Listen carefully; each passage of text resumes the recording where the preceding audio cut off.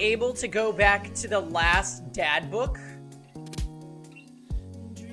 before going on Joseph's date? Someone feed Shark to the vampire dad. Yeah, you know what, Shark? We'll leave that experience for you to play yourself, rather than me doing it. And hi, Fox Sheep.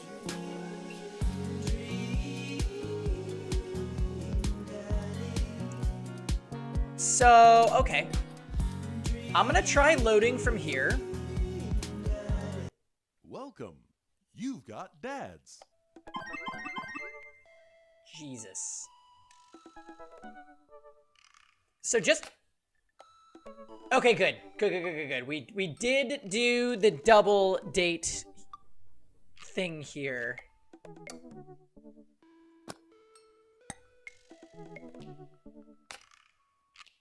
And we've been on this one.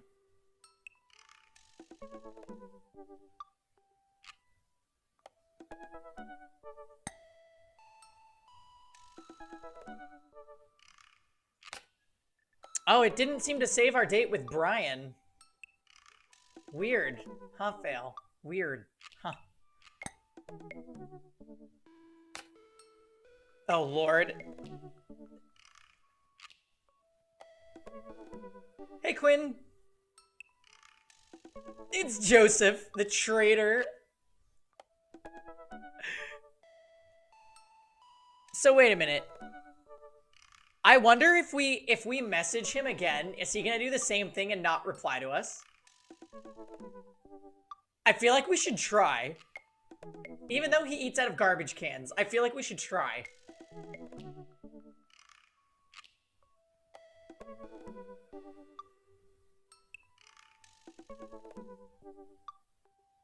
Is this Grinder? Kind of. Dumpster diving, Dad. What do you guys think? Oh, we also have these messages. I remember this one. We intentionally did not reply to this.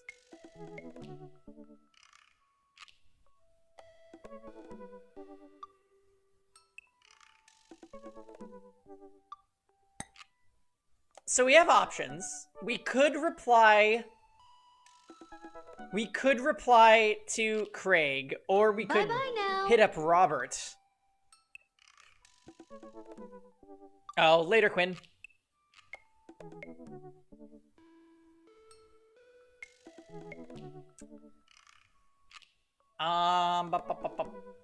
Then of course there's always... No, oh, no, never mind. You know what? Let's see if Robert ignores us again. Let's see.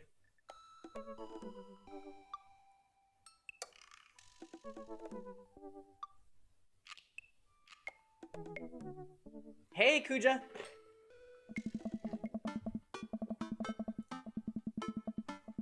All right, here we go. I've concluded I wouldn't mind if he changed his outfit. I think you're right. Yeah. I really enjoyed the night I spent with Robert, but he's been dodging me ever since. I really want to see him again. I've tried messaging him a few times, and Dadbook says he hasn't read them. Haven't even seen him come out of his house, actually. I decided to send him one last message, figuring that this'll produce the same result.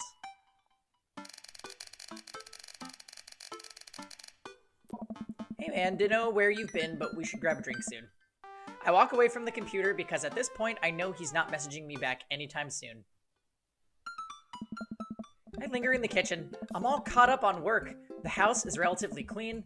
Maybe I should do something nice for Amanda. Ah, I'll bake her favorite pie. I root through the pantry and pull out all the ingredients. This is an old family recipe that I used to make with my grandmother when I was a kid. I lost the actual recipe card a long time ago, but I think I'll be able to remember how to bake it. Hey, Tom. We just started, so you have not missed anything. We're just messaging Robert, that's it.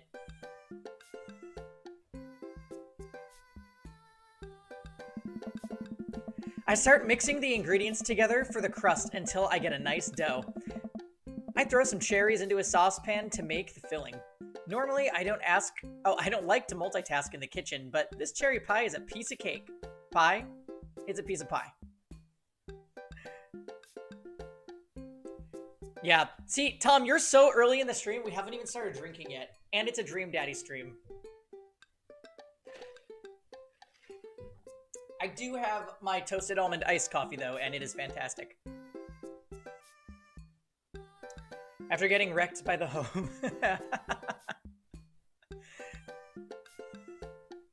Yeah, this is home wrecking part 2, I think. I'm making a pie. Ah, man, I can never remember what temperature you're supposed to set the oven at. I'm pretty sure it's 375, but I could be wrong. Who am I kidding? I'm never wrong when it comes to this pie. My special twist on my grandma's recipe includes a secret ingredient that not even Amanda knows about. It really makes the cherries extra flavorful. God, why can't I remember what the secret ingredient is?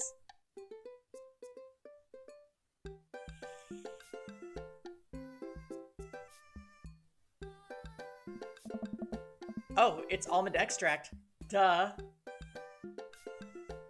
Mary is a worthy adversary. I know, we got bodied by Mary. Oops, I accidentally poured a little too much in. Way too much in. I'm sure it's fine. Baking is an art, and some of the most beautiful art is made from mistakes. I finally get the pie in the oven. How long am I supposed to leave it in there? 50 minutes? Nah, I'll just wing it. Amanda is going to be so excited. That kid loves a good pie. I have a seat at the kitchen table and do word jumbles until Amanda comes home. I can hear the door slam open. Yo, Pops. What smells like pie in here?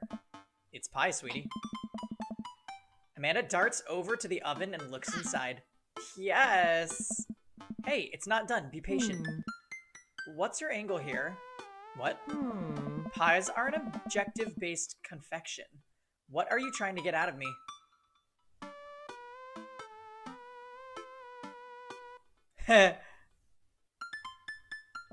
Amanda, I have terrible news for you. I'm actually a pro skateboarder, an aspiring astronaut, and bank robber.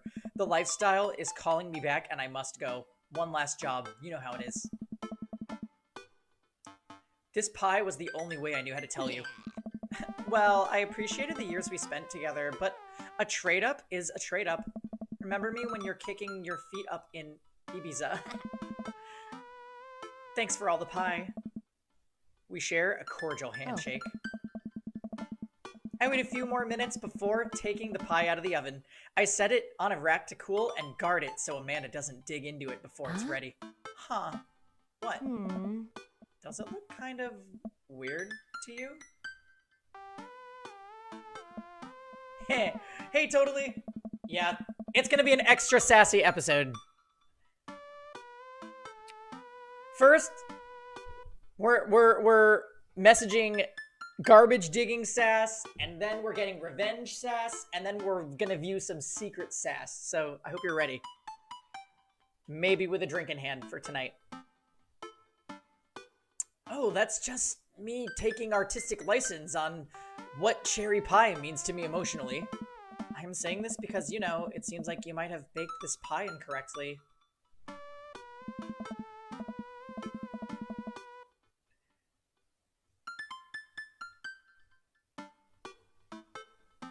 Got your cappuccinos ready? All right, perfect.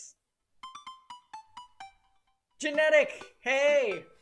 Yeah, we're doing our final episode of Dream Daddy, and we've got a lot of things to accomplish. So sit back and enjoy. And you're currently, right now, trying to pass it off as a good thing. It's art, sweetie. Was it art when you accidentally baked a whole uncracked egg into the center of my 12th birthday cake?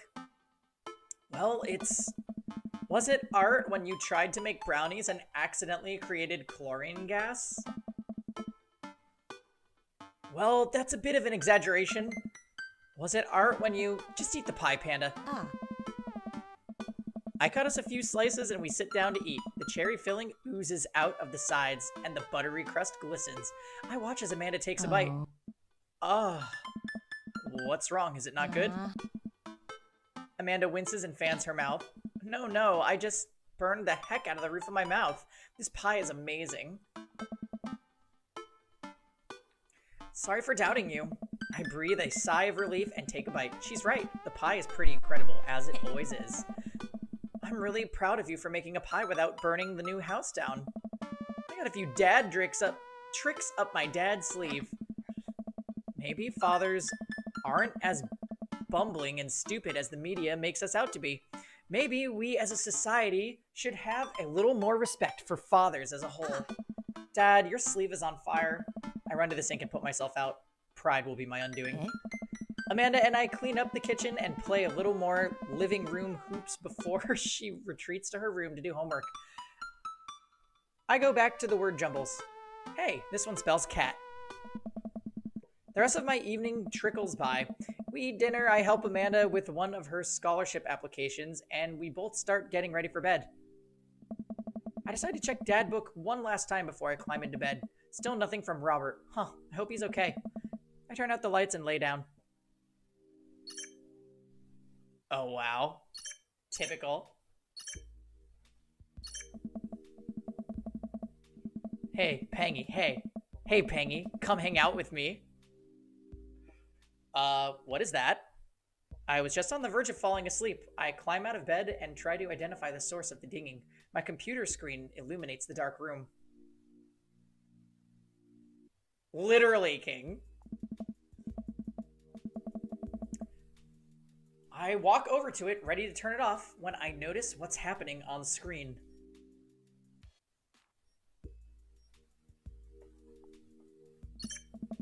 Oh, wow. Uh-oh. Well, that's not exactly subtle. But, I mean, I did have fun with him the other night.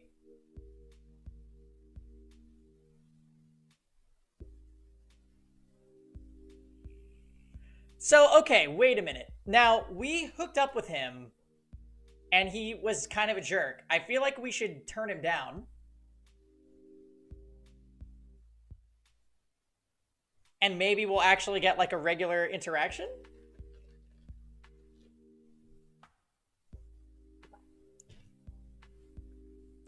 Or are we just in full revenge mode?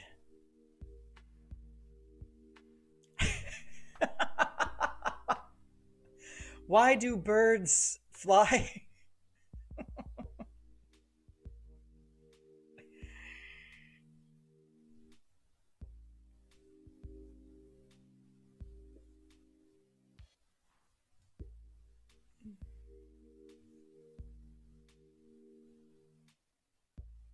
The theme of this party is sluts.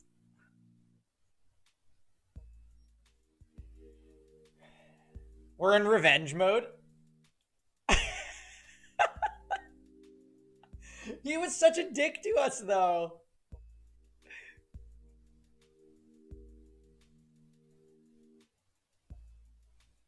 Yeah, this is the bar, dude. I feel like if we say okay, it's just gonna make it... It's just gonna make it worse.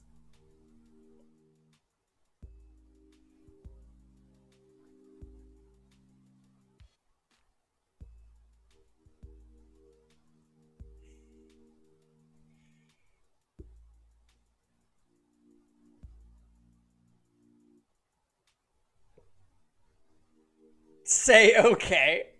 You guys want me to do it? I'm kind of leaning towards go to bed. You can't change him.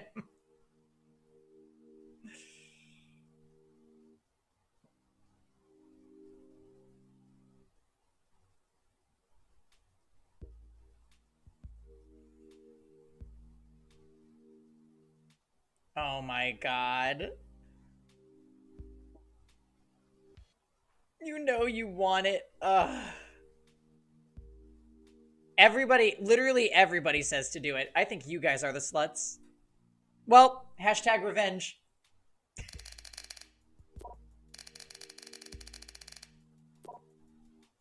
I'll be right over. You gonna kick me out this time? Maybe. Hurry up. God damn it. I reluctantly throw on a jacket and head outside. When I get to Robert's place, the door is already unlocked. As much as I feel like hooking up with Robert again is maybe not the best idea, that's a problem for tomorrow, Pangy. Ah. Hey. Hey. So, how are things? Robert stares at me. I know you're not here for small talk. Oh my. I shrug. Yeah, you got me. Oh my. Robert closes the gap between us and whispers a series of increasingly filthy things in my ear as he backs me into his room. Oh my.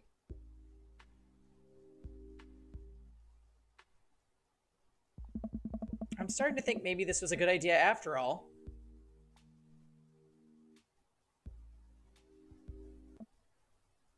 Hey. Robert nudges me awake. Sup? Oh, hey. Oh my. Are you kicking me out? Kicking is a strong word. It's more like a gentle, friendly push. Gentle and friendly are not words I would ever use to describe Robert. I sit up and stretch. Oh god, I'm so sore. I haven't had hickeys like this since college, jeez. I'm not doing this again if you're just gonna force me to leave. Yeah. You'll say that next time, too. I throw my clothes back on while Robert smokes a cigarette on his balcony. See you around, I guess. Yep. Wow!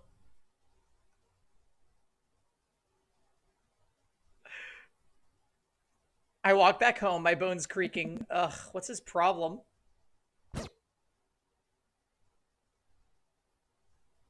Yikes! That was horrible.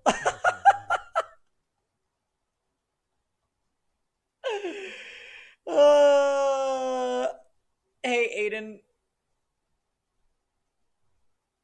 I guess the hookup was just whatever. Welcome. You've got dads.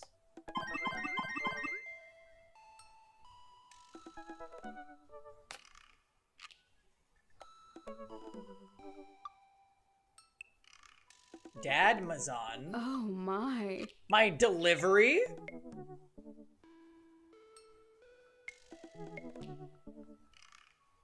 I'm tempted to go back and see what would have happened if we didn't say okay.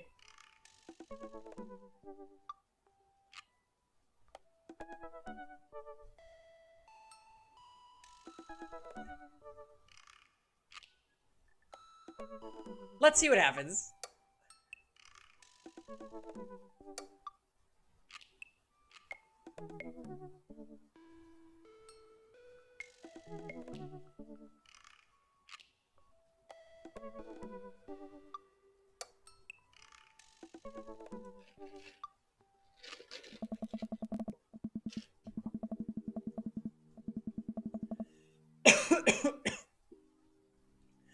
Oh, it's the treadmill, of course.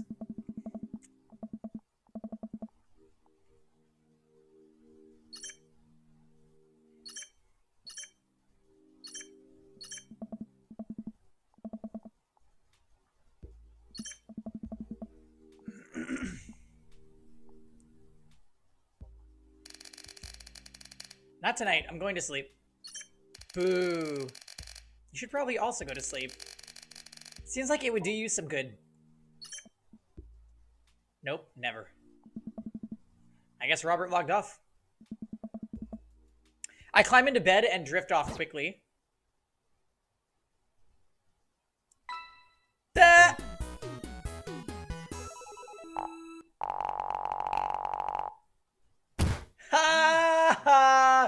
That was an even worse What?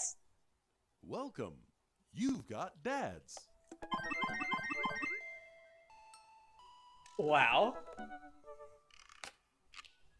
Well, you know what? Our gut instinct was good. Hey, dude, I've got the runs.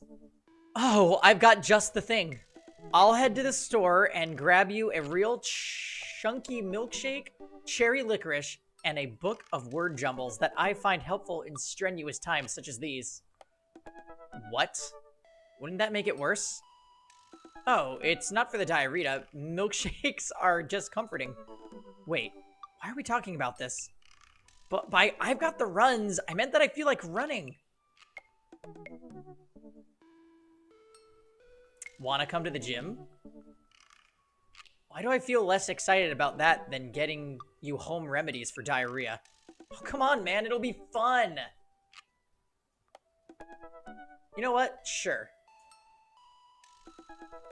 When are we doing this? There's 30 more minutes left in this Meat Hell marathon. I'm outside right now. Oh. Well, that's convenient. I'm warming up. Okay, okay. At least let me see if Betty gets away from the wolves in time to get her sopressata warm wrapped cheesecake out of the oven.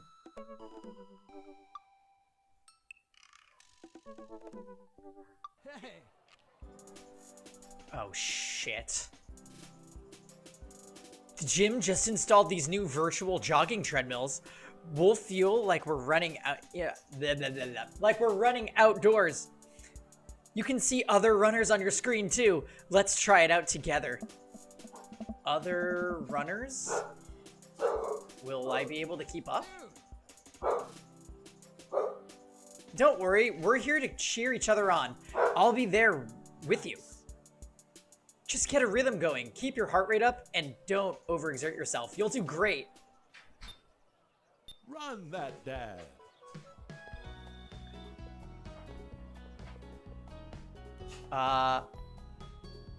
What am I supposed to do here?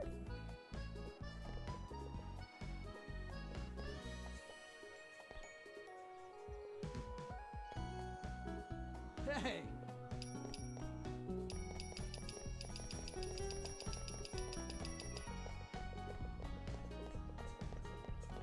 But how? I'm just gonna click. As long as we don't lose to Susie, then I'm happy.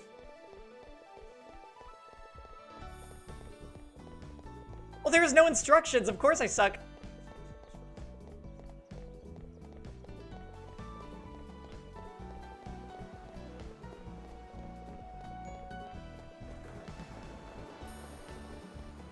Dude.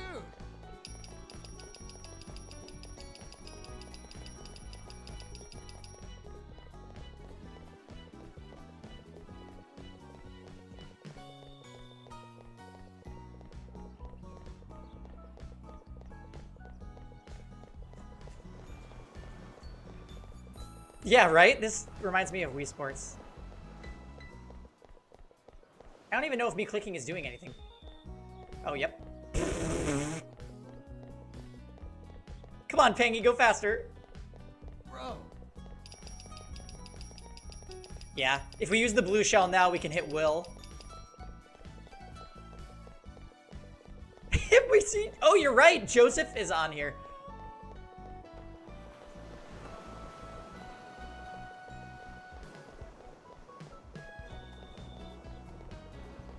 Yeah, as long as we don't lose to Joseph, then we can still have our sweet revenge.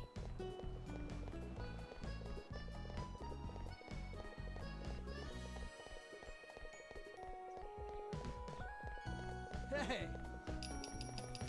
Yeah, why is there an eggplant down there now?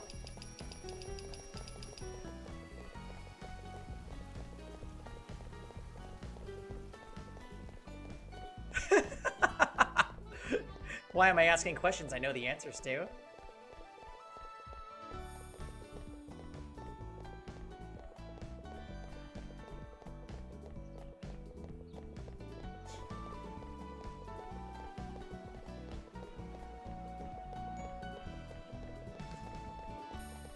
Dude. Yeah.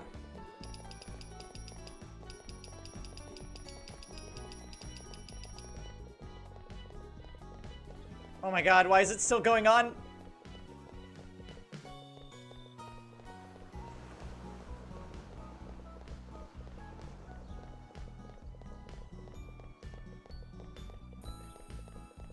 Okay, finish line. Go, go, go, go, go.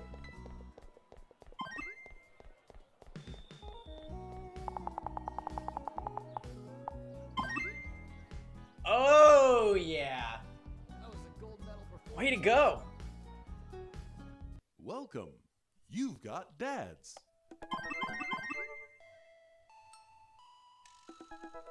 Should we see what the package is? I don't think we ordered anything.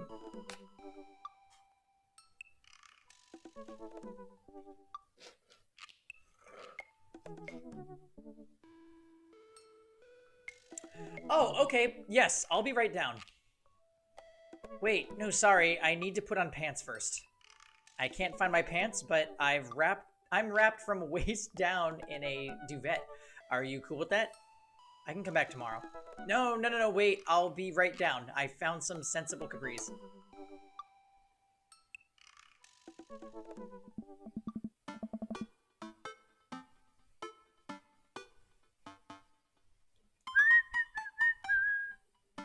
Oh, I got a package. I wonder what it is.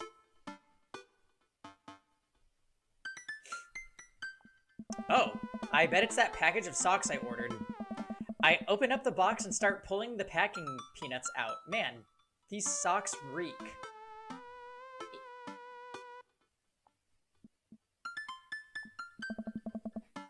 Okay, that's definitely not socks. It's butterflies?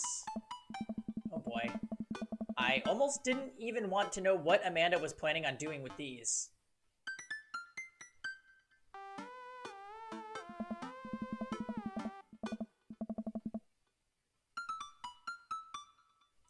Hey Amanda, your box of dead butterflies is here.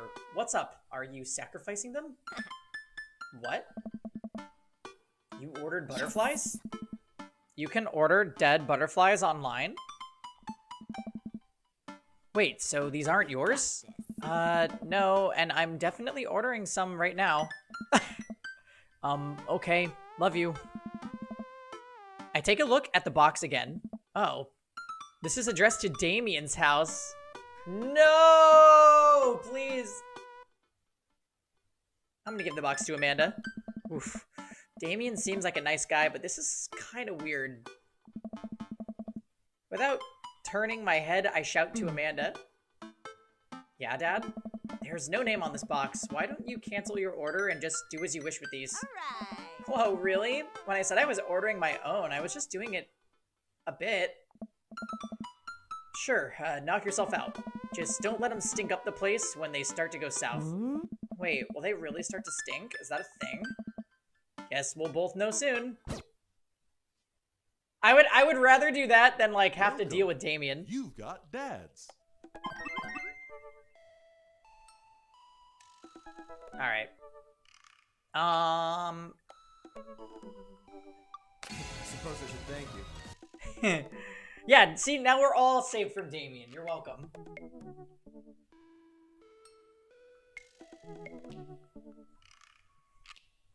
I think it's finally time.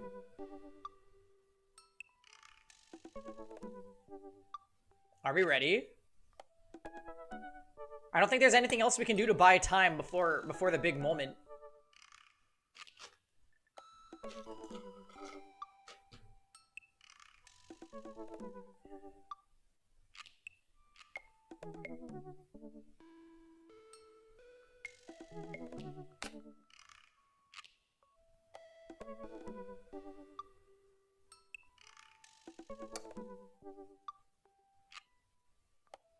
I love that. You might not have time to browse Dad Book for a while.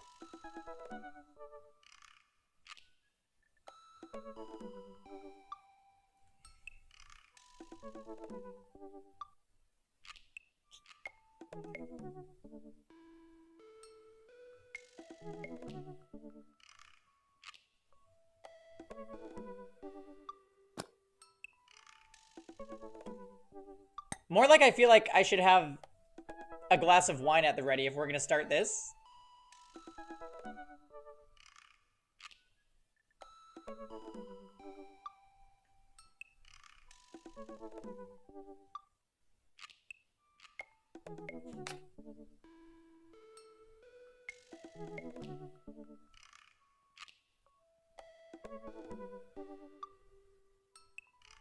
You have it at the ready. I'll be right back.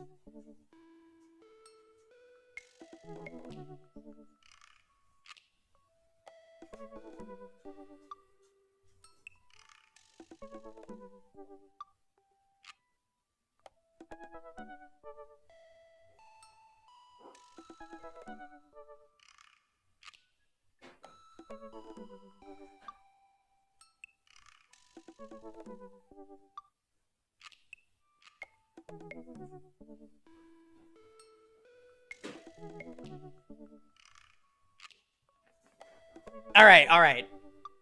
The rules of the Dream Daddy drinking game, just to review them for everybody. Dad jokes. Super flirty moments.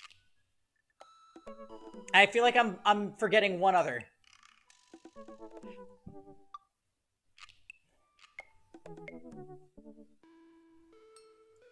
Super cringe moments. Well, I feel like we're going to be drinking for one of those 3 reasons every sentence.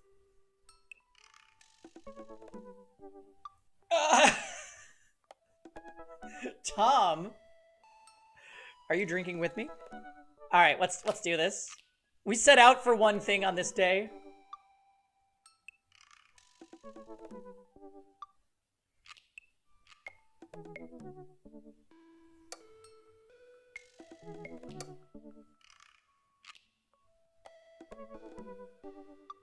Yep, here we go. I took some time for our schedules to line up, but I was finally able to find a weekend when Craig and I could go camping.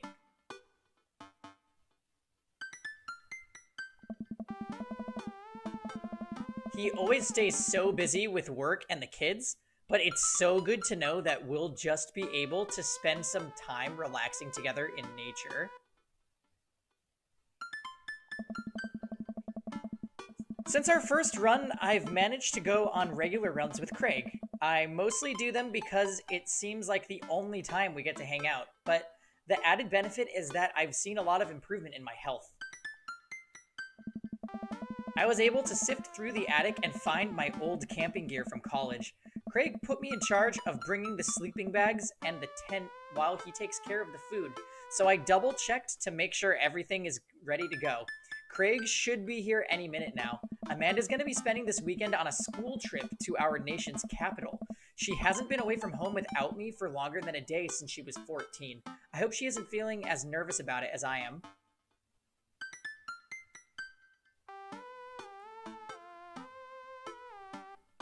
Oh my god, Amanda.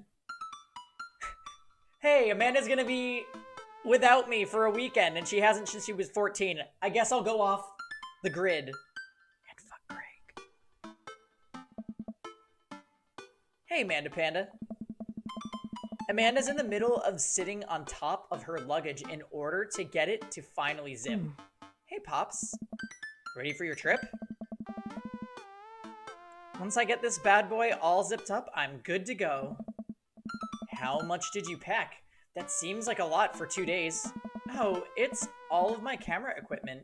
Lenses, tripod, flash, all that. Are you even gonna have time to take pictures? I'll find a way. I need to get some good shots for my series on national monuments. Oh, what's the series about? It's one of those internet series where I reimagine Disney princesses as founding fathers. What? I'm kidding. Nobody likes those. I'm taking portraits of my friends. Oh, well, I'm gonna be in the woods, out there in nature. You know, roughing it. Just me and Mother Nature. The old Madre de trees. Are you gonna be alright on your own? Alright. Roughing it? The foreshadowing. I'm not gonna have any signal out there. I won't be able to text or call you at all. Oh, it's alright. I'll be able to survive a couple of days without constant updates on who just got voted off of International Haunted House Hunters. Well, I'll miss you. And for the record, Bradley was pushed down a flight of ornate stairs by a ghost. They were really beautiful stairs. What even is this game sometimes? Amanda finishes zipping up the big suitcase and lugs it next to the door of her bedroom. She turns around and gives me a big hug. Oh my. Tux, you are right in time for the revenge to begin. Although we did go and hook up with Robert again already. Relax, Dadtron. I'm a big kid now. I can take care of myself. Besides, I gotta share a room with Monica Sanders and 2 mom chaperones. The most trouble I could possibly get into is falling asleep with a tub of ice cream on me. Oh, well, alright. Don't steal anything, okay? Since you asked nicely, fine. Promise. I step outside, hauling my bags behind me. Craig's already strapped some camping gear on top of my modest but stylish car. He notices me carrying my equipment and hurries over to take it from me.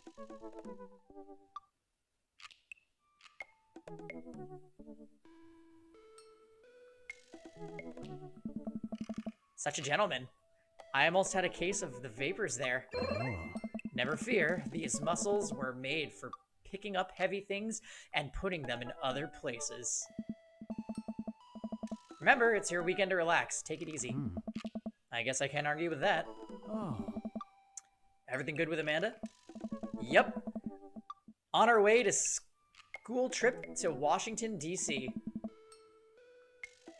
Hey, Jim. I think we're gonna take a drink for him taking our luggage. You are here literally right in time for our camping trip with Craig.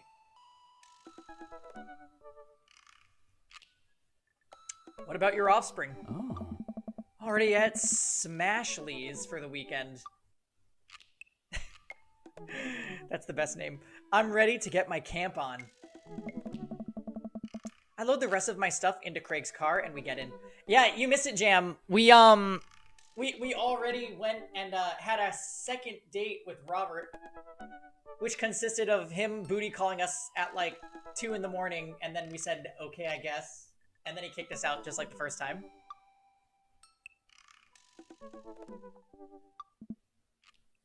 Oh, wow, no, everybody told me.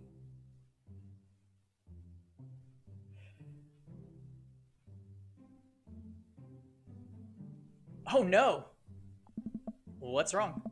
I think I left my juicer plugged in. We gotta go back. Are you worried that someone's gonna break into your house and cold press some carrots? No, it's just, Just try to relax, man. Let the juicer float away. Take all of your worries and blend them into pulpy good vibes. Dad joke. Tux, I literally was, everybody told me I had to say okay. Don't make me clip it. I will.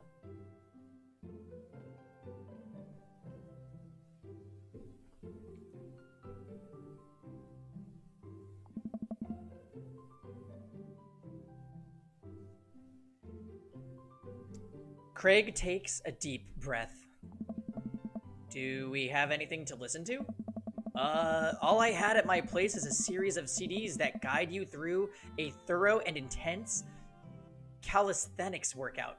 Do you want to listen to those? I'm just kidding. Craig hands me a thick case filled with CDs. Take your pick. I thumb through a page after page of kids' sing-along CDs. Oh yeah, Twinkle Twinkle Little Star takes me back. Keep going. I get to the end of the case to find, in the very last slot, a blank CD with Craig's handwriting on it. DJ Kegstand's Megamix Volume 1. Made it just for the trip. I think you'll like it. I pop the CD into the car stereo, and it's like I'm immediately transported to our old dorm room. Hit after hit plays, and soon enough, we're both happily singing the lyrics to each song as we fly down the highway. This song was Carl's favorite.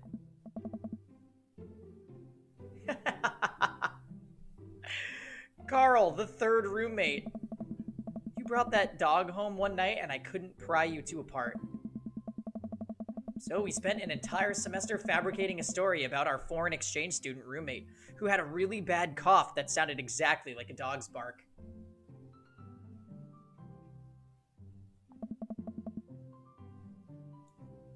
And then we had a room inspection. That RA was so suspicious of us, but could never prove anything. And Carl was just under a blanket. Plus that pup's courage under fire. Man, we did some dumb things back in college. What the hell happened to the dog? Yeah, do you think that's what was on the CD? Every track was just Dream Daddy. Sounds like a pretty good CD. I don't know about you guys. The hours fly by as we belt out tunes in whatever non-existent key our voices register in. Soon enough, we're surrounded by lush trees and spectacular vistas of everything amazing that nature has to offer.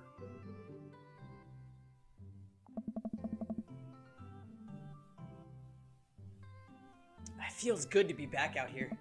Real good. Hey, I just noticed, is this the first time we've seen him without the baby strapped to his chest? We park our car at the entrance to a familiar trail and load up our gear on our backs. I'm thankful that I've been working on my health over the past couple weeks, otherwise I'd be dreading all the hiking that's about to happen. Craig looks intently at his phone. Everything all right? Yep, just had to fire off one last work email. Craig pockets the phone and we start off on the trail. It's relatively easy, but I know I would have been huffing and puffing at this point if it weren't for all the murder sprints. I look around me and take in the tall trees and animal chirps.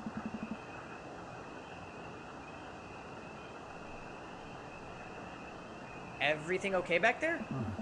There's no reception out here. Oh yeah, being out in the middle of nowhere will do that. I recognize the look of anxiety on Craig's face. But what if there's a problem?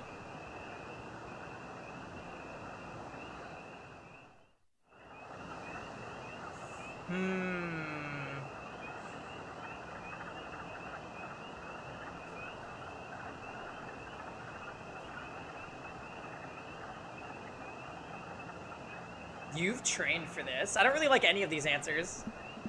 Look, Craig, we all know that if you really wanted, you could flex your calf muscles and fly out of here like a rocket ship all the way back to Maple Bay.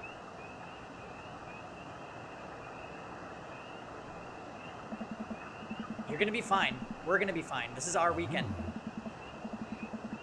We keep marching down the trail, but it seems like Craig is still worried. After a bit, he stops in his tracks. Maybe we should go back. We could find another campground that gets good cell phone reception. Craig, seriously? What's wrong? I mean, I'm just really nervous. My dad instinct is kicking in, and my mind keeps conjuring up all the worst case scenarios. What if something happens to the girls? I don't have a signal. I would have no way of knowing. Let me tell you, that feeling never goes away, no matter how old your kids are. You just gotta remind yourself that they're in good hands. Craig doesn't say anything. I give him a reassuring punch on the shoulder. Try to remember why we came out here. The plan was to get away from it all and just focus on ourselves for this little trip. No distractions, no cell phone service, just two dads relaxing out in the woods.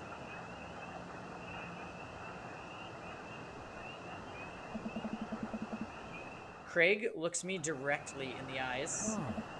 No distractions, no cell phone service, just two dads relaxing out in the woods. Oh, good, we hypnotized him. We're gonna have some fun this weekend.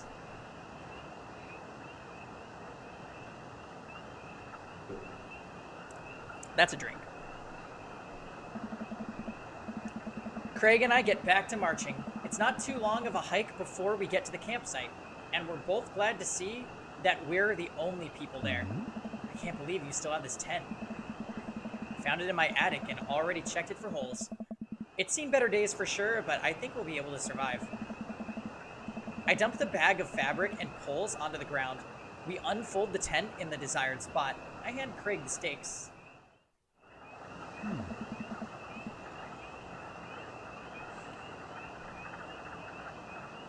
We still know how to do this, right? Of course we do. We do not. After 20 minutes of struggling like people in a bad infomercial, we somehow managed to build an upright structure that closely resembles what a tent would look like if you asked somebody to draw a picture of one with their eyes shut. I wouldn't put this up against a storm, but I think we'll be able to survive for the night. We sat on a couple of chairs and our cooking equipment, admiring our handiwork. Bro, look at us go. Look upon the kingdom we have built. Upon this rock we shall grill our meats and drink our brews, for we hold dominion over this land. Verily, and look at our camping chairs, which we are going to sit on. Jam, you can play Dream Daddy too. Oh wait, that's not what you meant? So what's next on the Camp Stravaganza docket? Well, now that we have shelter settled, I think it's time for us to do some exploring. There's a waterfall a little bit up the way that I'm sure we could hike to. Let's get hiking. Craig and I venture into the woods. We amble along, taking our time to chat and admire the wildlife. Craig reaches out an arm and stops me. Hey! Dude, does that look like what I think it looks like? I look over at where he's pointing. Oh my god, it does. That tree looks like a butt. Oh.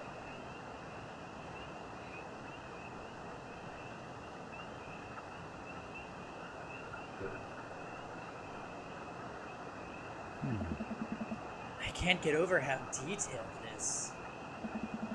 I examined the butt tree further. The contour is perfect. It even has back dimples. I thought we were going to have a great time camping, but this makes it even better.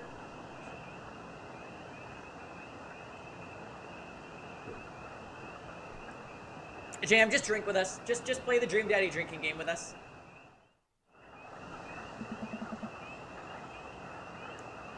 Craig holds back a snicker. I aspire to have every hike be as good as this one.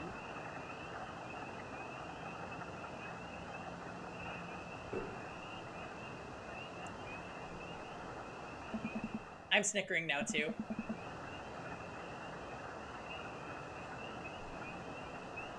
Well, I'm drunk. Let us analyze this tree further.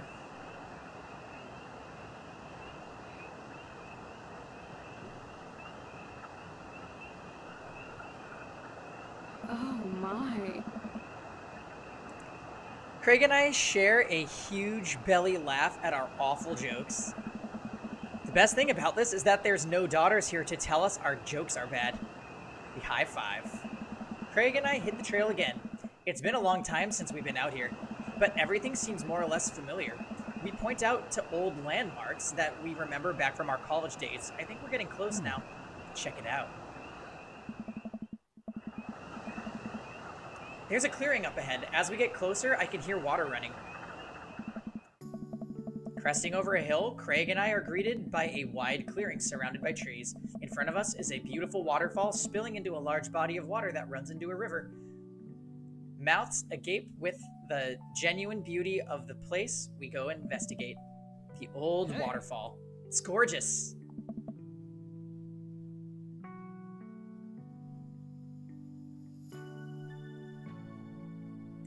Nature is so rad. Peering further, we get an idea of how deep the pool is. Think we could jump off it like the old days? Ha!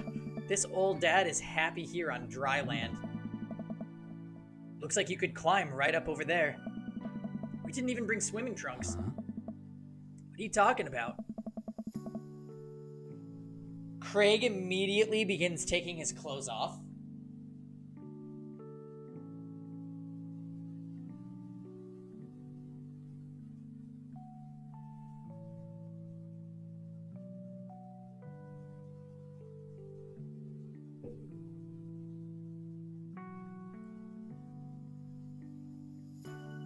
Maybe it was all a setup, Jam. Jam, would you believe me if I told you that the show is gonna start after our date here?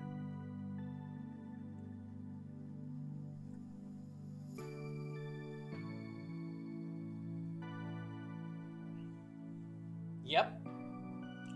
Also, I'm noticing some dropped frames. Has everything been okay, stream quality-wise, you guys?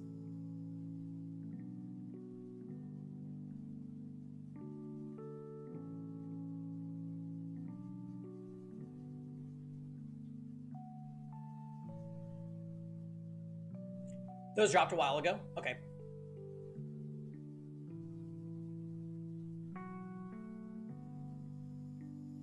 Gotcha.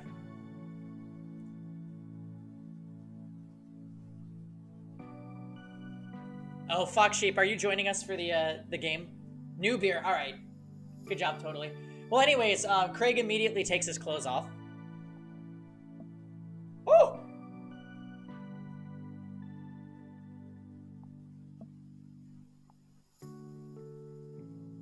Oh my.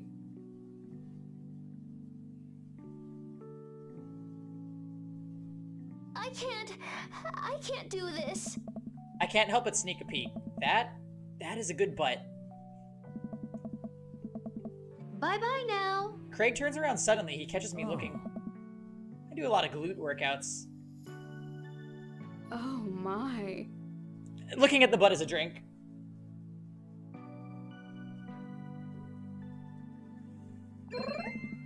I immediately turn away blushing. Oh, and we got the freaking eggplants. Oh.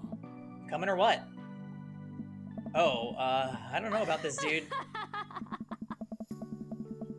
He's already making his way over to the waterfall by the time I finish my sentence. When he realizes I'm not right behind him, he turns around and rolls his eyes. We lived together for years, and I've seen your ass more times than I can count. It's no big deal.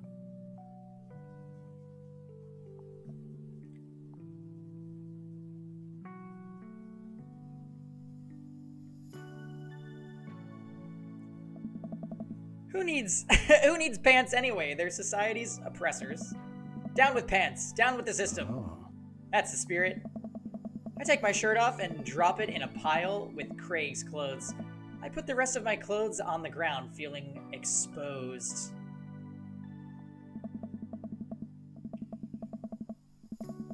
Craig and I climb up to the top of the waterfall, making sure not to slip on any wet rocks. He reaches the peak before I do and offers me a hand getting up. At the top, we look over the cliff and into the tiny lake. It seems so much higher up from this perspective. Craig has always been a daredevil. He pulled some stunts in college that I'm honestly still shocked he survived. I was always the one standing on the sidelines, watching and hoping I wouldn't be bringing him home in Gurney? Anyways, man, this could be dangerous. Craig looks me in the eyes. Nice.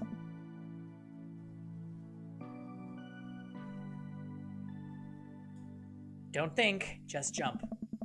Craig cannonballs off of the waterfall and into the lake, creating a huge splash.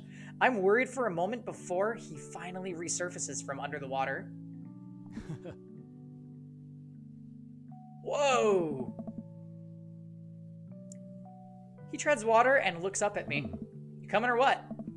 Don't think, just jump. How are you supposed to just not think? I'm pretty sure that's not physically possible. My toes grip the edge of the rock. The water looks so far away. Don't think, just... I run off the edge, trying to do my best cannonball. Somewhere in the middle, it turns into a really graceful belly flop. I hit the water with a loud slap. I resurface to find Craig giggling. I rate that belly flop a solid 8 out of 10. Your form was lacking, but your heart was in the right place. I playfully splash water at Craig. Oh. Are you sure about that? I splash him again. You've given me no choice. Craig splashes me in the face with a huge wave of water. You've awakened the beast. He launches off another wave of water at me. I didn't want to have to do this, but it seems I have no choice. Don't you put me in the corner here. Don't put a wild animal in the corner.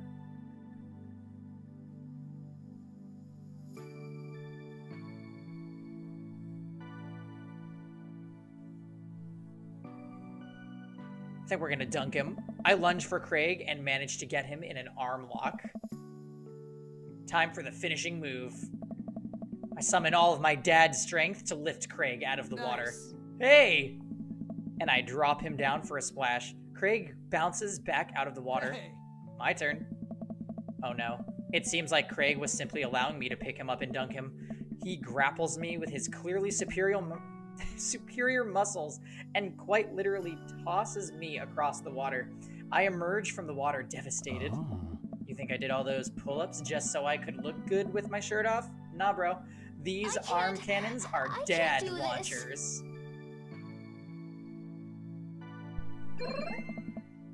Oh my. We keep getting the eggplants.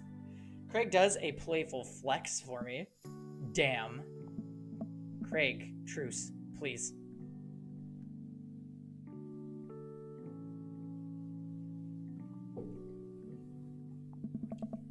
Craig thinks about it. Oh. Yeah, sure. We shake hands. There is peace. Man, that jump was such an adrenaline rush. Oh. Not so scary now, huh?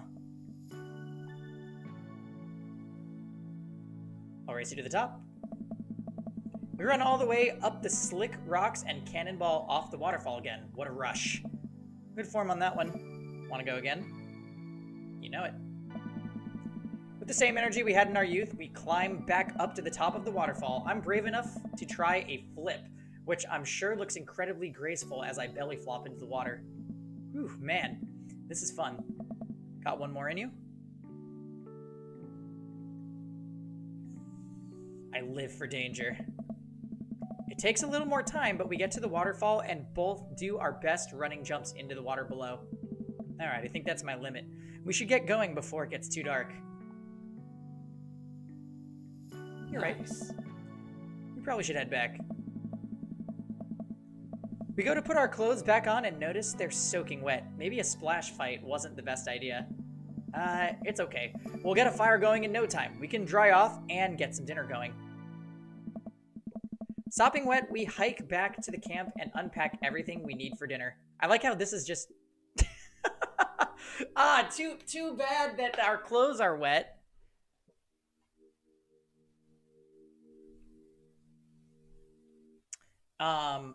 Craig pulls out a couple of steaks and some chopped potatoes in tinfoil. You ready for a feast? Hey man, take a seat. The Craig train is pulling into the relaxation station and I'm your conductor. Let me cook for you. Absolutely not. Cooking is the thing that relaxes me the most. I'll take it from here. Craig cooks now? I remember how his entire sophomore year diet consisted of microwavable mac and cheese and not microwaved and have trouble believing the thing he just said. Oh, but not microwaved. At least let me start the fire. Oh. All right, we'll drink.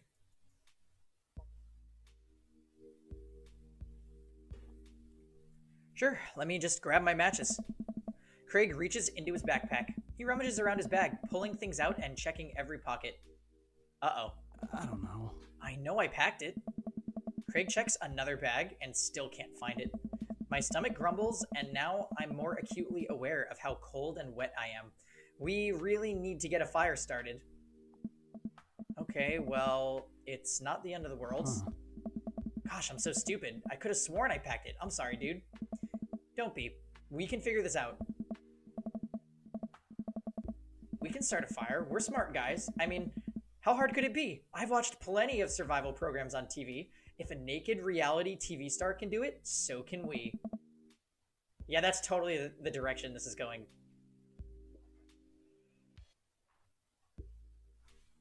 We'll need some wood. Drink.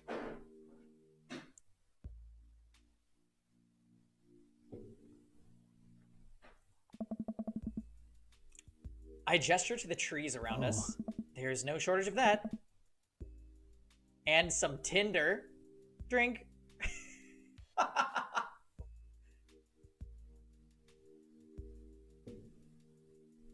Oh. We can make that work. And then I think some ancient aliens are then supposed to come by and give us advanced technology or renovate our house. Depends on the show. Craig and I gather a variety of wood, bark, and moss until we have all the materials that could conceptually make a passable looking campfire. Oh. Just add fire, right? That's the fun part. The sun is just now setting and a cool breeze rustles the leaves of the trees around us. We have to work quick. Oh. I've done this in the past, and I know I can figure it out. Just give me a second. Any way I can help? Hmm? Give me some moral support. Lift my spirits, and we'll make this fire happen.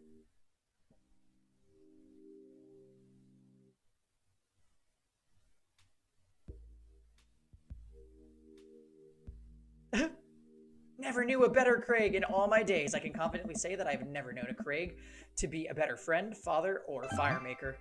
Aw. Actually, now that I think about it, I knew a guy named Craig in high school who ended up getting a job as a professional pyrotechnics operator, and I suppose he must have been pretty good at starting fire, but I bet you're even better than that guy. Hmm? Bro. Eventually, Craig, why would he say that, is miraculously able to get something going. He blows on the embers and gently places the glowing moss into the base of the pit. Soon enough, we have a nice little fire going.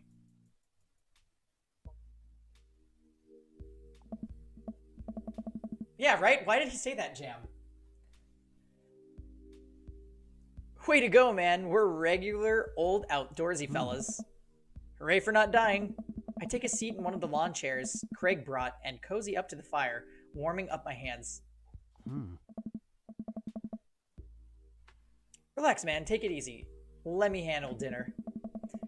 I watch as Craig strokes the fire and sets up a makeshift grill for the steaks. After all that hiking and swimming and fire starting, I'm able to relax a bit. With the sound of crickets and the scent of steak filling the air, I actually feel pretty calm. Craig expertly sears two steaks in a pan he's been heating up on the fire, cracking thyme and crushed ginger over it while basting them both in butter. Wow, I didn't know he was actually good at cooking. The fanciest I ever saw him get in college was when he started sprinkling the seasoning packet onto dry ramen and eating it straight up. When did this happen? You used to eat cereal every morning with beer instead of milk.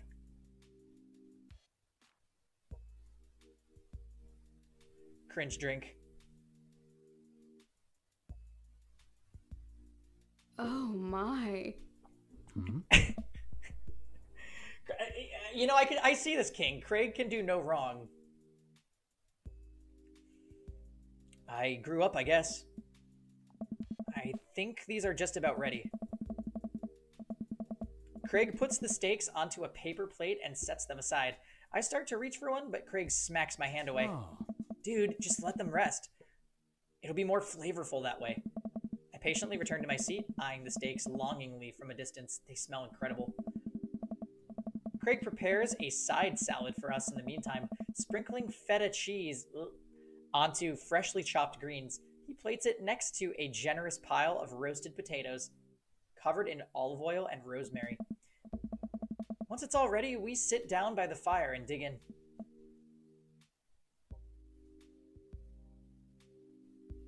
Oh. Everything tastes okay? I'm in heaven. That's what I like to hear. Remember how for an entire semester we would eat burritos for breakfast, lunch, and dinner? It's so hard to not go back to that. Look at you now, man. You have kids, a great job, and now you cook like a vengeful wizard whose arch nemesis is microwavable food. I'm really impressed with how much you've gotten your life together. Craig laughs, but there's no humor in it. I'm glad you think that. I glance at Craig while he picks at his salad. He really grew out of his baby face, but there's something about his expression that makes him seem much older than he is. A sense of maturity he didn't have in college. He looks exhausted. You okay? Oh. Yeah. Come on, dude. I've known you for long enough to know when you're down. Oh, man. I'm tired, bro. I think being out here is making me realize just how drained I feel. You work really hard, Craig. It can't be easy. Oh, man.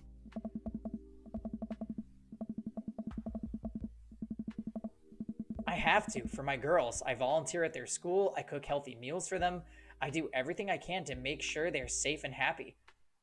And when they're with their mom, I'm always working overtime so I can support them. And then you work out a lot so you can crush anyone who stands in their way. Oh. That, and I don't want to fall into my old habits. I need to set a good example for my girls. Everything I do is for them. I wouldn't have it any other way. But it seems like it's bleeding you dry. Nice. If that's what it takes to raise them well, then it's worth it. Craig, buddy, I know where you're coming from here, but you gotta take care of yourself too. Bro. I do, though. I eat right and exercise, and that's not what I mean.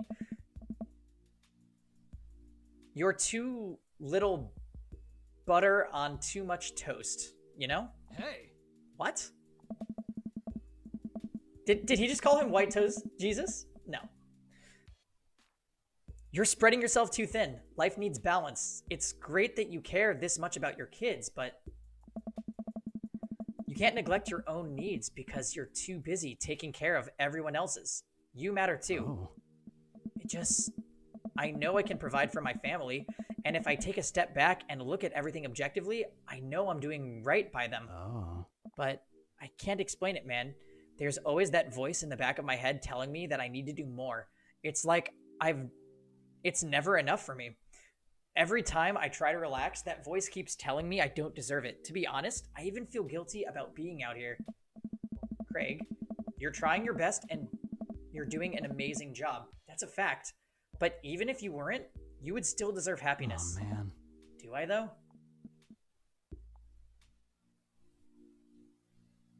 Hell yeah, bro.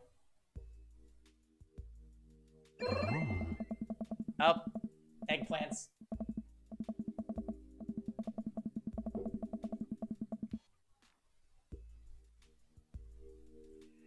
I look at Craig and think about what a good friend and even better father he is. He's compassionate, he's hardworking, he's relentlessly positive. He encourages everyone to do their best version, to be their best version of themselves. He makes me want to be a better person. If you could only see yourself the way I see you. Craig beams. He gets up and walks over to his supplies. Come on, I brought dessert. Oh, are you gonna use the campfire to torch the tops of some creme brulee? Oh. What? I know little to nothing about cooking. Craig pulls out marshmallows. Hey. Oh, nice. Well, you still know how to make s'mores, right? I think the more important question is, do you know how to make s'mores? As I recall, you used to just completely blacken the marshmallows. Oh. Oh, I stand by that. It's charred on the outside, but the gooey center is preserved. Brutish. Craig throws a marshmallow at me and I catch it in my mouth. Pro move. We used to be able to do that at a great distance against a wind disadvantage. Give me a week of practice and I'll be competitive again. Craig and I sit in the warm glow of the campfire, watching embers float up toward the sky. The stars are so much brighter out here. Yeah, I miss this, Pangy. Me too. We stay here until it gets late, half remembering stories from college. We watch as the fires die and eventually clamber into the tent.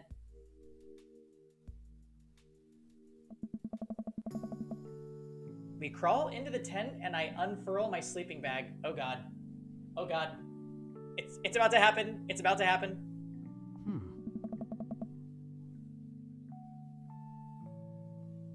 Wait, where's the other sleeping bag?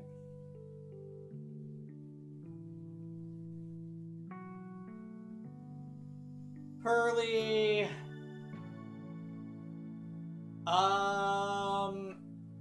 You got here at the best time.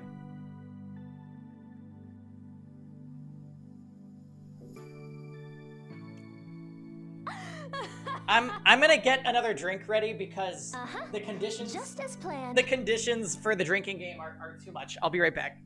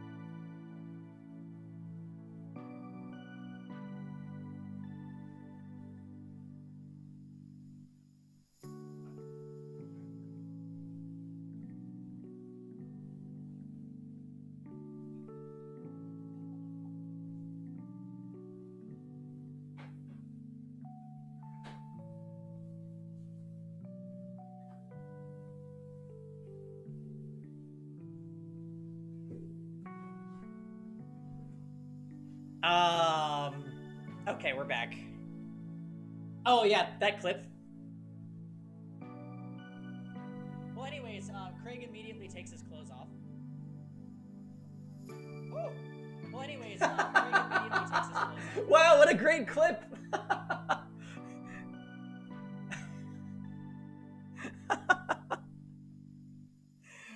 Oh wow. Okay.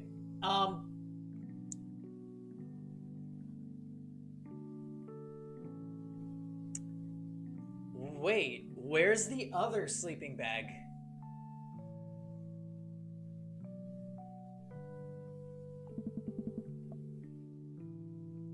I look around for a second. Oh. Oh no, I must have left it at home. It's all yours, dude. I'm sorry, I'll just curl up over here. No way, here. Craig unzips the sleeping bag and spreads it out so there's enough room for both of us to lay on top of it. Good night, bro. Good night, bro. I roll over and we face away from each other. Without a blanket, it's really cold. I shiver, and without realizing it, I find myself nestling closer to Craig. I'm sure he won't mind. That's a drink.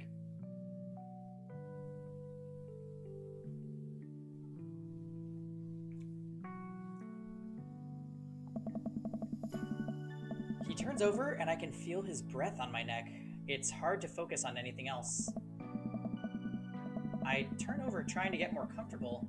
I open my eyes to find Craig's face only a few inches from my own. For once, he looks at peace. Oh god.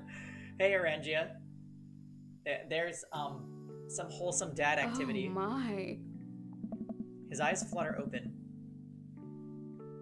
His hand finds a place on my waist. I'm not sure who leans in first, but suddenly we're kissing.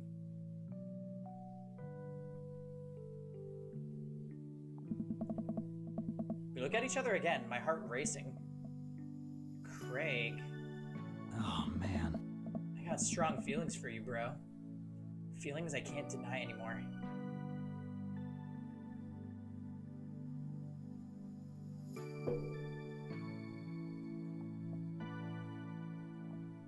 Bro, me too. I run my hands through his hair, and then down to his chest. Craig brings me closer, wrapping his arms around me. I feel so secure. Oh. You know, Talking about old times is fun, but Oh. I like making new memories with you. I smile, tracing the lines of his hip with my finger. We kiss again. I'm not worried about us getting too cold tonight.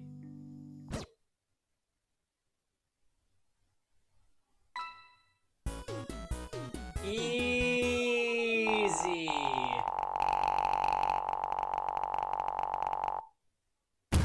Bro, that was perfect.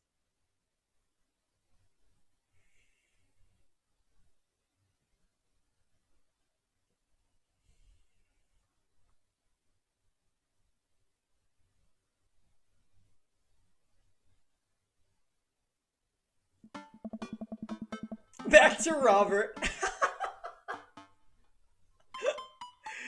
Whew, I think I have everything finally set up. Amanda should be here any minute now. I think that's her car in the driveway. Okay, gotta act natural. Be cool, Pangy. Be cool. Amanda walks through the door with a suspicious look on her face. Hey, Dad. Off to a good start. Something fishy? Rats. You ask too many questions. Why do you think you are? Who do you think you are, my daughter? For literally my entire life, yes. I'm kidding, you're right. I have a little surprise for you. Yeah, I can tell. You're very bad at lying. Amanda, my dear, would you care to join me in the kitchen? Father, it would fill my heart with glee. I lead Amanda to the kitchen table, where a present lies covered under a tablecloth. It's nothing special, but I wanted to get you a little something.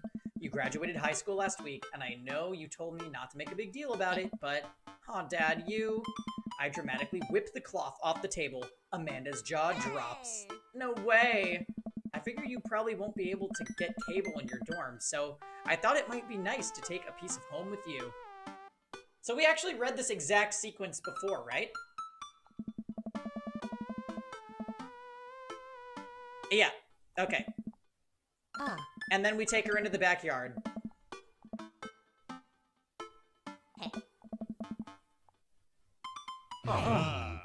And then all the dads appear.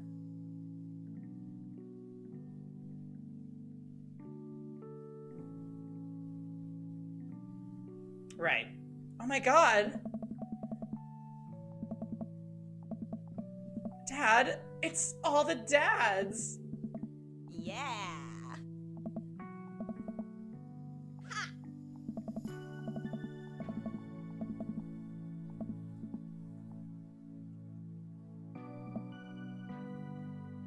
Pangy!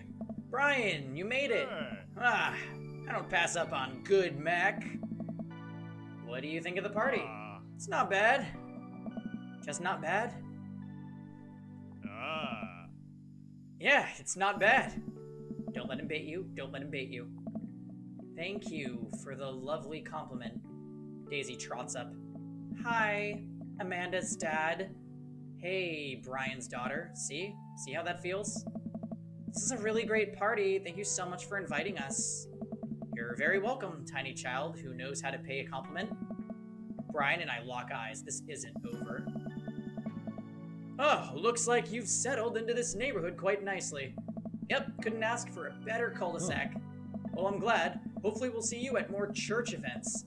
We got a big schedule planned for the rest of the year, and I'm sure the kids would love to see your dance moves again.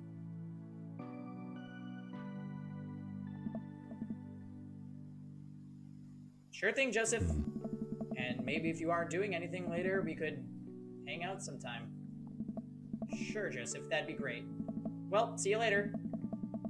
Ah. Yep, Hugo, we already read.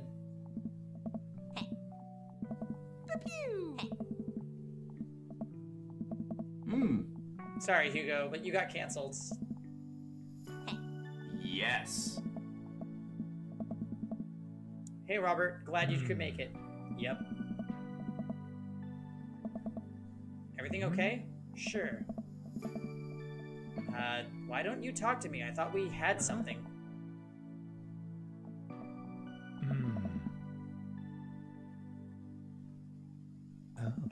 This is exactly the same.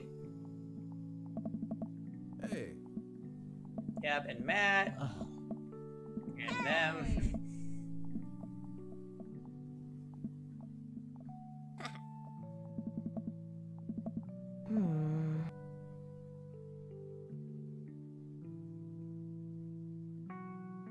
Your immersion. Hey, Arengia, if you want to see me read this, you can just catch us on next episode. I mean, the last episode. Because I did read all this.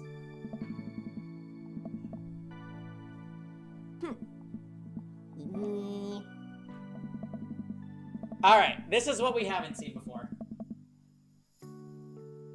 As the party starts to wind down, I take a seat next to Craig. The sun is setting and everyone seems to have eaten their full. Bro, this reminds me of the parties we used to throw. Fewer keg stands, of course.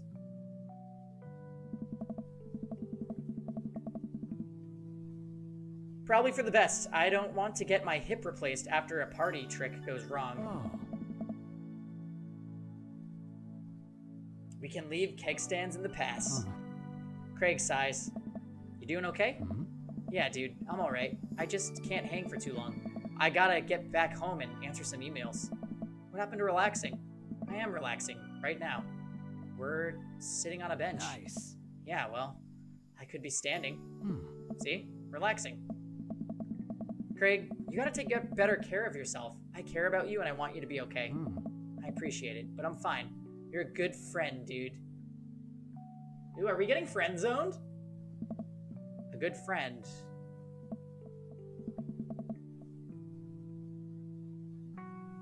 Do you ever wish that maybe we were more than that? Oh, bro. I don't know. I'm sorry if I gave off that impression. Oh, no!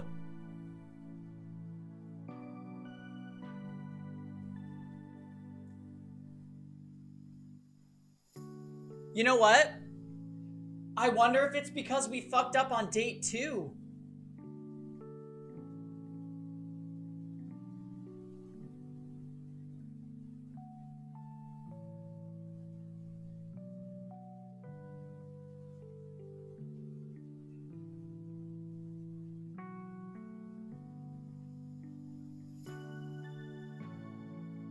We couldn't find his kid's toy.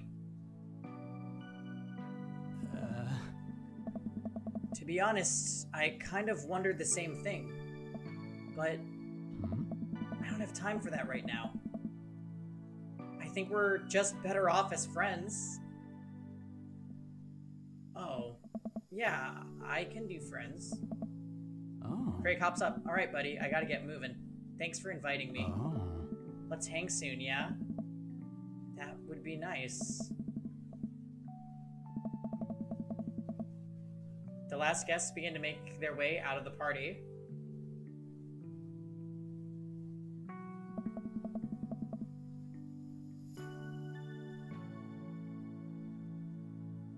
Amanda wanders over and sits down next to me. Killer party pops. What can I say? I was inspired. So, I also have something for you. For me? Why? Not to be completely genuine about my feelings for once or anything, but growing up wasn't easy, but it could have been a lot harder if it wasn't for you.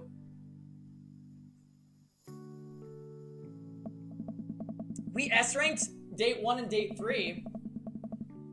I can't believe it. Dad, you've been there for me through everything. There's been times in my life where you were my only friend. I was really scared of going to college and being so far away from you, but I realized that everything you've done has been to prepare me for this, and I'm ready.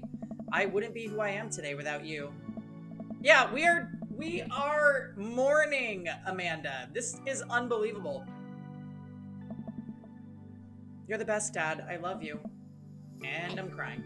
Anyway, this was enough emotional vulnerability for one day. Present time. Amanda hands me a tiny wrapped package. I tear the wrapping off to find a framed picture of me and Amanda. It's us. Kind of shocking all our photo albums are just pictures of me, huh? I figured we needed at least one together before I leave. I feel like there probably is a good ending, but you have to get S rank on all 3 dates.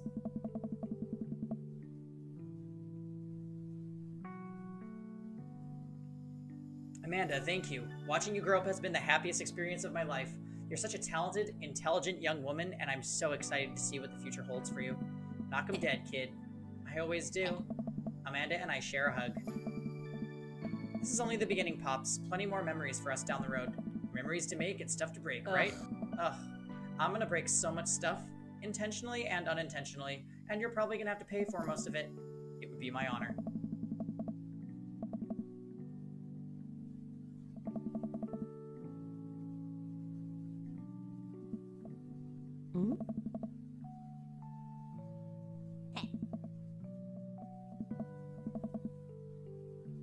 We got this. Well...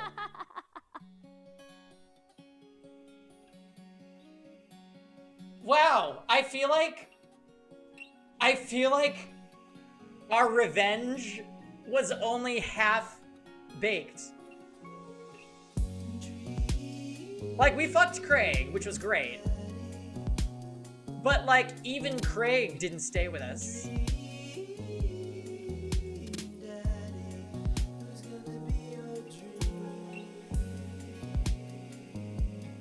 You know what's weird is Pangy starts saying bro the more he's around Craig.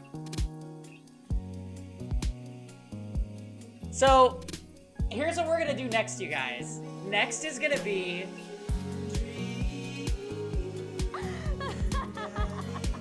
the game's hidden ending. Which they didn't intend to have viewable, but they left files in the game, so when the game came out on PC, people hacked into it and found the files. And then once they realized that people were capable of doing this, they just released it in-game.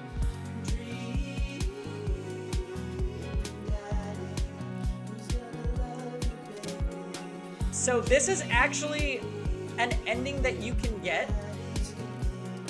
Do you know what this is, Tom?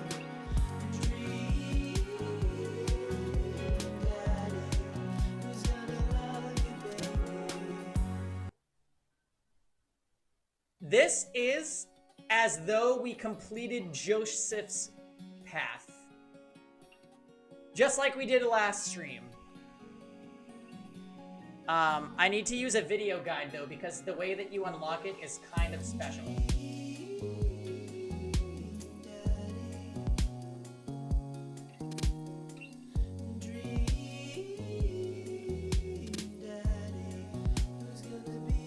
You question my taste for going Joseph and Craig. Okay, so the way we do this is we do new game. Okay.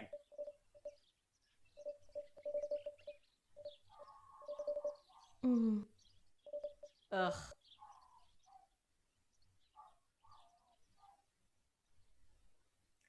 Build that dad.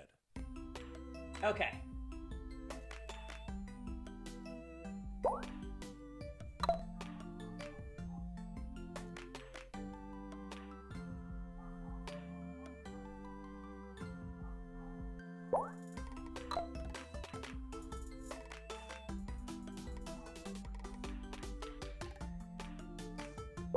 We have to make a specific looking dad. You're gonna see, you're gonna see. So this is gonna be the hidden ending. Hopefully. Oh my. Hopefully everything goes right.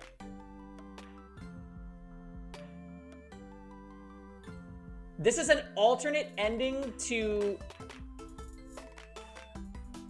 Oh shit, I missed what he did. This is gonna be an alternate ending to Joseph's ending.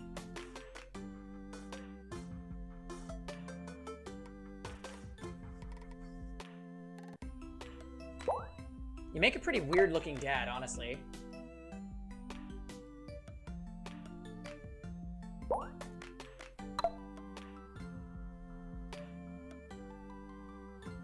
Well, Diamond, we're actually doing something that you have to do in order to view the secret ending.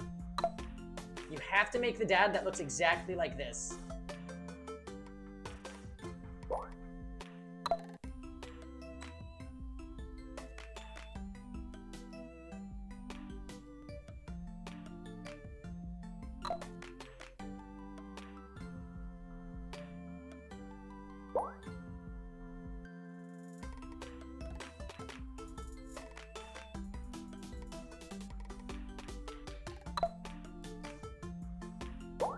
Ugh, this dad. What kind of secret ending is this you guys are about to see?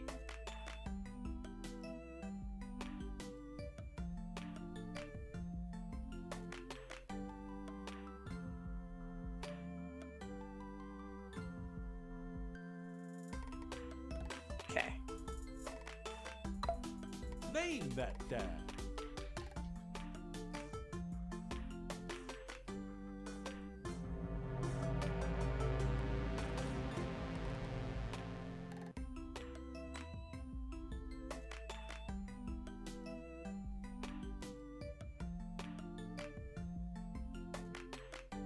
So, remember,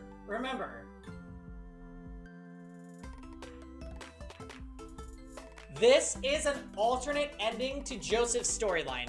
For those of you that weren't here for Joseph's, I can't do this. we went on a yacht with Joseph, we got stranded out there, and we ended up hooking up with him while we wait for the Coast Guard to come and get us the next morning. Be that dad.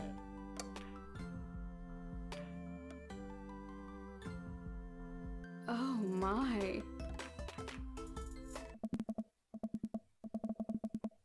Look at this. Emergency! Emergency!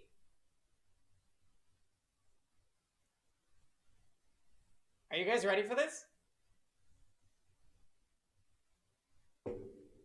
Does anyone in chat know what this is? I know Tom knows and Fail knows. I'm scared.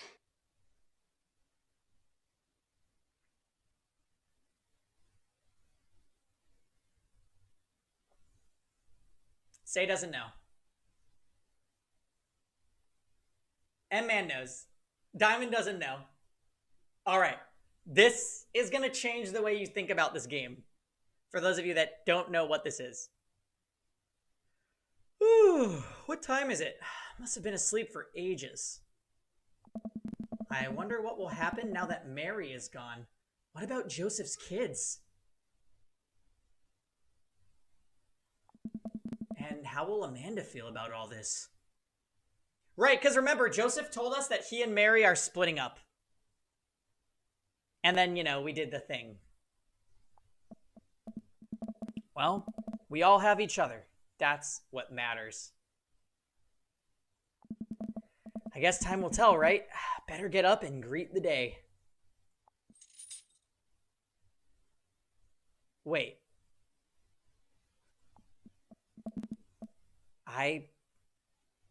Am I tied up? Oh my. What the hell? How did I get here? What's going on? Joseph? Anybody? Don't panic. You're probably just dreaming. Why would there be a dungeon? An evil dungeon? Why would there be an evil dungeon here? This can't be real. Maybe I had too much Twilight Rouge. I'm dreaming or something. Oh, this isn't a dream. I see someone at the end of the hall. It's just a shape. I can barely make out any features. Who's there? Can you untie me? You can try waking up if you'd like. I'll even pinch you if you're into that. Oh my. Please, I don't know how I got here. I think there's been a mistake. You trust me, right? I mean, why wouldn't you?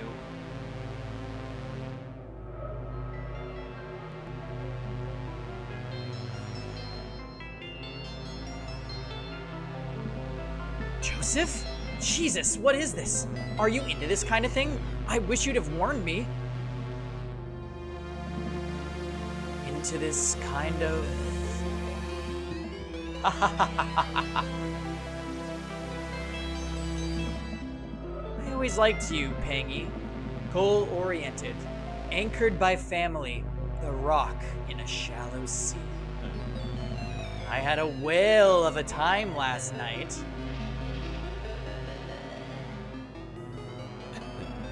Get it? Whale? We talked extensively about whales last night. You don't really like them?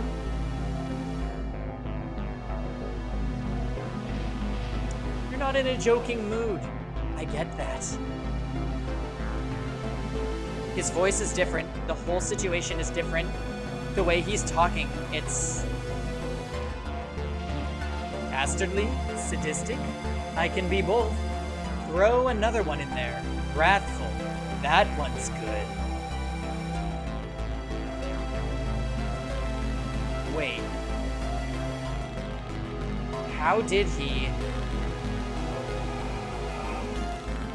I'm very perceptive. A good listener. I heard all those impure thoughts, Pangy. And about a married man, no less. I swear, a miracle will occur.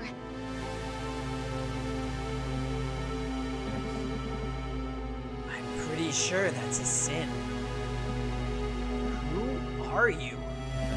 I told you, I'm a cool youth minister. Have you seen my tattoos?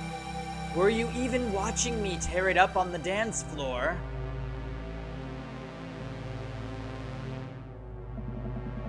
You used to be a lot more fun. Well, hi. My name is Joseph.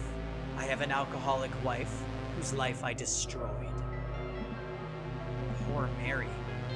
And their kids. Joseph laughs. My kids? Those aren't my kids. Well, they are my kids, in a way, cosmically. I guess you could call them vessels.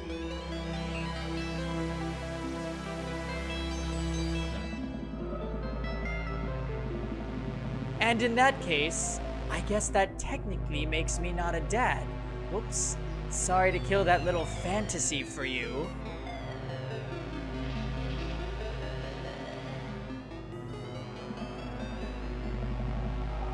Joseph, this is insane. So the whole minister thing, that's just a front for this weird sex stunt? Joseph starts laughing hysterically. He wipes a tear from his eye. Oh, that's so cute. You think this is a sex thing? I mean, it's kind of a sex thing. The safe word is Jimmy Buffett. Pangy, there are powers at work so far beyond your understanding that the very idea that I would sink to some half-baked sex game is a little insulting. All that religion mumbo-jumbo wasn't entirely false. I'm a man of the cloth, just not the cloth you're thinking of. I am the conduit for something beautiful, Jimmy. Something pure, and you have the honor of being a part of it.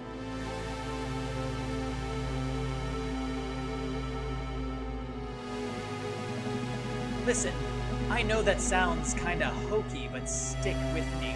I promise I'll get back to being relatively cool in a second.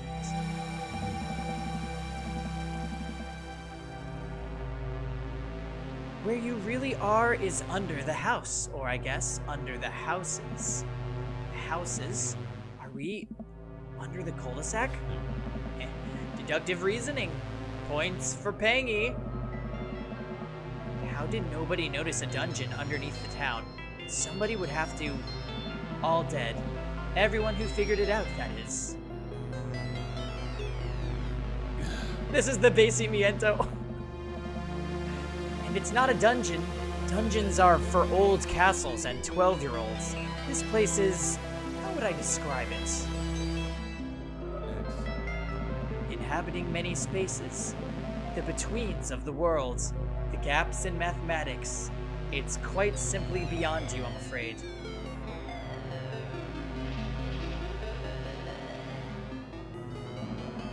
Just think of it as the real Margarita Zone. This is too much. My head hurts.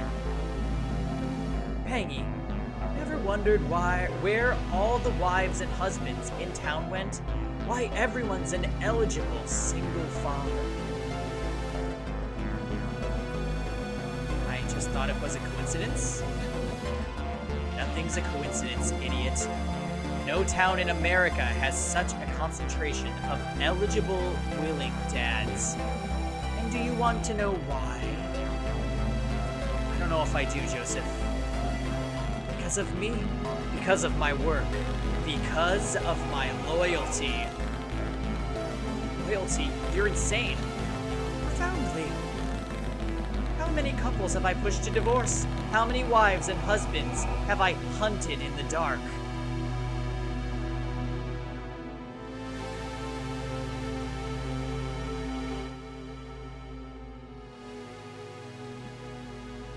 Wait, Amanda's father? Alex. It can't be.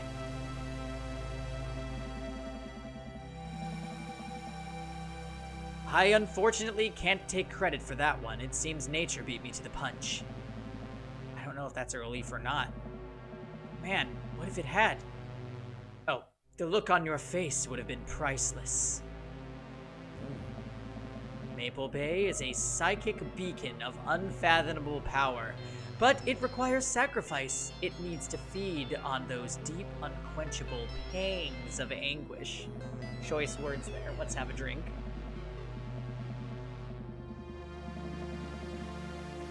And all to get these very good friends of ours here in my town, and my father's town, and his father's before him, hurting for human touch, praying for the salvation of kindness.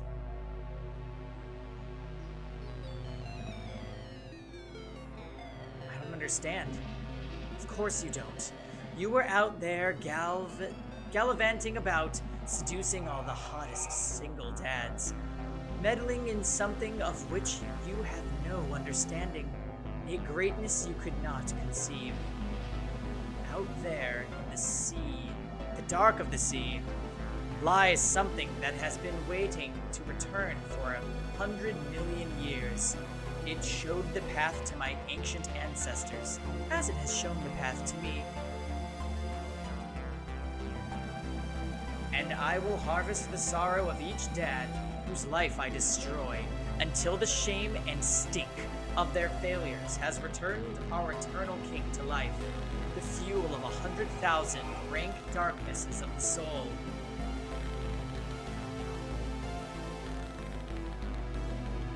Wow.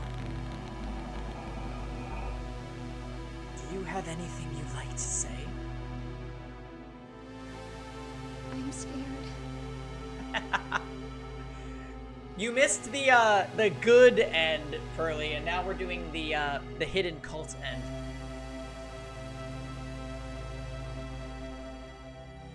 Do you have nothing left to say?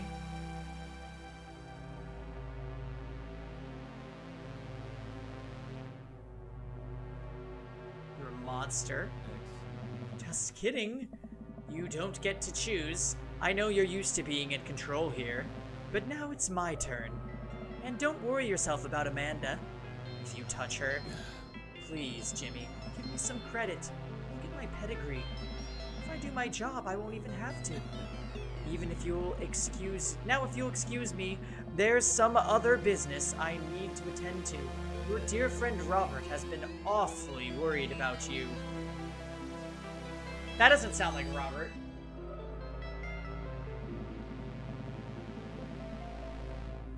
I think it's about time that miserable drunk gets one last visit from the Dover ghost. This is a nightmare. Beautiful nightmare. Wouldn't you agree? All along, you've been living a dream, Daddy. Drink for the plug.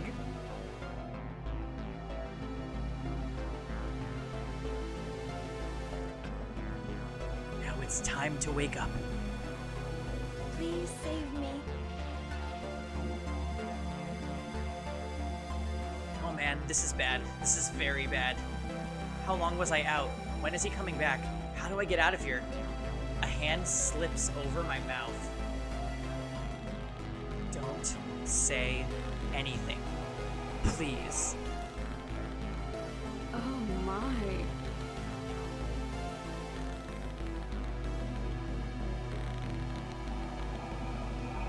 Don't say anything. Please. Thanks, Say. Hell, don't even think anything.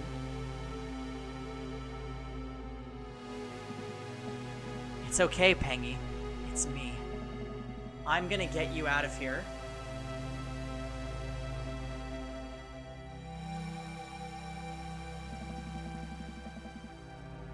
She kneels down and starts working on the ropes around my ankles. Okay, do you remember on the Craig date, we saw Joseph in the park and he was reading a book about tying knots?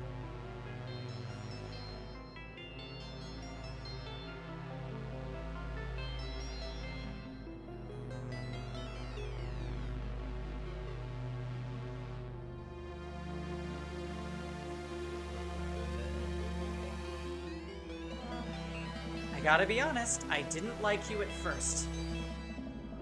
I guess I did try to break up your marriage. Shut up for once. Look, truth is, I feel sorry for you. I feel sorry for both of us. I don't think you're a bad person, despite what you might think of me.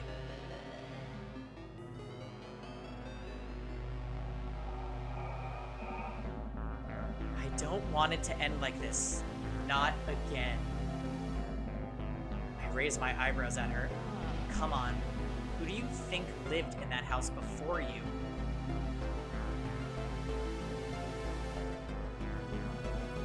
Don't think about it. Not right now. He's coming. Run like hell, kid. Mary finishes untying me and she disappears. I have to get out of here. I bolt from the chair and run as fast as I can down the hallway outside of my holding cell. Eventually, I run out of breath. I can't keep sprinting, not with these dad knees. I check myself. All I have are the clothes on my back and this thing in my pocket. The pocket knife that Robert gave me. If I have to defend myself, this is all I have. Looking ahead of me, I can't see the end of the hallway. It bends further up there. I look back and can't even see where I started. I guess the only thing I can do is keep going and hope there's a way out on the other end. If there is another end. The hallway bends and twists. Sometimes it gets smaller to the point where I have to crawl on my hands and knees to get through. Sometimes it expands into a great cavern where I can't even see the ceiling. I see no way out other than to keep moving forward.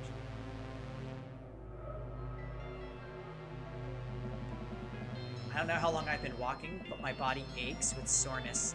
It's long past dehydration. My head is pounding. My vision is blurred. I lean up against the walls of the hallway for support. And yet, still here I am. I've been walking for what I think must be days. It could be weeks, months. The exhaustion has sunk into my bones. I drift in and out of consciousness. I think I've slept, if you can call it sleep. My dreams are plagued with nightmares of being chased down this hallway. I see Joseph's kids. They hide in the shadows. They come to drag me back to Joseph.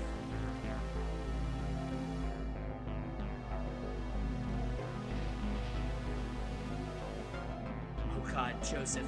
I can see his face so clearly in those dreams. I don't know why I keep moving. Why I keep placing one foot in front of the other. My clothes are tattered and my shoes have worn through. My hell is inescapable. Until it's a door. A door at the end of the hallway. I place my hand on the knob, seeing for the first time my gnarled fingernails and stretched papery skin. I open the door and walk through. I'm in my house? How did that... Dad! Amanda rushes into the room, wrapping her arms around me in a ferocious bear hug. Where have you been? Are you okay? I tried calling you like 30 times. I'm gonna turn the game up a little bit again, because that background music was really loud.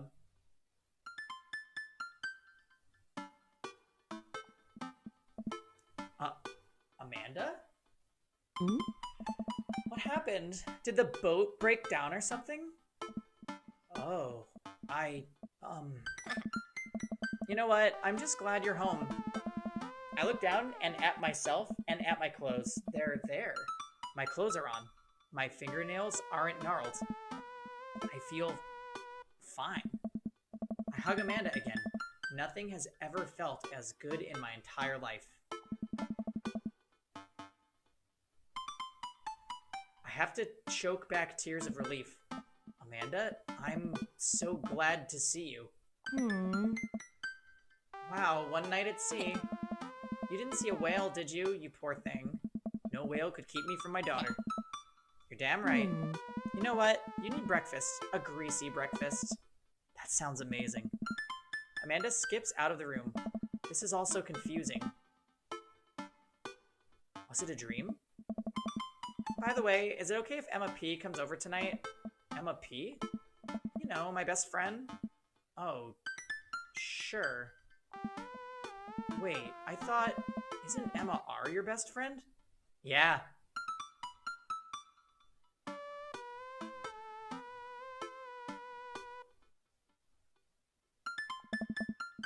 She has red hair? You do art together? You pooped in her bed during that sleepover one time? Oh, right. My mistake. Teenager brain, you know?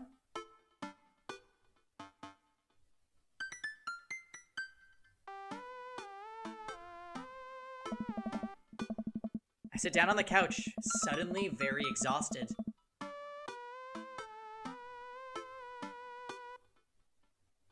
All I want is to have a big plate of hash browns with my daughter by my side while I quietly work on my word jumbles.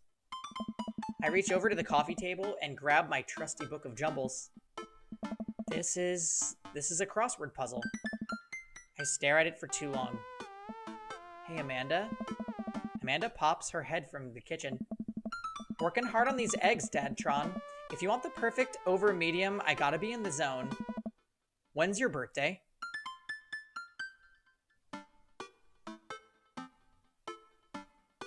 So, King.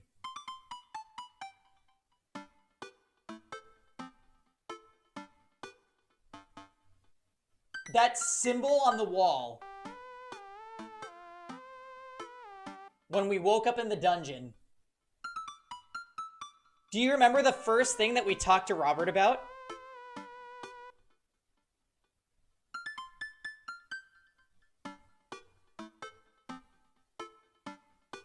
It was about the tattoo on his hand.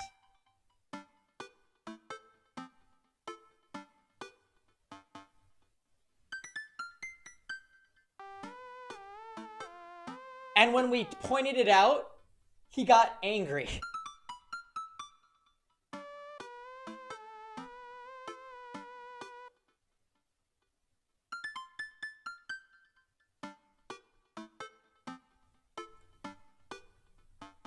When's your birthday? Huh. Why? Did you get me something? No, seriously. When's your birthday?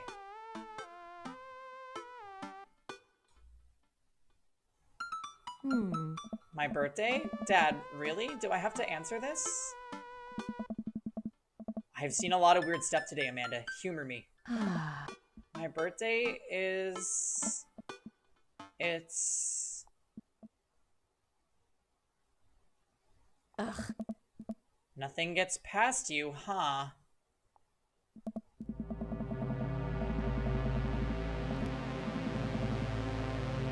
You know, I almost had you going there for a sec. Was it the crossword puzzle that gave it away? You know, I try so hard to nail the details. Like cooking you breakfast over medium eggs with hash browns? Come on. That's so you. On my Amanda impression, I really think I stuck the landing on the irrelevant yet wholesome tone. The whole manic pixie dream daughter thing, I should have been on Broadway with these chops. I feel like you're not appreciating how much work I've put in here. Cracks begin to form along the walls around me. I look down and see the floor collapsing in tiles. As the walls crumble, I see where I truly am.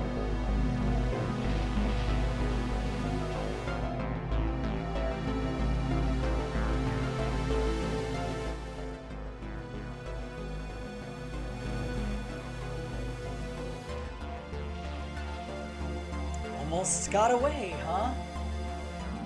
Dunno how you got out of those ropes. You're a crafty one, aren't ya? Mary. Oh right, Mary! She's rocking the tag team with you, isn't she?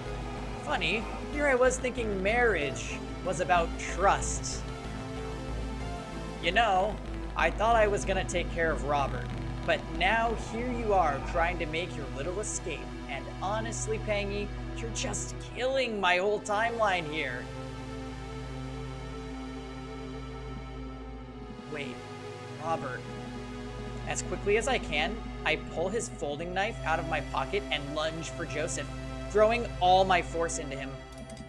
Joseph knocks the knife out of my hand. It skitters across the room. Oh, man. Pangy, I thought we were cool. I thought we had a thing here. What happened to Margarita Zone? Well, sorry, buddy, but I guess I'm gonna have to do you dirty.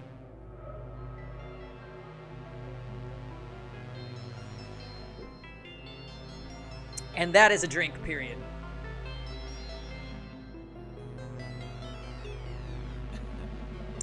Doing you dirty means I have to kill you.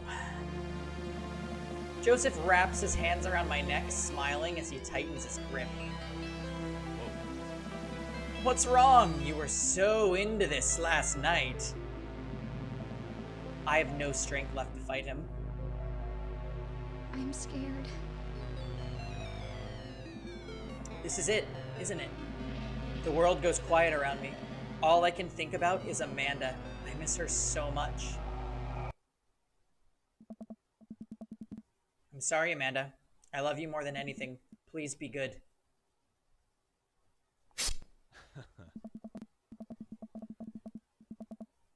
Joseph's eyes go wide. He releases his grip on me and I gasp in air. He turns around. It's over, Joseph. Honey, sweetie, you stabbed me. You stole so much of my life from me. Joseph backs away from Mary, clutching the wound on his shoulder. Sweetheart, we can work this out. I'm done with you.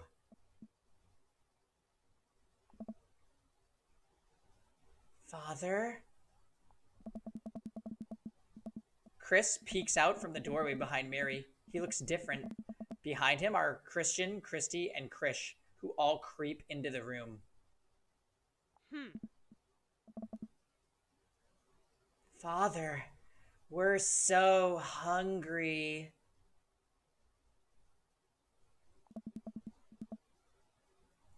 Won't you feed us, Father? Mary turns to me and holds out a hand. Hey, sailor. It's time to go. The children corner Joseph as I crawl to Mary, who pulls me into the hallway. I look back into the room at the horror I had escaped.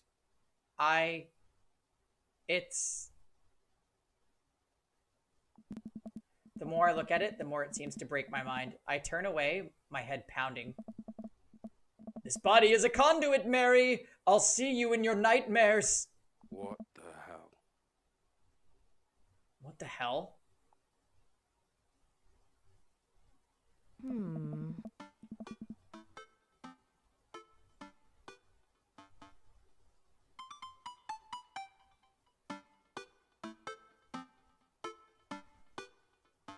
My eyes open and I shoot up in bed, gasping for air. Dad! Amanda leaps off the chair in my room and attacks me with a hug. Amanda! This is the best hug of my life. I was so worried about you. I'm so happy to see her again. Wait, Amanda, what's your birthday?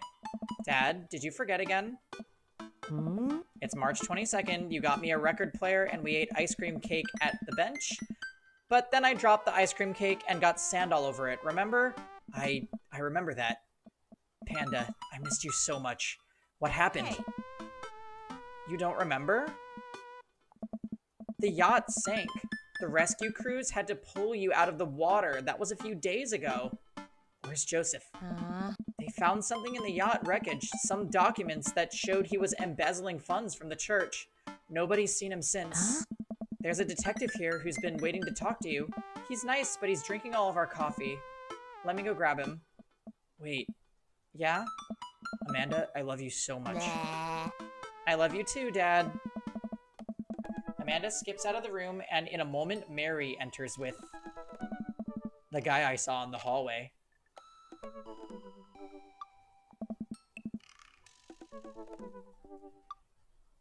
Rise and shine, bucko.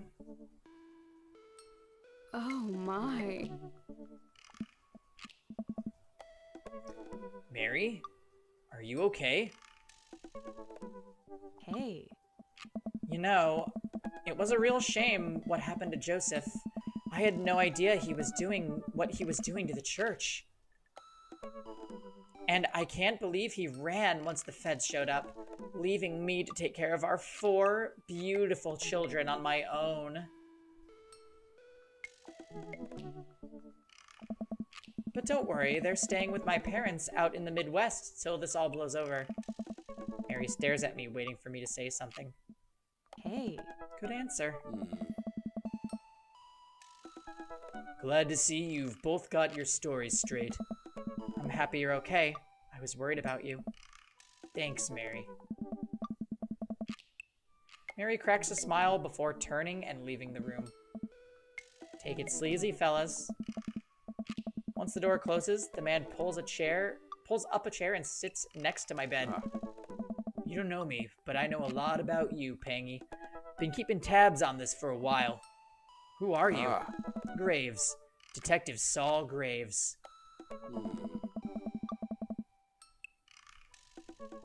There's strange and mysterious forces at work here in Maple Bay. What you saw down there, what we both saw down there, I don't know if I'll ever be able to forget it. And I get the feeling that you won't be able to either. But it's my job to get to the bottom of it. So, what does this mean for me? It means to live your life like none of this ever happened. Go be happy. Go raise your daughter. Go fall in love. Be well, Pangy. Saul walks to the door of my bedroom, but stops. He turns to me. And I know it's hard to raise a kid as a single parent. Even I lost my wife under mysterious circumstances.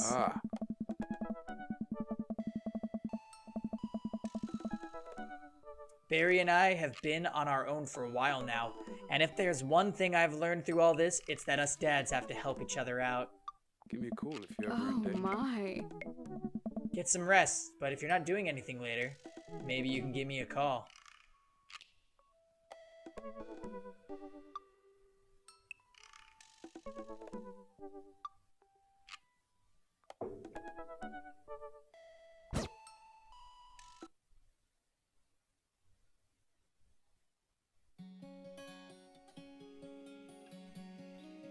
And there it is.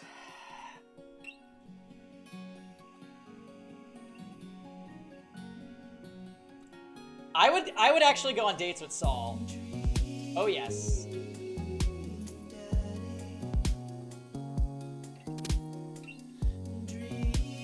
Hey Italian.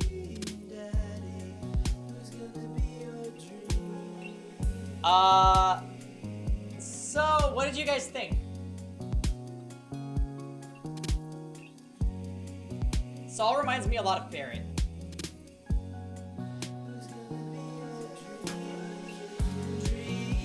What I do like about that ending is that there are things in the game that hint that maybe was an overarching thing going on. The fact that they cut it, I guess they probably didn't want to portray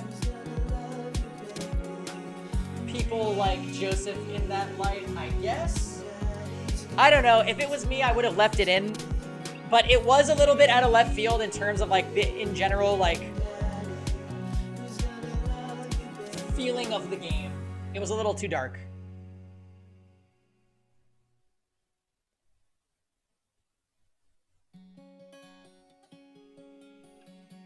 Well, you know, that's the beauty of games today, is that we could always have DLC, maybe. Saul needs to be a daddy, I agree.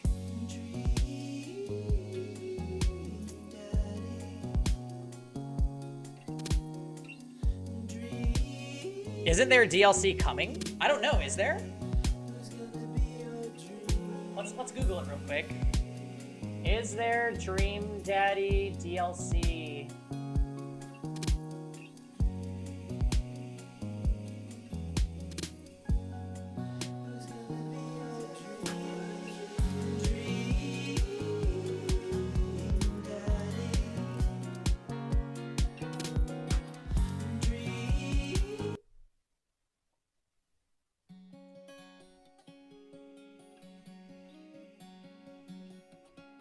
Yeah, the Dad Rector's Cut is what we're currently playing.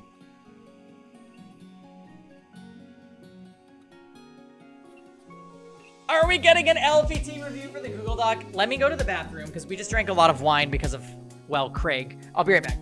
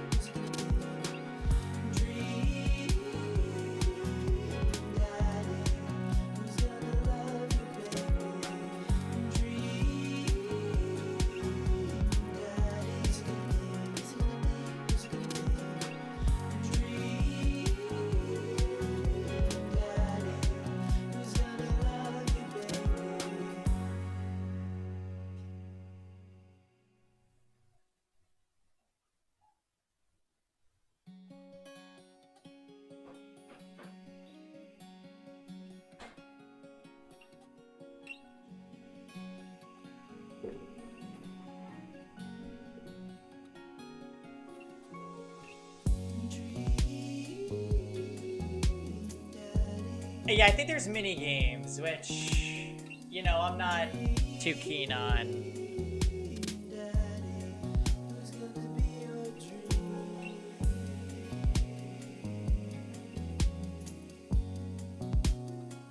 Yeah, GG's.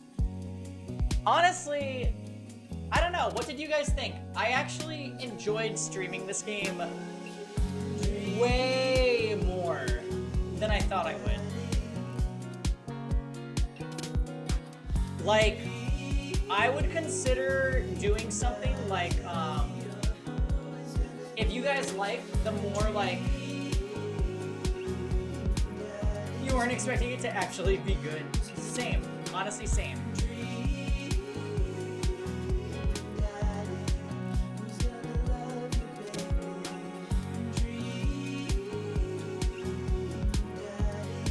I'll definitely save the Dream Daddy segments. In our doc. I don't know if we should give it a technically it's an RPG. We made choices. Yes, the dialogue was good. What would you guys think if we did another visual novel style game on Sundays? There were choices, all right.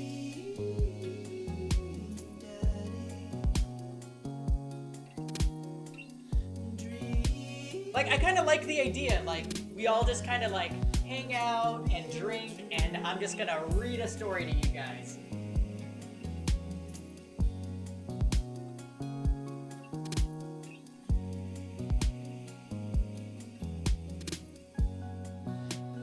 But I would need suggestions.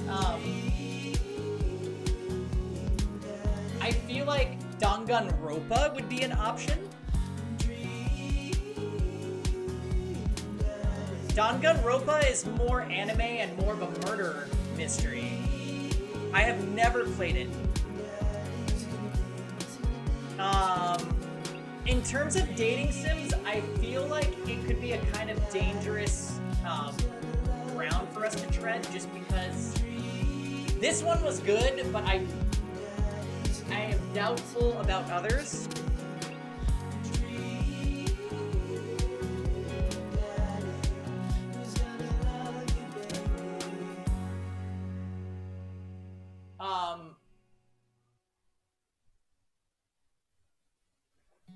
I'll have to look into it. Is Danganronpa on PS3?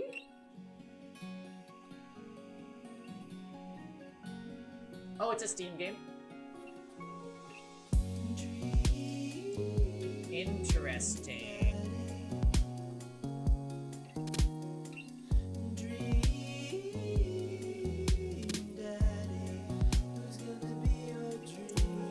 Well, we can keep that as a possibility, I suppose.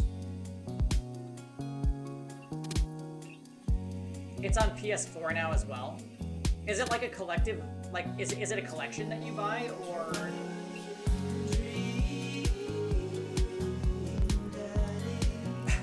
Why are we RPGing, Tom? Do you want me to add this? I loved Dream Daddy. Honestly, I would play more paths.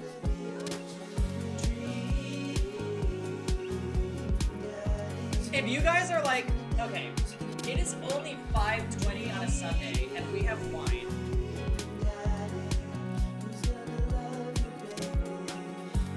If you guys really want, we can do a couple things.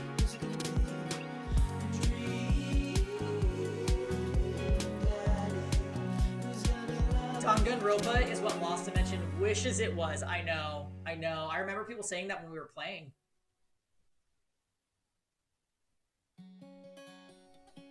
Oh, hey, Jordan. So, well, let's be honest. We fucked Craig. And then he friend-zoned us. And then we did the cultist ending, which was extremely creepy and weird, and I'm pretty sure Joseph was eaten by his children. But anyway, if we really want to, we can do a couple other routes, if you guys want some more Dream Daddy for tonight. And then maybe around like 8 p.m., we'll switch to either Epic 7 or Warriors just to hang out. How's that sound? Or do you guys, like, what is everybody feeling? Do you guys want more Dream Daddy read to you right now?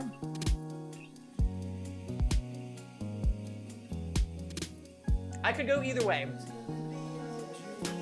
Anything but Damien. Yeah.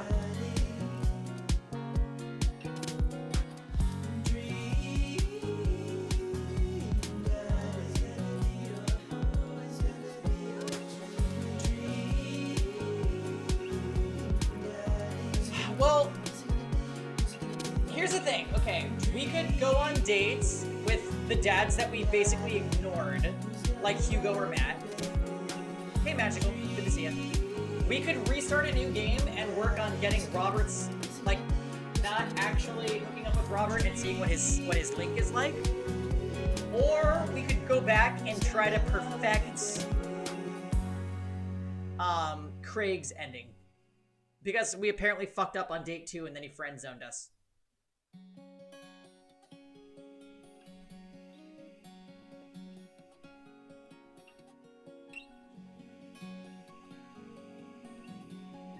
Craig is canceled. The Robert thing sounds interesting.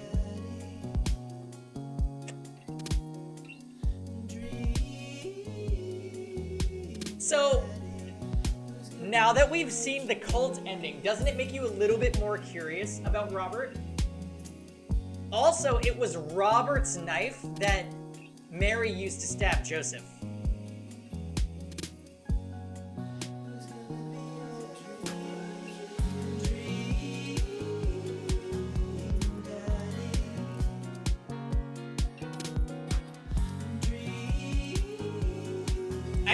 I think we could do it.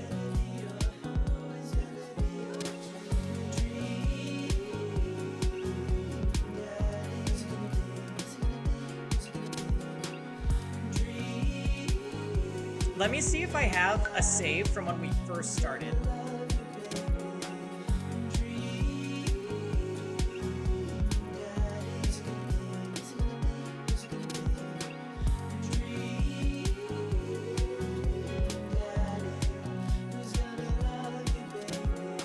You guys love the Dream Daddy song? I do too, to be honest. Let's see where we're at in this. This is from our first Dream Daddy stream.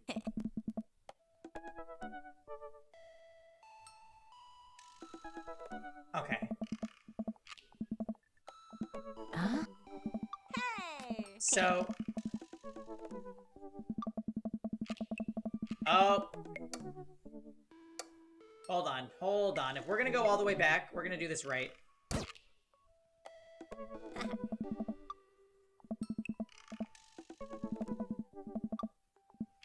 Huh?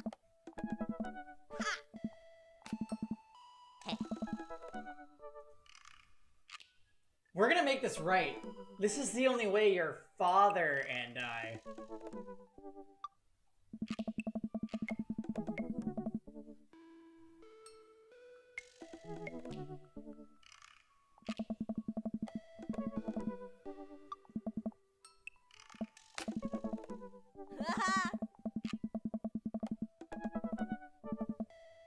Yeah, this is where everything went wrong. This is why Huh? Craig didn't love us.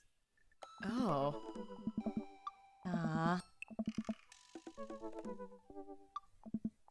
Me. Dad. Ugh. Mm-hmm. Ah. Yes. Oh. Hmm. Oh.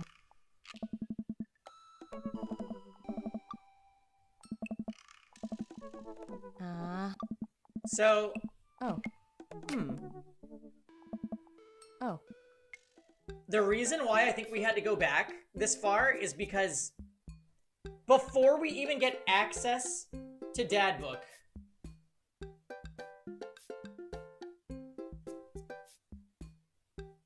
did you get tired of reading so much? No, Arangia, it's just that we already read this aloud. So I don't want to reread everything to you guys.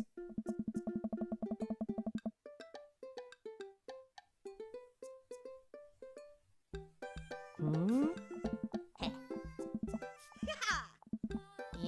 So we're just skipping to the part where we meet Robert, and then we're gonna take it from there. Apparently, the way this works... Can you press the skip button? Oh, maybe? Hmm.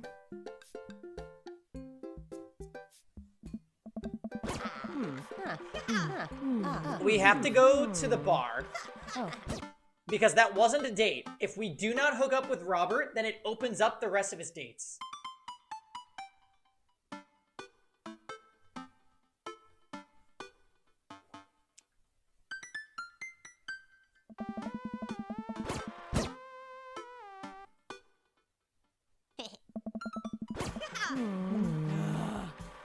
Oh, hey.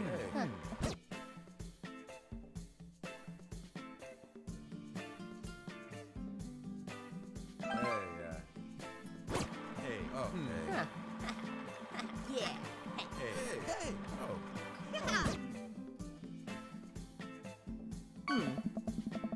He doesn't like the banana bread. What the hell?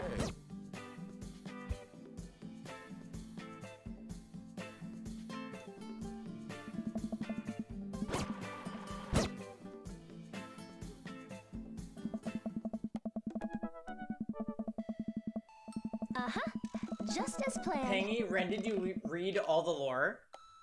Wait, what do you mean?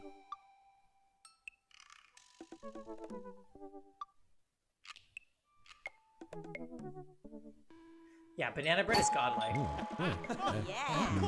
Donald. You stay away from me. Right. Oh, yeah.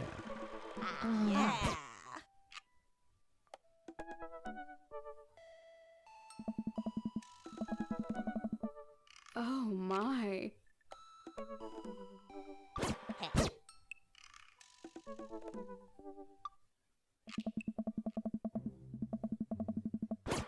What do you mean, when did I... Oh shit, I hate this part.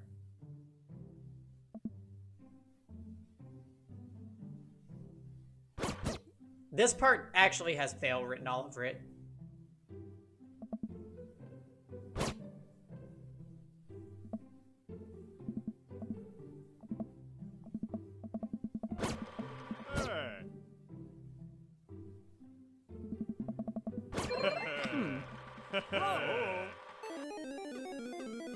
Oh, it makes us do this too?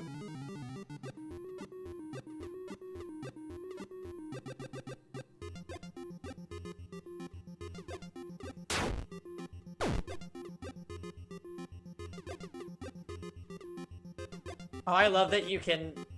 The daughter command is so funny.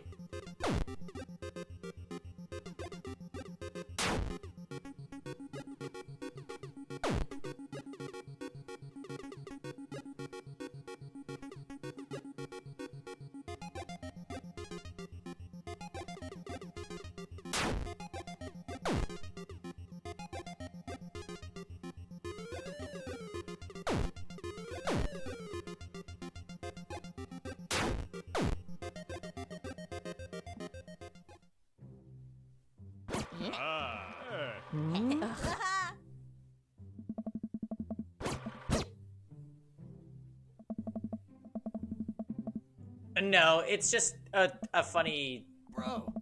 minigame thing. Hey. Nice. Hey.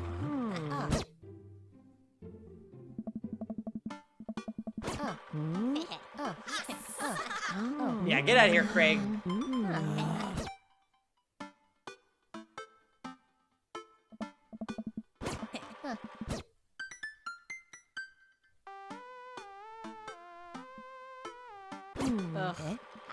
Right, the game, yes. Alright, I'll start reading from here since we're gonna make different decisions, I think. Wow, I guess I really didn't think this plan through. I'm not entirely sure where the closest bar is, and Amanda still hasn't shown me how to use the GPS on my phone. So I'm just gonna pick a direction and walk in it. Let's go this way. Cool, okay, we're marching. We're marching in the direction of the game. Any game, really. In the distance, could it be?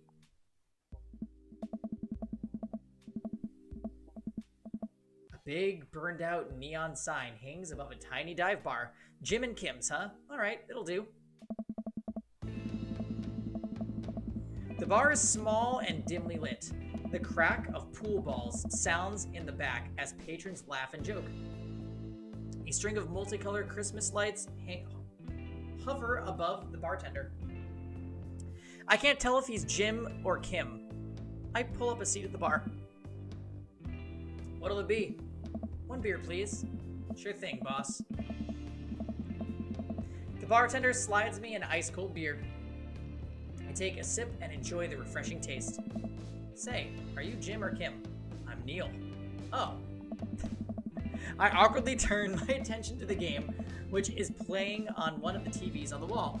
As luck would have it, my team of preference is not only playing, but is currently in the lead, which is always a good thing. The brightly colored mascot, which is some kind of animal, does cartwheels. I silently cheer on my favorite team, hoping that I don't get into any confrontational arguments with a fan of the opposing team. Several people in this bar are wearing the distinctive colors of the team I dislike, though. I believe from their demeanor that, like me, the passion for their team is all in good fun. Hey. A middle-aged woman holding a nearly empty wine glass sidles up to the bar and sits uncomfortably close to me. Hey, sailor. Oh shit, she calls you that? Oh, hello. Nice to see fresh meat in here. I'm Mary. Come here often? Oh no, I actually just moved to this part of town today. I'm Pengy, by the way. Huh? Are you watching the game? Yeah, my preferred team is in the lead. If they keep this up, they'll win the game with ease. Oh. Oh, I love that team, and I also love that game. I love someone who knows their way around balls.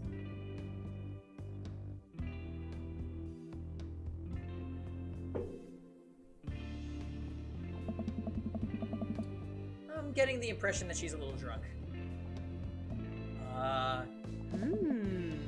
Buy a gal a drink? I almost reluctantly signal the bartender and order Mary another glass of wine. Neil jokes back and forth with Mary. They're clearly friends, and this clearly isn't her first time doing this. She tips her glass at me. Suppose I gotta keep you company now. Oh. So, what do you want to know? What's your deal? Me? I'm a ghost, Pengy. I haunt the hollowed halls of Jim and Kim's, waiting for my beloved to return from sea.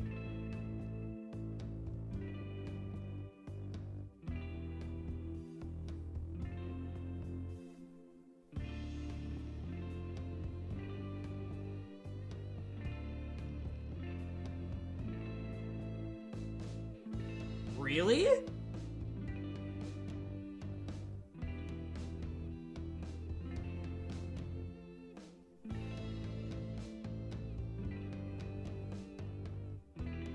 Okay, I actually had no idea she would elude that hard.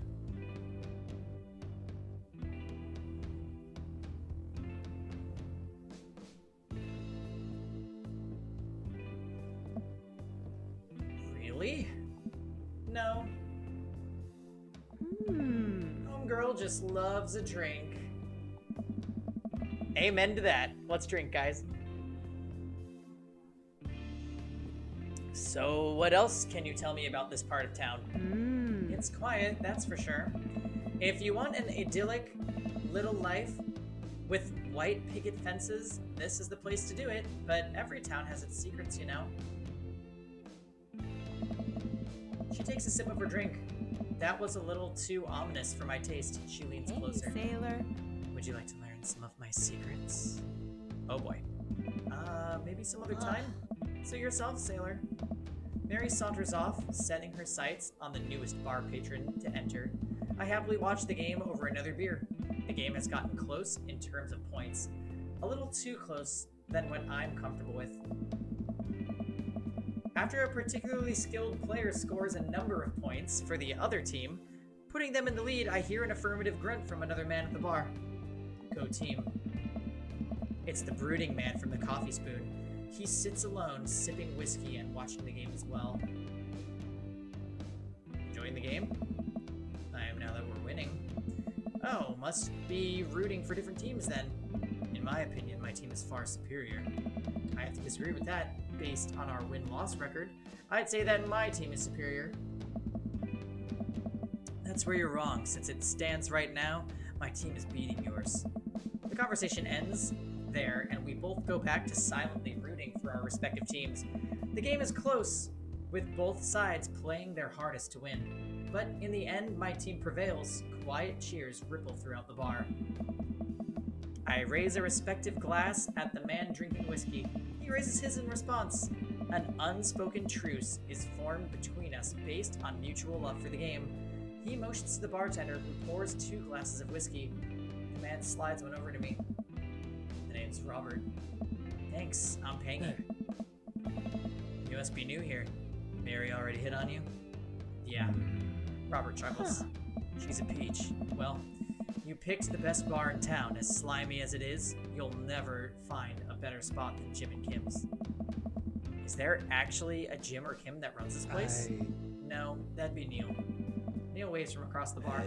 Good guy, Neil. Not enough Neils in this world. Okay. You a whiskey fella or a beer fella? Beer, but I'll drink most things. You like shots? I like shots. Huh. Thank you. Robert nods to Neil, who serves up 2 shots of whiskey. He hands one to me. Here's to your health.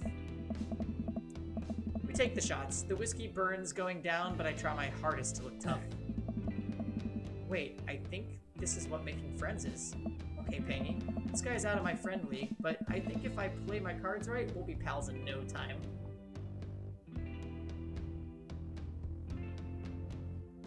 There it is.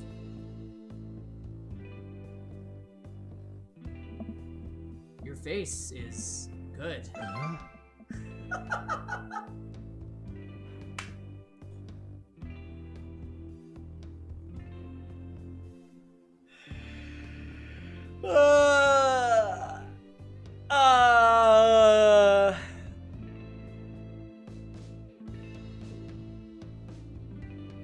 Thanks. Wait, I think this is what flirting is. Man, this guy is mysterious and cool. Hey, Way cooler than I am, at least. Robert signals to the bartender for another round. What are you doing here for the night?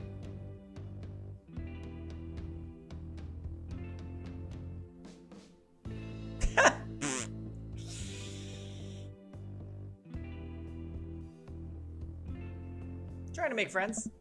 I'm new in town, figured it might be good to put myself out there. You seem pretty cool. The key to being cool is acting like you don't care about anything, but actually care very deeply about everything, to the point where it's debilitating. Really? Hey. Robert downs the rest of his drink. Of course not. He gets up. Be right back. Gotta powder my nose. Hey, Kiss One. It's going great. We actually are going back to go on dates with one of the dads that we were completely cut off from in our first playthrough. But we got we technically did 3 endings, and none of them were very good. Although I do like the cult ending, personally.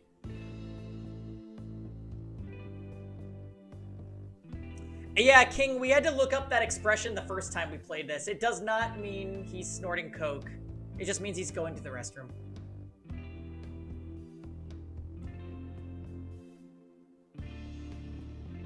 Never seen Robert this talkative. He must like you. Ah, I guess so. Yeah, powder your nose just means going to the restroom. It does not mean he's doing drugs. I didn't know that either. I did not know until I pointed it out last time, like, okay, this guy is too crazy for me. I gotta admit that Robert has a gruff charm to him. If a guy like that thinks I'm cool, then I really must be. Robert comes back from the bathroom and grabs his leather jacket. I'm gonna go home. You heading my way? Robert and I leave the bar and find ourselves walking in the same direction. Sup? I live in the cul-de-sac this way. Does everybody live there? Me too. We just finished unpacking today. Great place to be. Good neighbors. Well, some of them.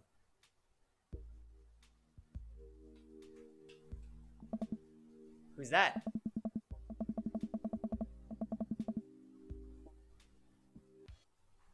We get to Robert's house, which is just a few houses away from mine. We stop and he turns to me. Don't kiss and tell, Ping. So, are we doing this or what? What? You know, do you want to come inside or not? A wave of realization rushes over me. I blush.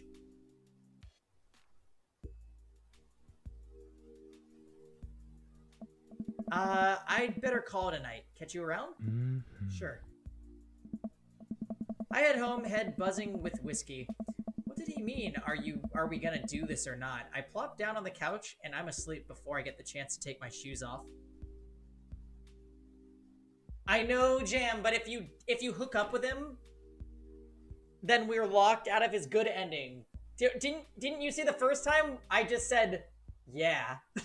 Like, we just did it.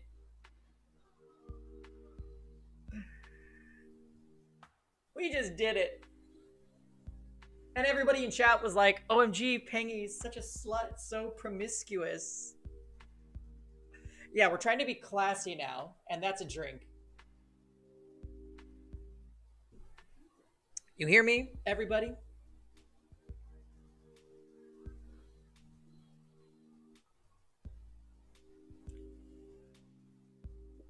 Shark, we are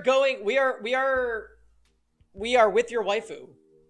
Wait a minute, Shark. Did you see the cult ending? You didn't say anything.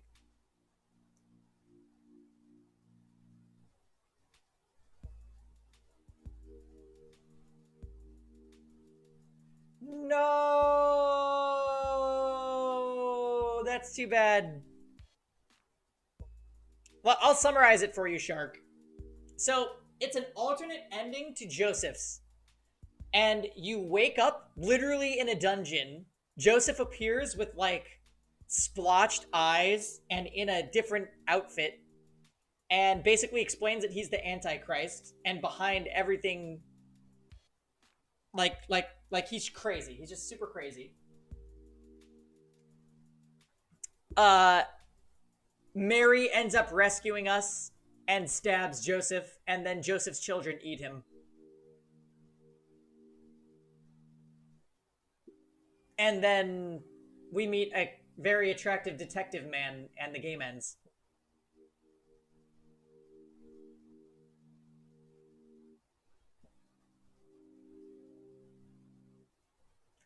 Oh, and by the way, the cult symbol is a symbol that's on Robert's hand. So... Anyways, we're going to date Robert now, and then we'll do something else.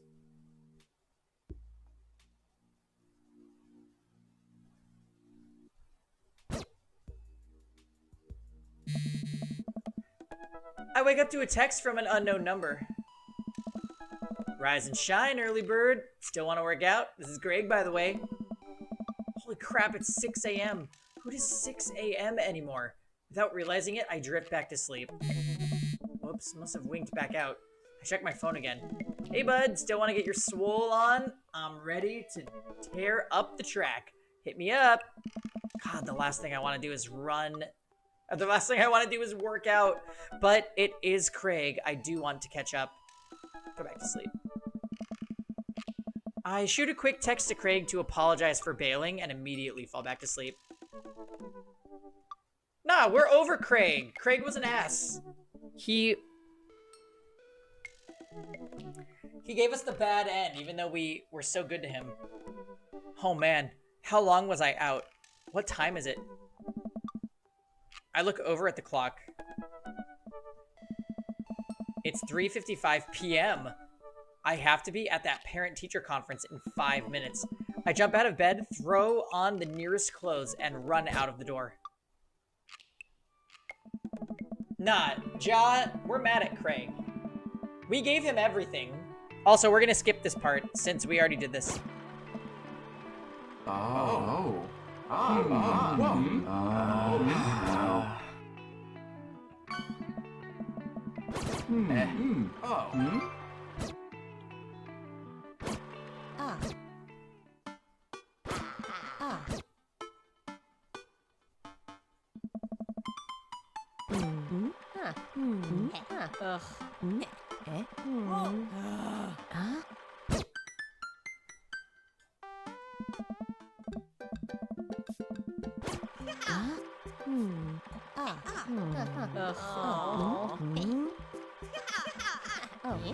Oh, fucking...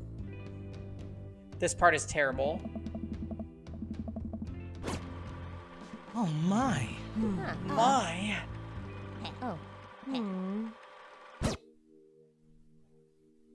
Just get us to Dad Book. That's all we need to do.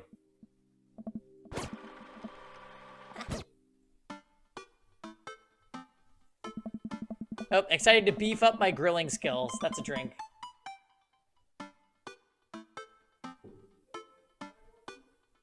We should have ate food at home.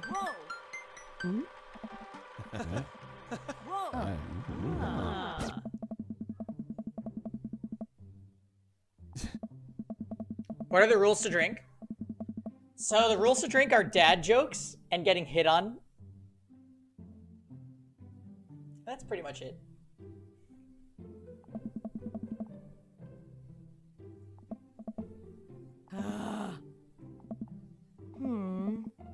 Ugh. Yeah.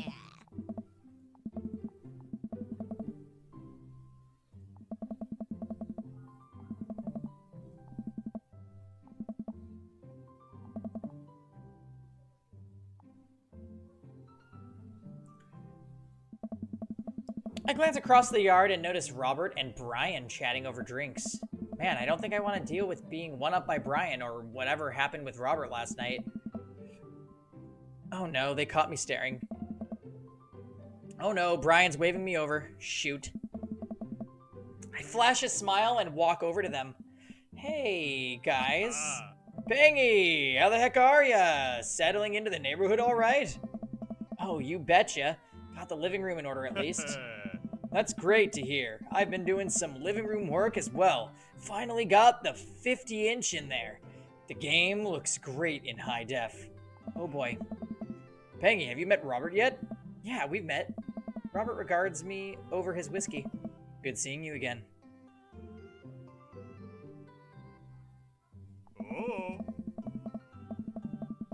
We were just talking about my most recent camping trip. Spent a night out in the woods with Daisy and Maxwell. She's definitely an outdoorsy one. Even caught her first fish.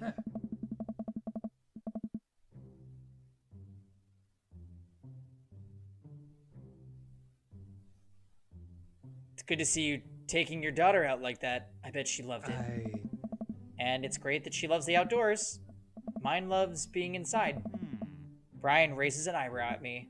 Being inside making art. She won a local art competition for that art. Yep. Did I put it on too strongly?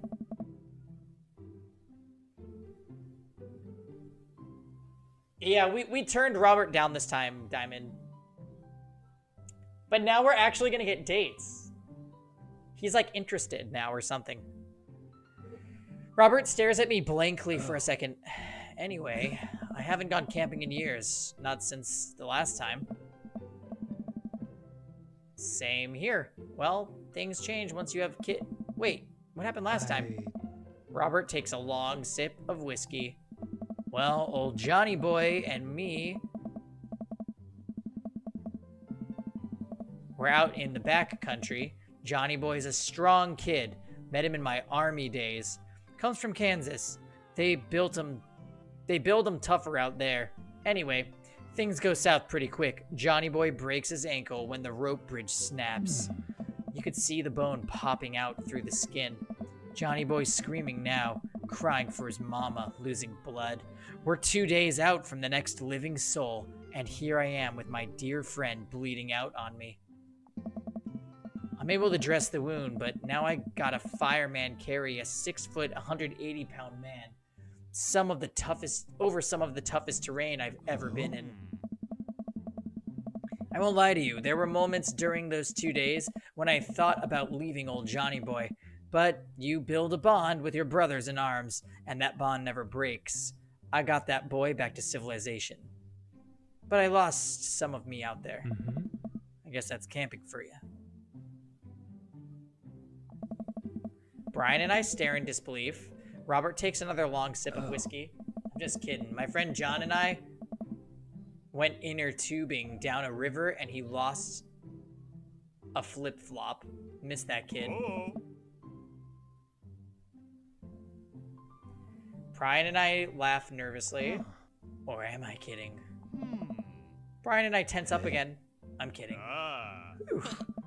Amanda and Daisy barrel up to us, laughing. Daisy holds a paper plate in front of her like a steering wheel.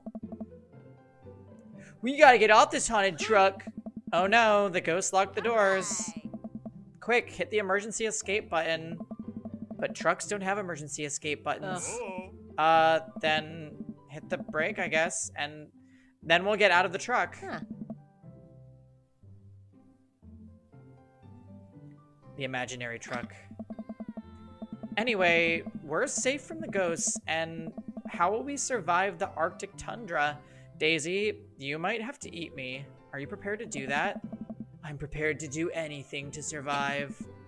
That's cold-blooded. I like that. Although I'm not sure I have the materials required to properly cook you. You know, that reminds me of the last time I went skiing. Robert? Wait a second. Are you guys playing Long Haul Ice Road Paranormal Ghost Truckers? Yeah. Amanda and I love that show. It's the best, especially that episode where Cullum hides Flint's keys and Flint retaliates by breaking an ancient curse urn and sending the spirit after him. Yeah, it's such quality reality television. I don't watch a whole lot of television, but I do enjoy that show. That and war documentaries. All right, Daisy, I found us a couple of bugs. They're gonna make a great meal. Lots of protein. Gonna keep us from starving out here in this harsh, icy wasteland. But there's a whole table of food right over. Daisy, it's a game. We're playing pretend. It's what kids do. Live a little. Amanda gives Daisy a handful of gummy worms from the snack table. They eat them with mock disgust. Let's go find kindling for a fire. Okay. But not an actual fire. Because we're playing pretend? Now you're getting it. Daisy and Amanda run off. What a cute couple of kids. Man, I've never seen her get along with anyone so quickly. I guess Amanda just sort of has a way with kids. That's kind of amazing. Daisy doesn't really get along with kids her age. It's nice that he's not trying to one-up me this time. Maybe we can have a regular friendship after all. Really? She just kind of keeps to herself. Her teachers say she spends every recess in the library. I think the other kids are intimidated by her intelligence. There it is. I wouldn't worry about it too much. Amanda was shy at Daisy's age too. She used to have a habit of crawling under tables and crying every time we took her to a restaurant. She bit people too. Oh ho ho, kids, right? Gotta love them. You're required to by law. I hear that. Well, since they're getting along so well, maybe we should try to put together a little play date for them.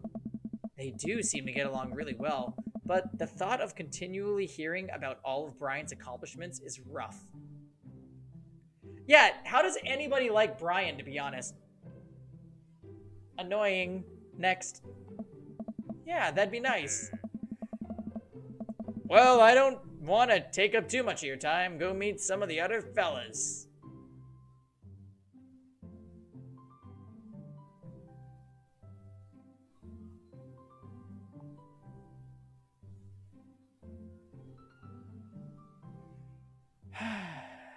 Burger time. And without further ado, let's work some magic. Oh. Oh. Joseph's known for his grillmanship. Hey! I try to get on his level, but I can't catch up.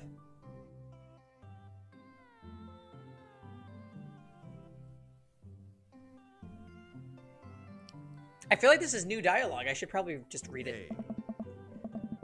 Let us keep studying. He has a rare quality about him.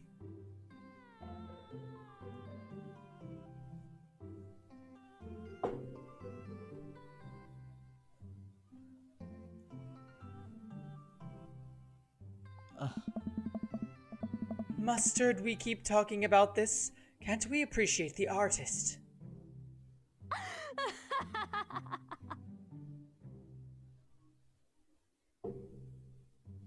Take small sips, you guys. I've never seen him make a mistake.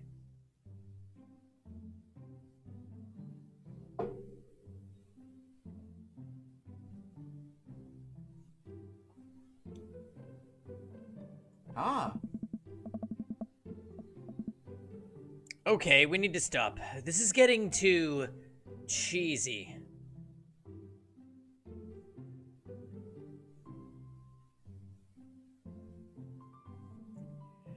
Jam, are you drinking?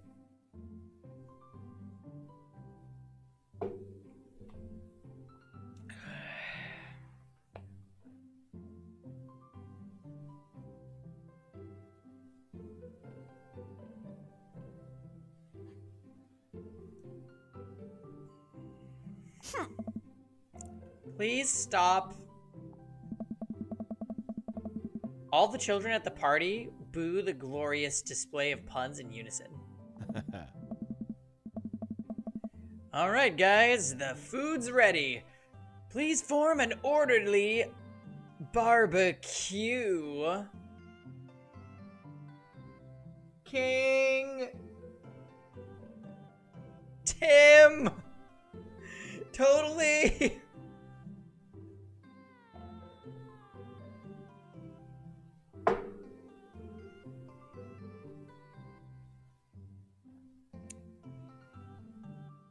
I don't want to die. Amanda groans. We all grab our food and hang out, enjoying perfectly cooked cheeseburgers. Hey. Oh. Hmm? Oh. Hmm. Ooh.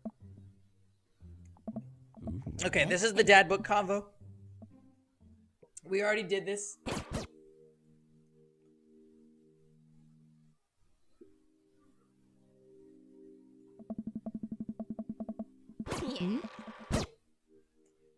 All right, moving on to the Robert dates. Hmm. Hmm. Hmm. Ah. Hmm. He. Huh.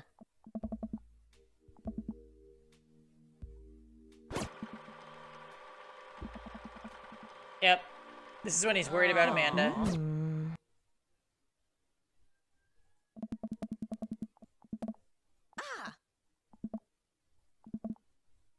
Ah. Oh.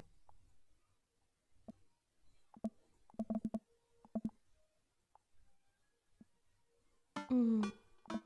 Oh. Huh? Ah. If we don't get the best, all right, we're gonna do it. We're gonna do it, Jam. We're gonna do it.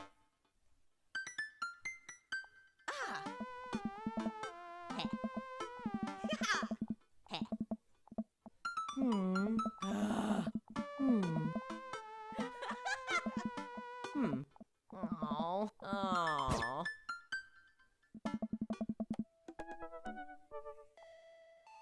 On a Friday night, you are most likely to. So wait, we are trying to mac it with Robert, right? That's the goal here. Robert is our true dream daddy. Yeah, History Channel, because he said he likes documentaries. If you had one thing on a deserted island, it would be...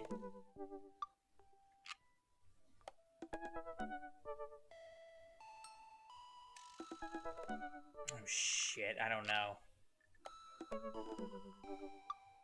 I'm just gonna say this.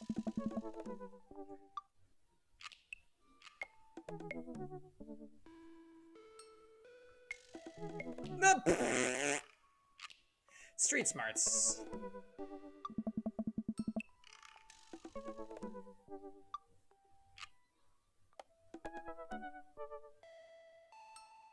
What the hell?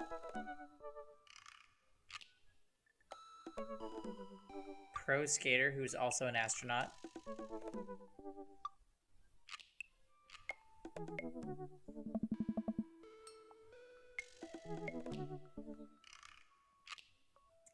War documentaries. That's an easy one. Arson.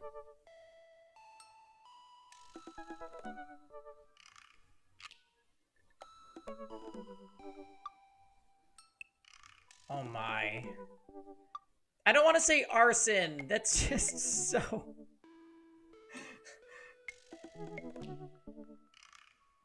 Garçon.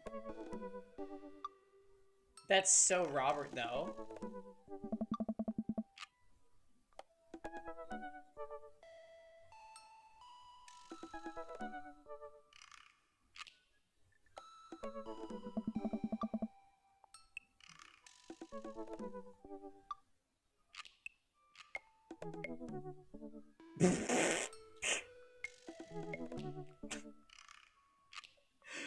Potential ends of the world.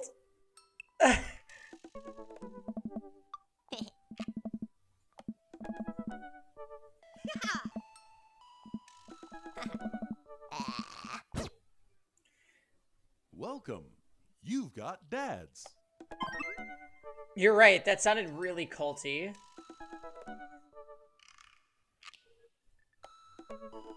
I wonder if any of their answers changed. Nope.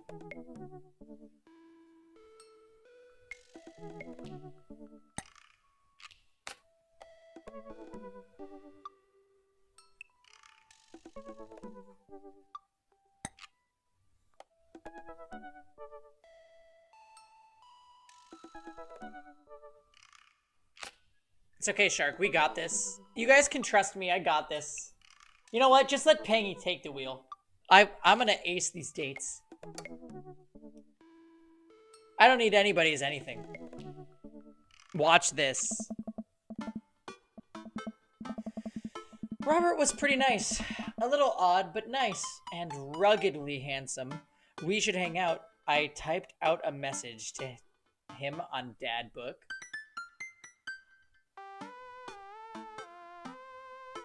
Yeah, the Iron Man run was deado when we redid the last thing with Robert, and both of the things were disappointed, so I'm mad that we did anything.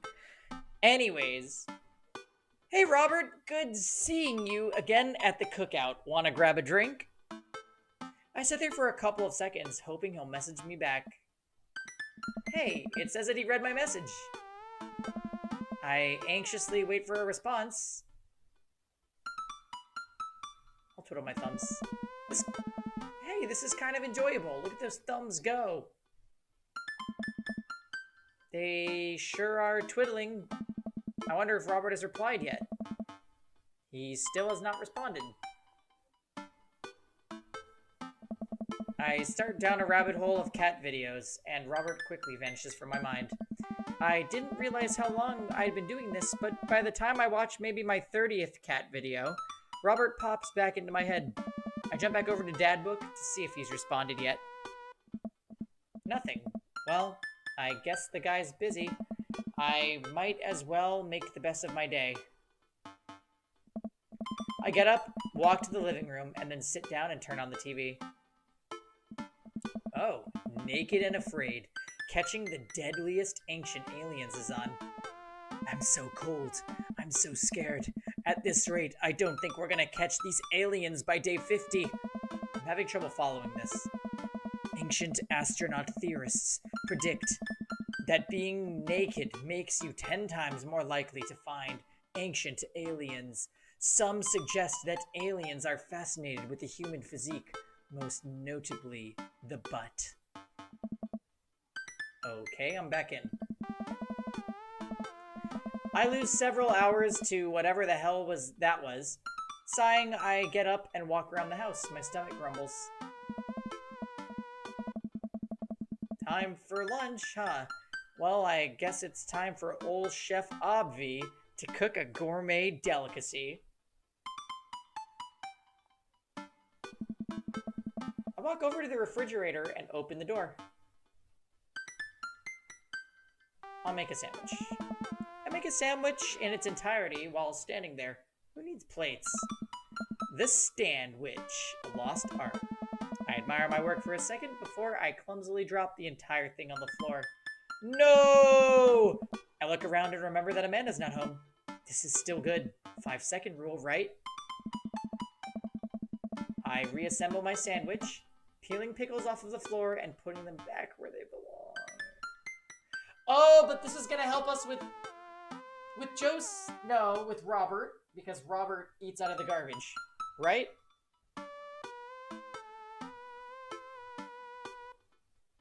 Yeah, Diamond gets it. Wait, I'm a wreck. I finish my snack and walk around the house some more, bored. When's Amanda coming home? Oh, I just remembered something. When we were packing up the old house, we found an old basketball hoop that would hang off of a door. It would really bring the living room together. I wonder where I put that. I spend a couple of minutes poking around the new place until I find it. After installing it above one of the doors in the living room, I'm ready to dunk. Come on and slam. I take a leap from the free throw line and rocket that sucker down the net. The crowd goes wild. And welcome to the jam!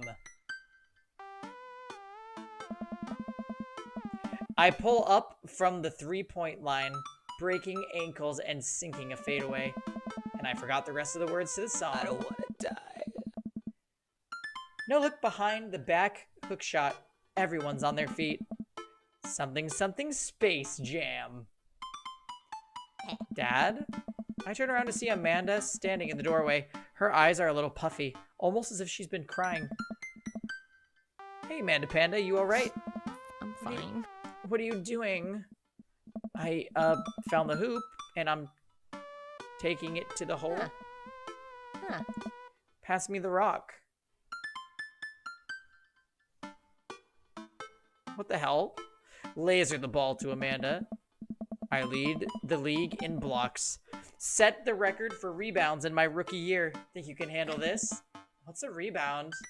Oh, when someone misses a shot and the other players try to retrieve it. That's, Yes. just kidding. Amanda zigzags past me and tips a layup into the hoop. Art of War, bitches. Amanda, language. Sun Tzu didn't care about language. I would argue that Sun Tzu cared very much about language, so once you write something as timeless as the Art of War, then you're allowed to swear. Amanda sticks out her tongue and dunks for another 2 points. Seriously though, are you okay? You look like you've been crying. Oh, dude, I'm cool. I just saw, like, this really cute dog on the way home, and it let me pet its belly. I couldn't contain my emotion.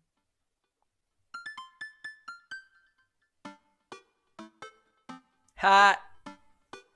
No, I never swear in front of my parents. Unless if I'm very angry, and then I apologize profusely.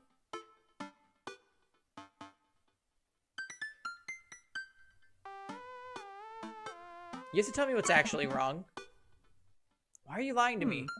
I'm not. I'm perfectly fine. Alright. I don't believe her, but I'll let it go for now. Oh, okay. Just making sure. Maybe you should be less concerned with my face and more concerned with full court press. Amanda and I play ball for a little longer, then we cook dinner together. We managed to not almost burn down the house this time. Afterward, Amanda and I dig into a carton of ice cream over an episode of Chopped, Toddler Tournament. What you have in front of you is a molecularly deconstructed sweet potato with a brown sugar demi-glaze with creme fraiche, of course. This is literally a jar of baby food. The toddler immediately bursts into tears. Are we bad people for watching this? Yes. Just then, my computer dings. Huh? What was that? Oh, you probably got a message. Amanda and I walk over to the computer and check Dad Book. It's a message from Robert. You up? What does this mean? What you doing? What am I doing? You're just chilling.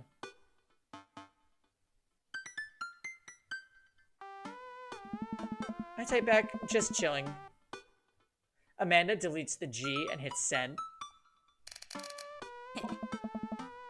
It'll make you look cooler. A couple moments pass by. Another message pops up. Yes. Hey, that means he wants to hang out. I know what that means, Amanda. But it's kind of late. Come on, Pops, live a little. I am living with ice cream and traumatized toddlers. Well, it's your life, but I think you'd have a lot of fun tonight. You are trying to get to know the neighbors better, aren't you? Ugh, fine. I type back a message to Robert asking him for details, and he tells me to meet him at Jim and Kim's. Well, don't wait up for me. I never do.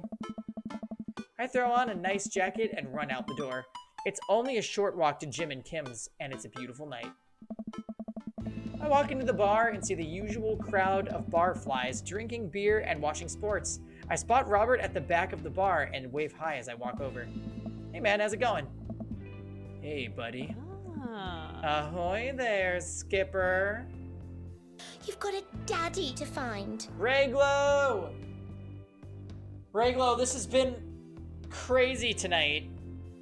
Craig was not the one, if you can believe it. Craig was not the one. And then we had a cult ending where Joseph almost killed us. And now we're on commission. The last couple days when I go tinkle I smell minty M&Ms and I am not sure if that's good or bad. Lord, but to regret. Ladius. What?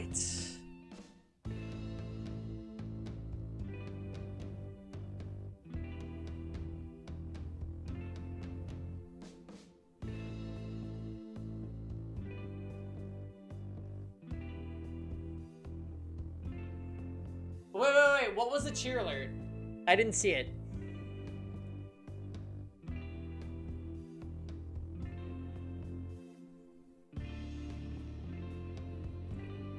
Oh, I might have randomly made that a We're on commission. Give me alert. Are you trying to seduce me, Mr. Panjison?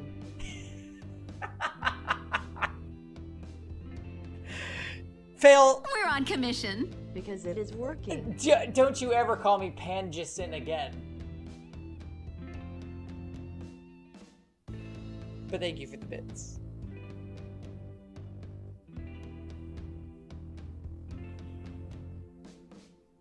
Anyways, remember Tom? I was like, I'm gonna give you a give me alert. And it's a random bit notification. It's supposed to play the other one too. It's supposed to.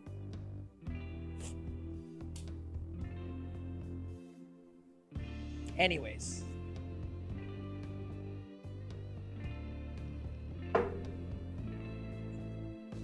Let's keep this ball rolling. Ahoy there, Skipper.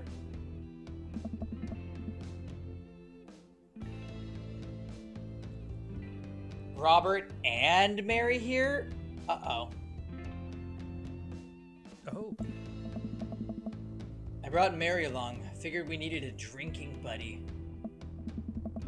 Aw, man. I was excited to get to know Robert a little better. Now I have to deal with this weird married lady making passes at me. Don't look so scared, kiddo. We're just having a drink. Yeah, speaking of which, I think it's time for the first round. What are you having? Whiskey straight up. A dad after my own heart, huh? See, guys, we're acing this date. Are you serious? Are you serious? Oh, drink for the eggplants.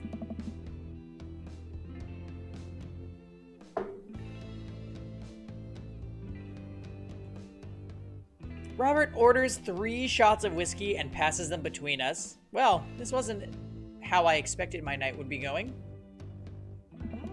Here's to bad decisions and relaxed moral values, fellas. Hell yeah, Mary, cheers. We're on commission. In honor of Flag Day, oh say can you see by the dawn's early light what so proudly we hailed?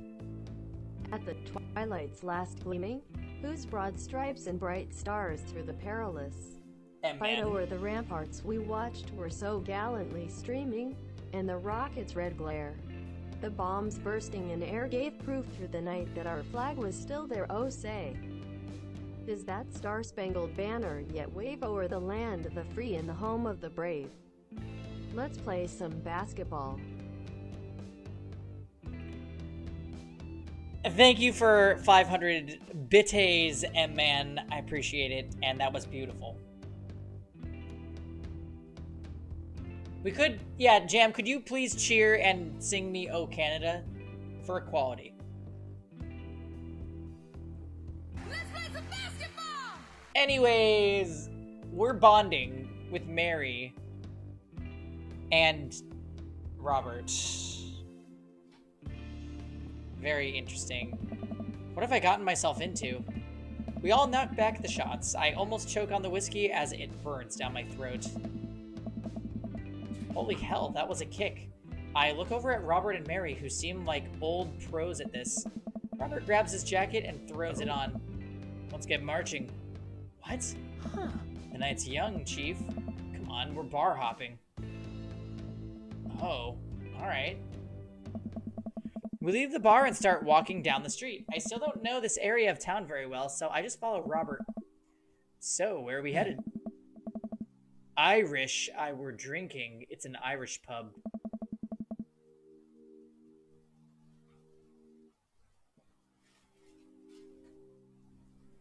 Jam!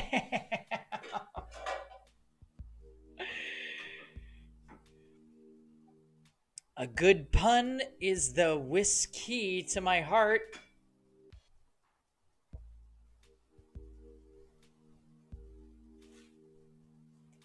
You think my dad Sona looks like a pedo? Excuse me, Gokai? No. The weird one that we had to make for the secret ending looked a little bit suspect, but this is a pretty good dad.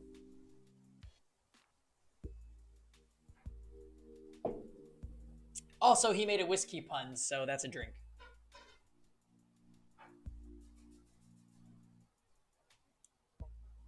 Come on.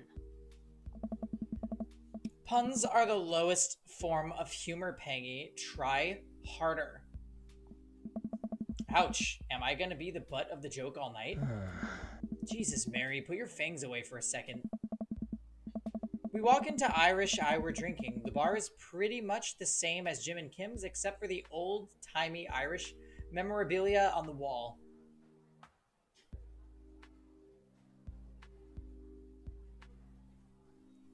Yeah, and Phil, you left out a lot of details about that story. You didn't even mention the bus with the children and the accident. Anyways, just Canada things. Next round, what are you having? Whiskey hasn't failed me yet. Let's do it.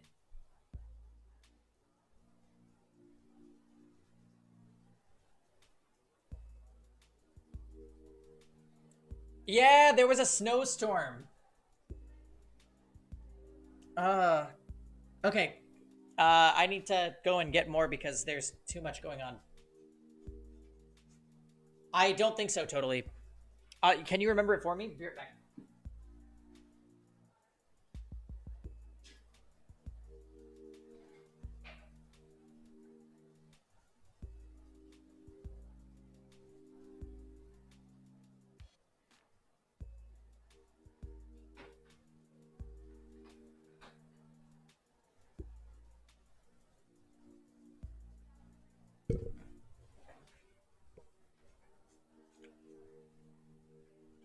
Let's do it! Well, if you insist. Robert orders 3 more glasses of whiskey, and we post up in a garish green booth. Mary slides in and sidles up next to Robert, which makes me breathe a sigh of relief. Let's sip this one, why don't we? Suit yourself. Mary immediately downs her shot in one gulp and burps loudly. That'll put hair on your chest. You are truly the paragon of grace and beauty. Mary grabs my drink and sips on it. Hey! Pangy, be a dear and get us another round, will ya? Wow, their faces. I don't know how to process this evening at all. I get up and order another round of drinks from the bartender. As I head back, I see Mary and Robert having a lively conversation.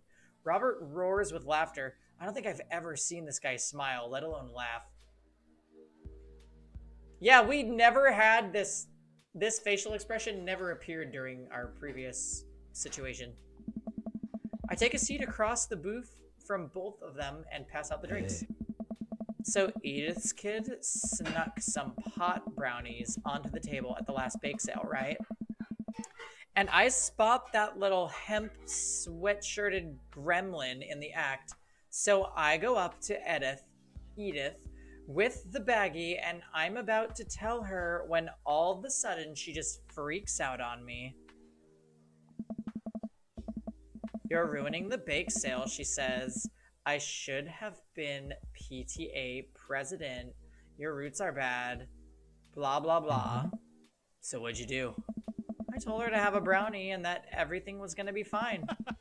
They both erupt in laughter. I politely follow along with the story. She ate 3. More laughter. Okay, that was pretty funny, actually. She called the cops and told them that time had stopped. Mary looks at me directly. Do you smoke weed? What? No, the devil's lettuce. I have 2 big fat blunts in my purse right now. Want a blaze?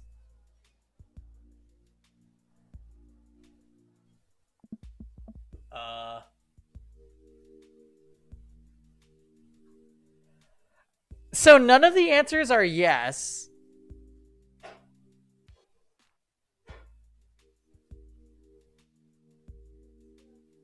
I think I'm gonna say you with the feds because that's like almost a jerk. I mean a joke. I worked hard for what I have, and no 2-bit corner boy is gonna drop the dime on me.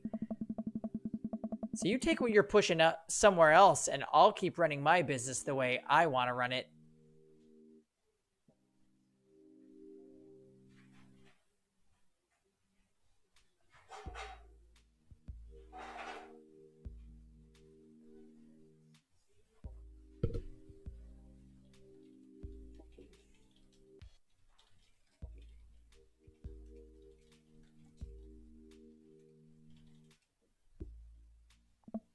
What?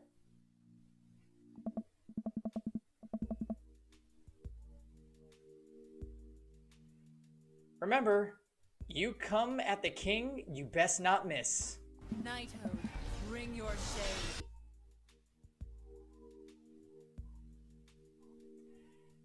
Jesus, kid, dial it back. Up, more eggplants. How is that the right answer?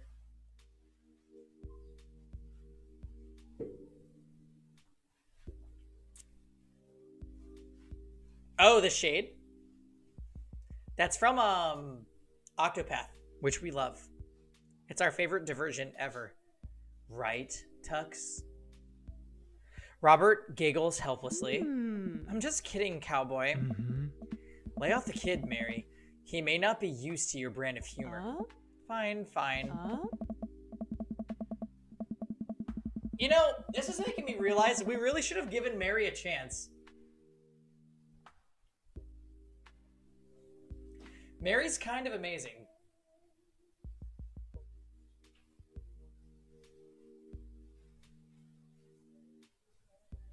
We sit around and sip our drinks, people watching and cracking jokes. After a little bit of time, I begin to warm up to Mary. Her jokes become much funnier and much less scary.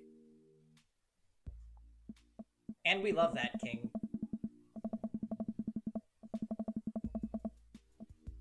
But it seems like she's not going anywhere anytime soon. I just wanted some alone time with Robert. I wonder if I can get her to leave somehow. You would never, Pangy. You would never do that.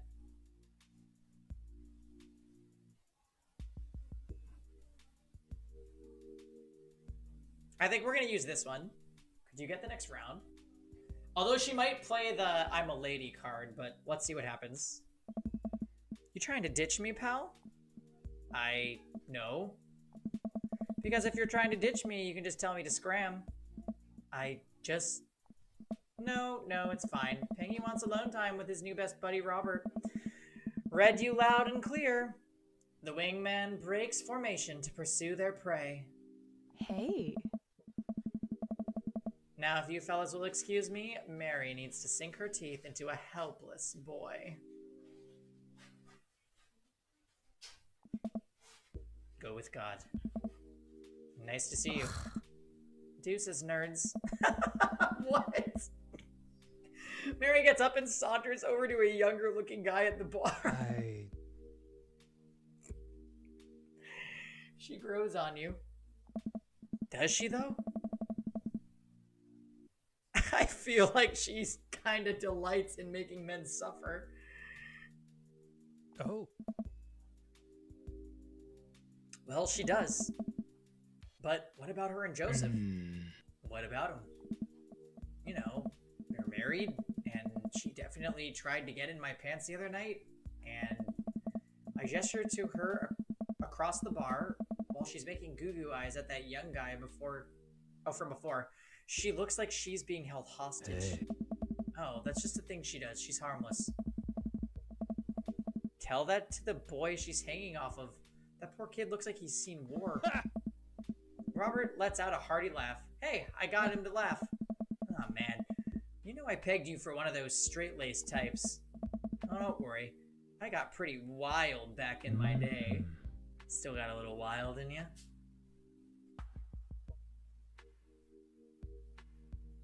You know it. Wow. See, I told you I was going to be a pro at this, you guys.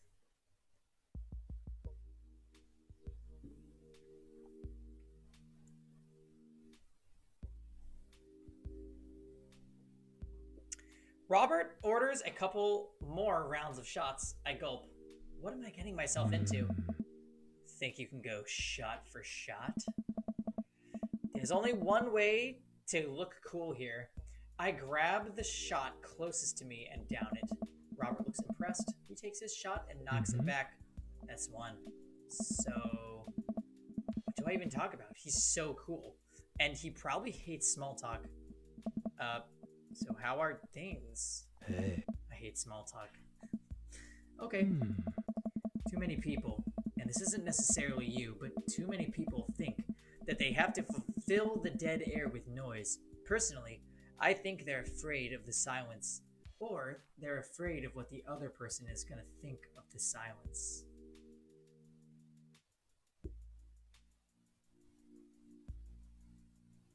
Oh.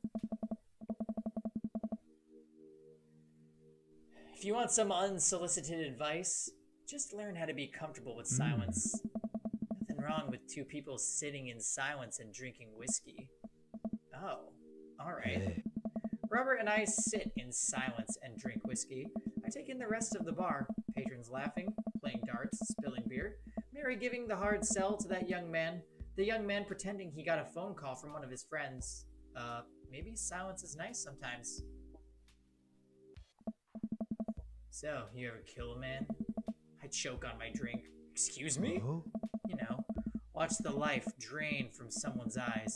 It's not just their life, you know. It's their hopes and dreams draining away. Their memory and experience they've ever had gone.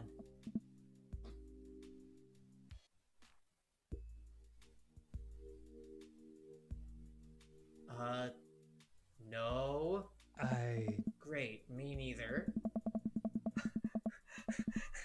What?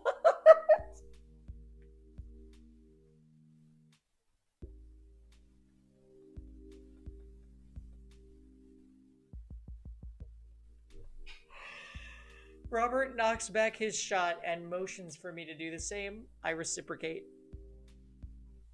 I'm just messing with you, relax.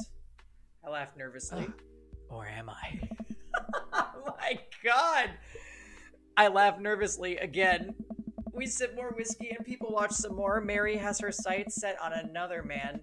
After the one who excused himself to the bathroom and I assume crawled out of the window.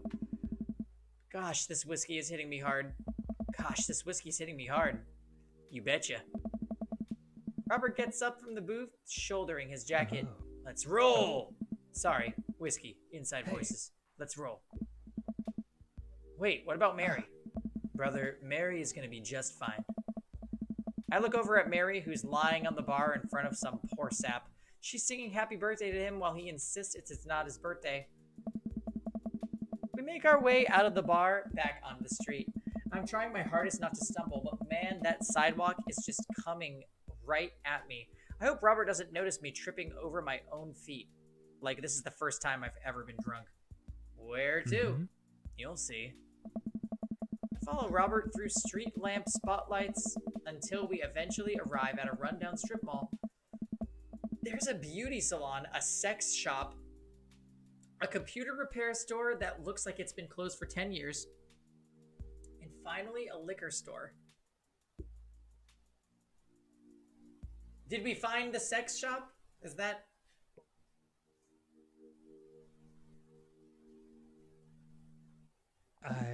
Wait here, I'll be right back. After a minute, Robert returns with 2 wine bottles in brown paper bags.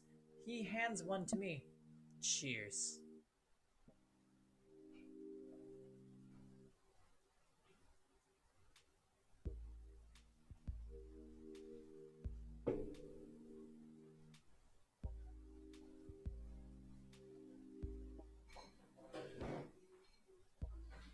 It was a phone! I love how that was revealed. He sits on the curb and drinks. He motions for me to do the same. This is not where I expected the night to go. I take a sip. White Zinfandel? What?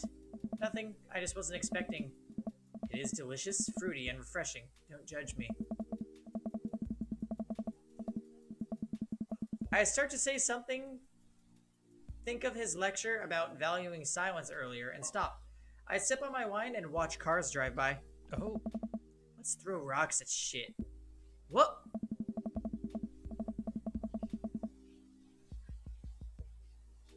Robert suddenly hurls a rock at a stop sign. The ding echoes throughout the empty parking lot. That felt good. He presses a stone into my free hand. Now you try. I don't know. With feeling.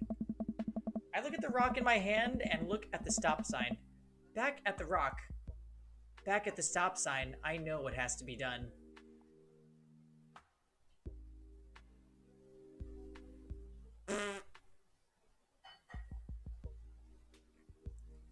I got a problem with authority. I hurl the rock at the stop sign. It sails over the stop sign right into the nearby window of a parked car, leaving a crack. Really? Dude, run! I leap up and dart into the nearest alley, wine in hand. A crack. I can hear Robert's footsteps behind me.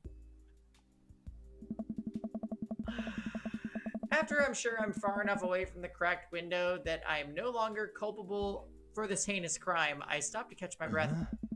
Maybe we should strike rock throwing from the to-do list. Agreed. Suddenly, my stomach growls. Oh man, I'm starving. Let's get pizza. Can't argue with that. Where's good around here? Actually, I don't even care if it's good. It just needs to be edible and in my mouth in the next 5 minutes. I know just the place. I follow Robert through a maze of alleys and side streets until we eventually end up in front of a tiny hole-in-the-wall pizza joint. The bright red neon sign reads, Pete's Piece of Pizza. Quinn.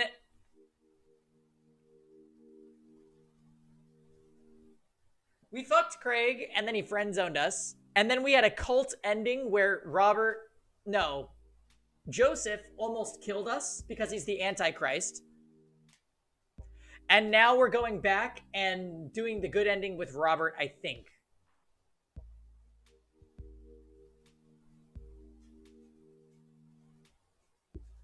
Basically, you're going to have to watch the VOD because that cult ending was fucked. But it made a lot of sense.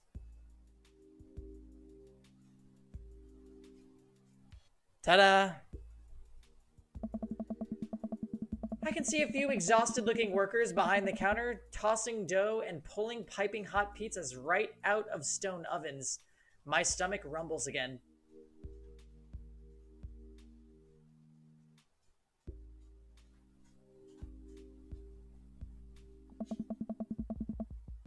We go up the corner and get ready to order.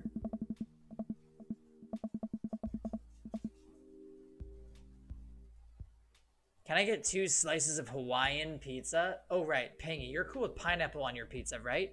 Of course. Yeah, not even a second thought.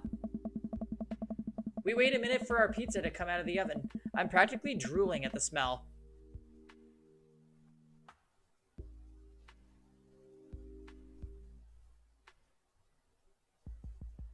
The cashier hands us each a giant slice on a paper plate so saturated with grease that I'm worried it will fall apart. We take our pizzas outside and wander through the alleyways as we eat. Also, Quinn, the number of dad jokes have left us a little bit in a state. That's all I'm going to say.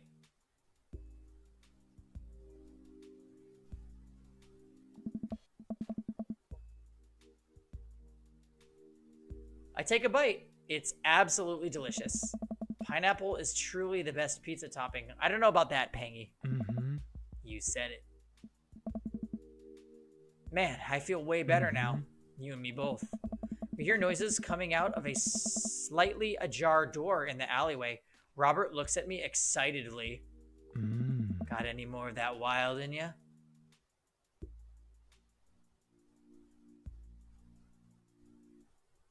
You betcha. We are doing nothing but getting eggplants with Robert.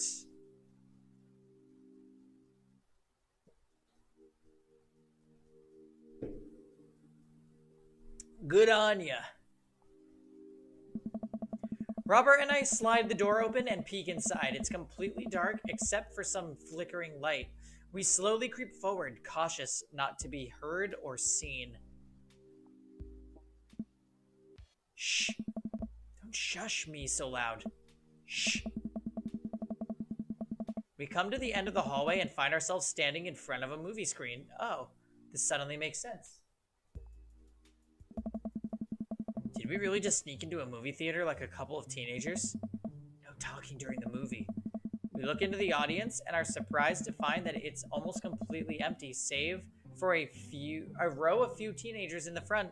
They look annoyed when they notice us. Robert starts making his way to the very back of the theater, and I follow him.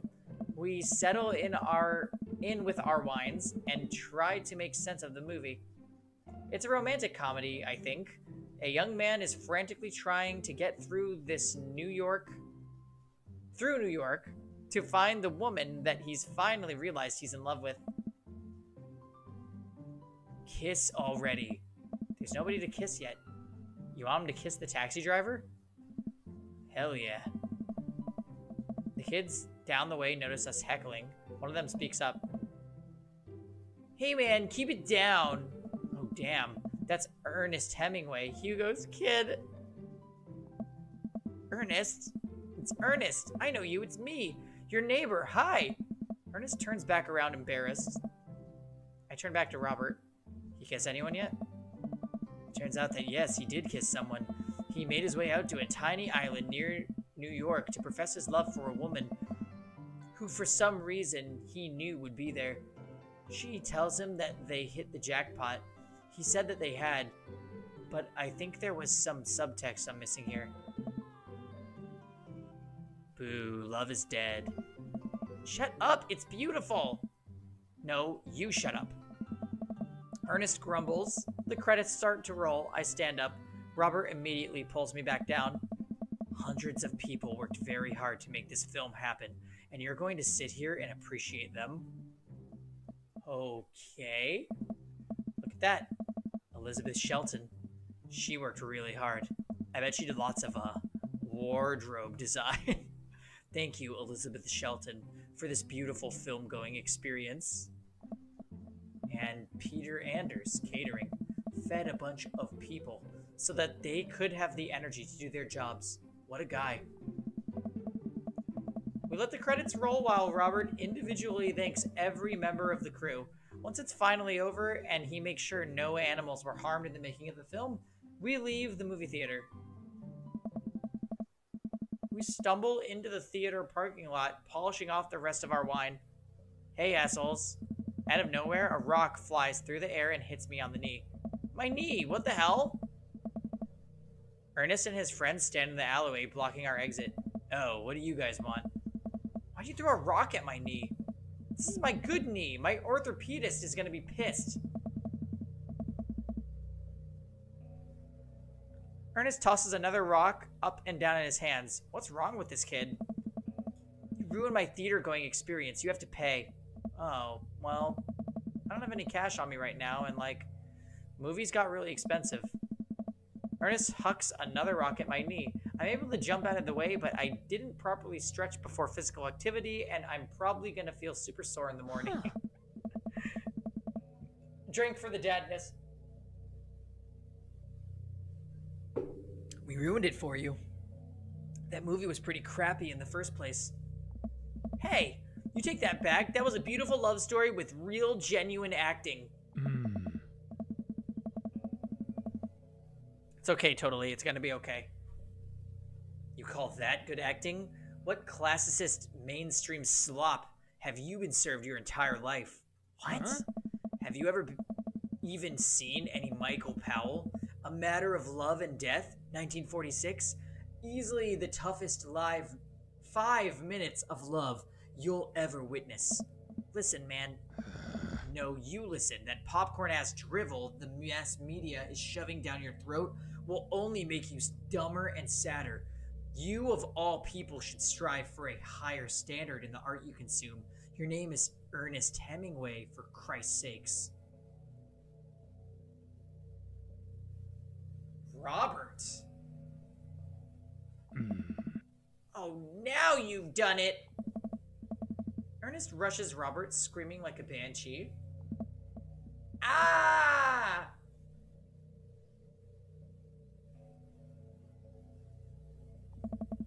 I dive between Ernest and Robert, trying to stop the kid. He lunges forward, kicking me as hard as he can in the knee. Fuck my knee!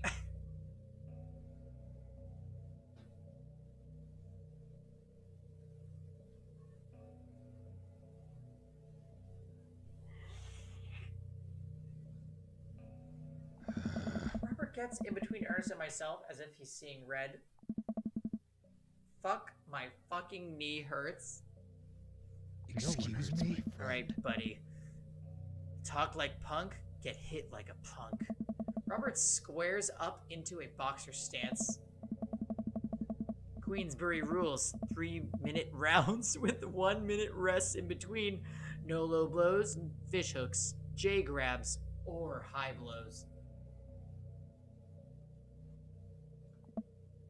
What? I don't even think about pulling an illegal turnstile.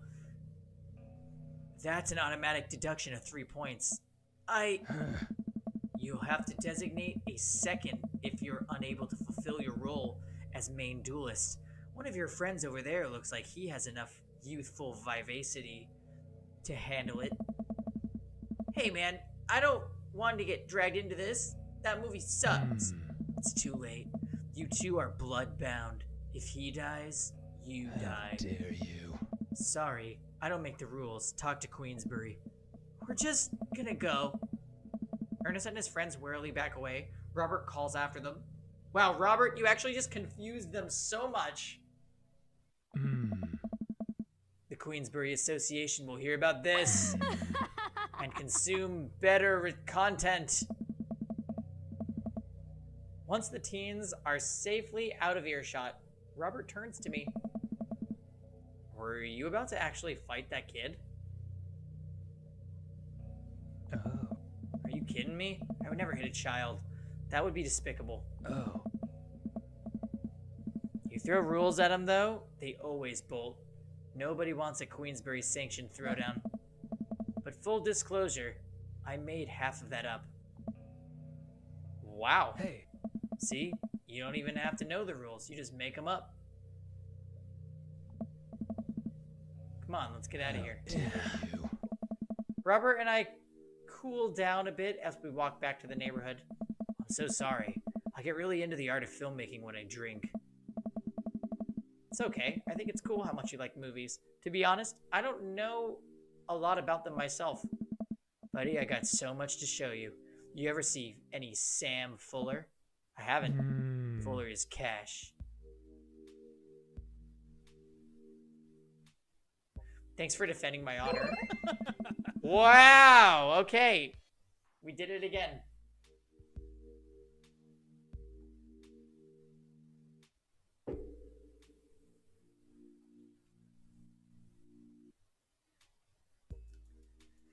It's a little strange when you say it that way, but sure, why not? Robert throws an arm around my shoulder and we drunkenly belt out tunes all the way back. We finally get to his doorstep. This was an interesting night. I liked it. His smile forms on his cheeks, a rare sight. Let's hang out again soon, yeah? Yeah. I linger there for a second, swaying drunkenly in the night breeze. Robert claps me on the shoulder. Night, bud. Robert heads back inside and I stumble my way home.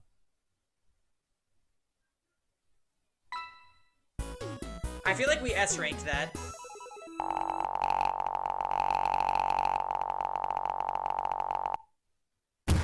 I'm lost in your oceanic eyes. Easy. Easy S-rank. See? And look at you guys. Look at you guys. Pangy. Pangy, we don't trust you. Pangy, there's too many dad jokes. Pangy.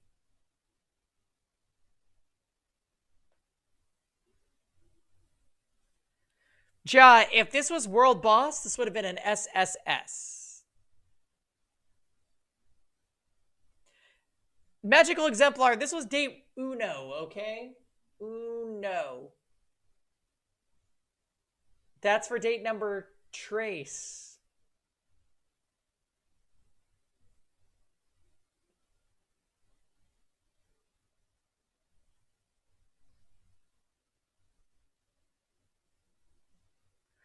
Yeah, Diamond.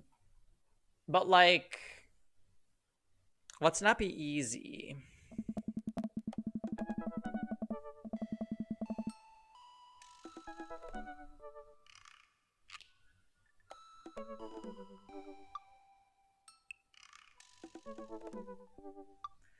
While I'm doing my afternoon word jumbles, I hear the mail truck pull through the cul-de-sac. I wonder if we got any coupons today. Oh, this is the part where Amanda opens her college thing. Yeah. And then she doesn't get in. Or she does. Yeah. Oh, she got in. Right, we already read this, so we're skipping. Yeah, just bring us to the next dad book thing. You guys remember this part, right? This was last week. Yeah.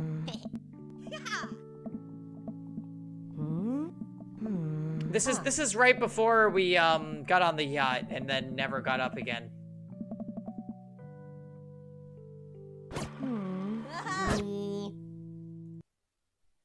Yeah, all we care about is the Robert dates. Are you serious? Dads. No, you know what? No. No. Okay? We are not doing your underhanded, accidental delivery gimmick just to hang out with me. It's not gonna happen. And you, okay? You know what? We don't need you. Because you were changing our speech patterns, and I don't appreciate that. Even if, the one sleeping bag thing was extremely staged. You, okay, listen, okay? You're annoying, and I don't like you. And chest hair is not very effective on Pangy, but it's super effective on others, so get out.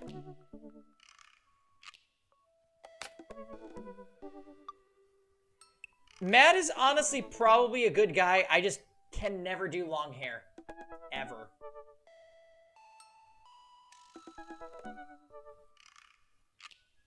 Naga, you missed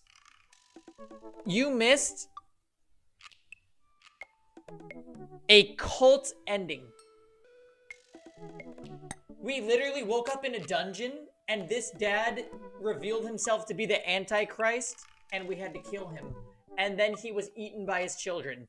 I'm not even kidding you.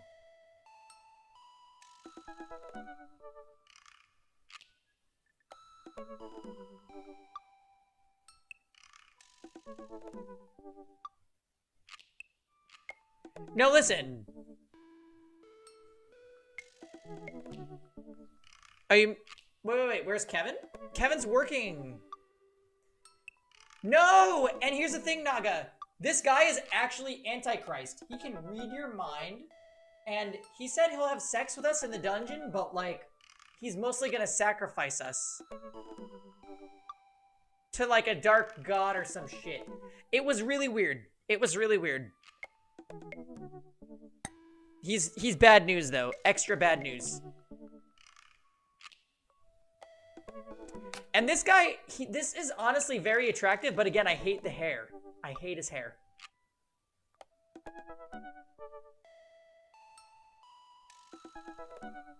Honestly, basically all of them are wholesome.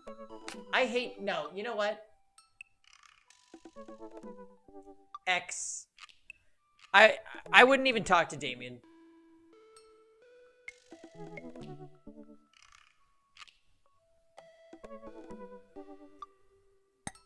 Anyway, he orders dead butterflies.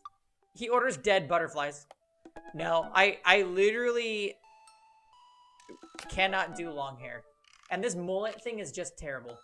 And the outfit is just, stop. Stop it. I get that you're a teacher, but do something else. So anyway, the only real options were Dude Bro Dude, who we did, and, you know, we got messed up. This guy literally tried to kill us and almost succeeded, and turn us down. So now that leaves Robert.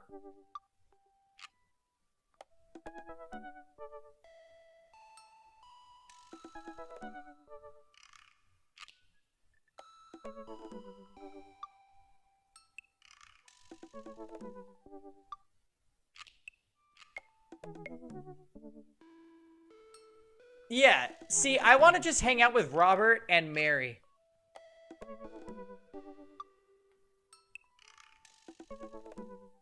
Yeah. You know what's scary though, Naga? This tattoo was on the wall of the dungeon where this freak took us. So, like...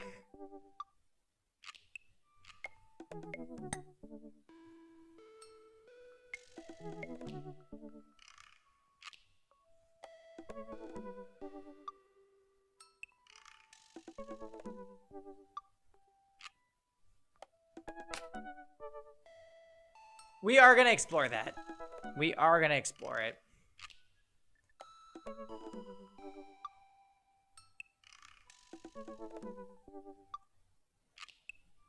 No, I'm pretty sure that Robert was involved with Joseph, but he escaped somehow. The main reason that we've gone back and we're doing Robert's storyline is because I want to know more about the path that we got with Joseph. It's actually really interesting.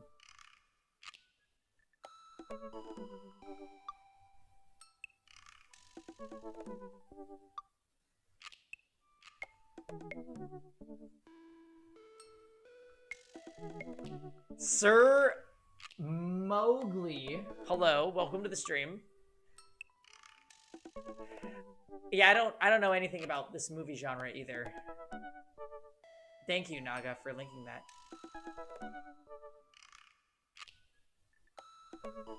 Apparently it's a real thing.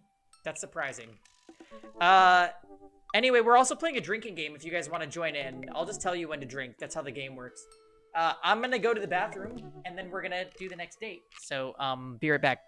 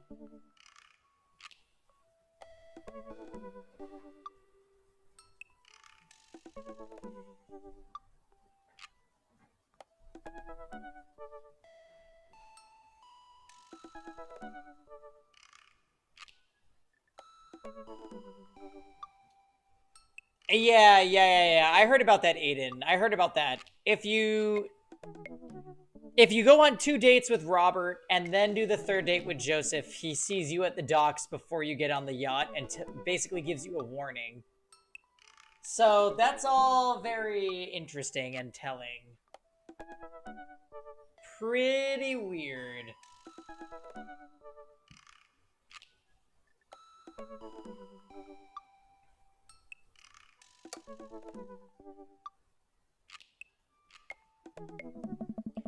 I had a lot of fun with Robert the last time we hung out, but I'm beginning to wonder if he's dodging me. I've tried messaging him a few times, and Dadbook says he hasn't even read them. Haven't even seen him come out of his house, actually. Oh, this is similar to our other date on the run where we hooked up with him the first night. I decided to send him one last message, figuring that this'll produce the same result. Hey man, didn't know where you've been, but we should grab a drink soon. I walk away from my computer because at this point I know he's not messaging me back anytime soon.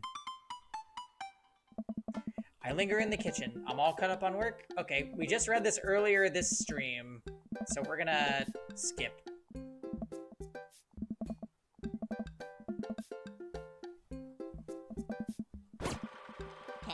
He makes a pie. Yep. He makes the pie. Oh my god, it was so good. I go to bed, and then I get a message back from Robert.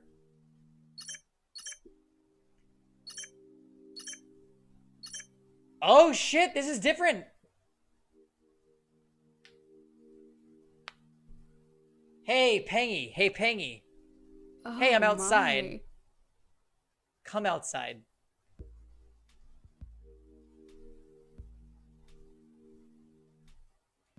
Wait, what is that? I was just on the verge of falling asleep. I climb out of bed and try to identify the source of the dinging. My computer screen illuminates the room. I walk over to it, ready to turn it off, when I notice what's happening on screen. Don't make me honk. I will honk. Get out here. I look out my window, and sure enough, there's Robert leaning up against his pickup truck in my driveway.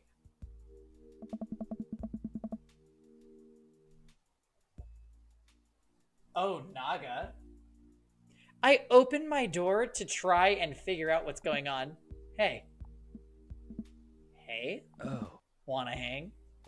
I was kind of sleeping. That's no fun. Oh? Come hang out. I would argue that sleeping is very fun, but I don't have to be anywhere in the morning. Might as well live a little. Sure. Huh? Cool. You plan on going out like that? I look down and realize that I am in fact not wearing pants. I mean, I don't mind. Oh. That's a drink, my friends.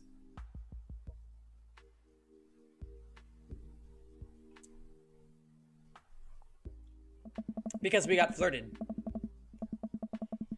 I run inside and throw on my going out pants, shoes, and a jacket. I grab my keys and meet Robert back outside.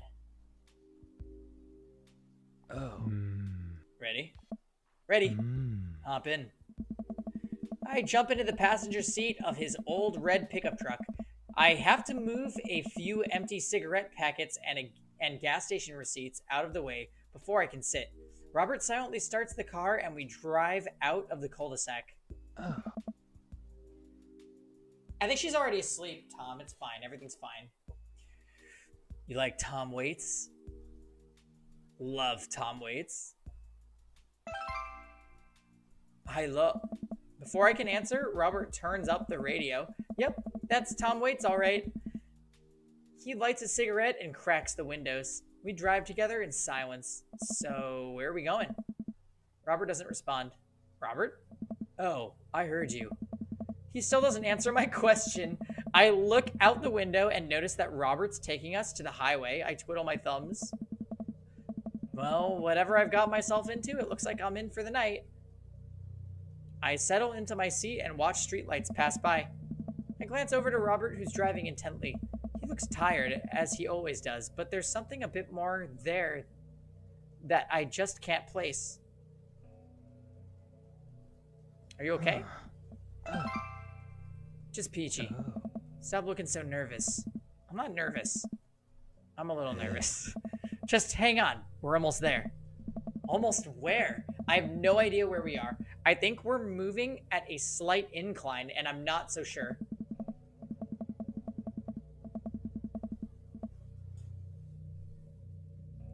We eventually come to a stop. Robert gets out of the car, and I sit for a second, unsure if he wants me to get out too. What are you waiting for? I hastily exit the car. Robert sits on the bed of his truck and pats the space next to him. Oh. I sit down and take in the view. We're on a hill overlooking the city skyline against the bay. The cool night air rustles some trees near us as lights blink in the distance. Off to the side, I can see an entrance to the dense forest. Man, it's also gorgeous. This is where I come to masturbate.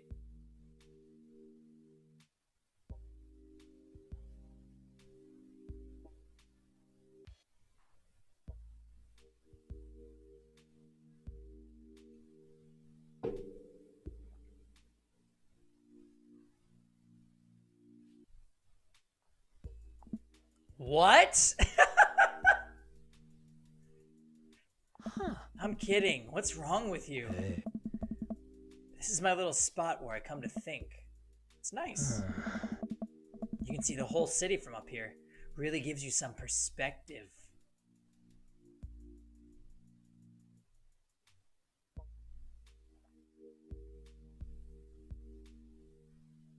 Yeah, can you believe?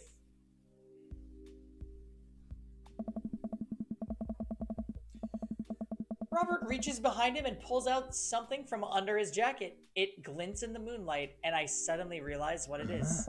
Oh shit, that's a knife!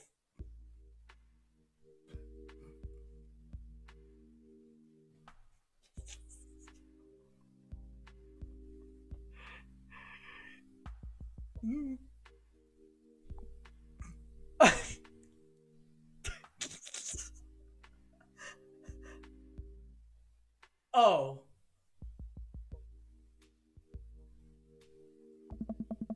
Please don't stab me. Robert reaches into his pocket and pulls out a small piece of wood. Please don't stab me with that either.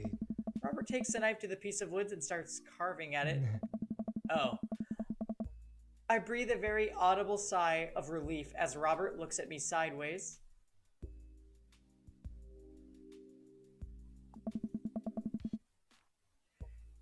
Did you think I was gonna stab you just now?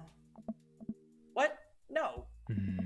Hate to break it to you, but I did in fact bring you out here to harvest your organs.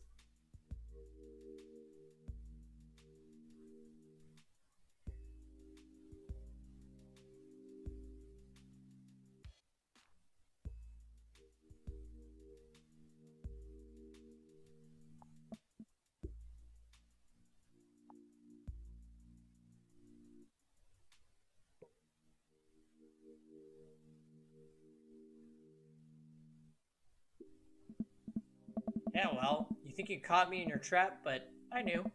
For years, I've been putting on the most vile junk food in my body in preparation for this day. Come at me, friend, and reap what you will. 2 steps ahead of you at all times. That's how I operate. Ha! That's another drink.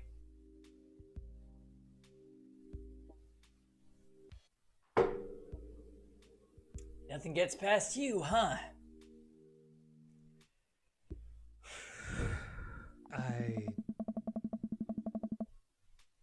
I got more eggplants.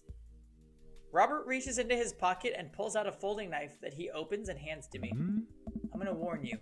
The last guy I had a knife fight with lost 3 fingers because he didn't know the 8 basic rules of knife fighting. You're familiar, correct? I honestly can't tell when you're kidding. I'm so many levels of irony deep that I've forgotten what humor is. He and I laugh. Have you ever whittled before? Considering I'm not a grandpa, no. What do you mean by that?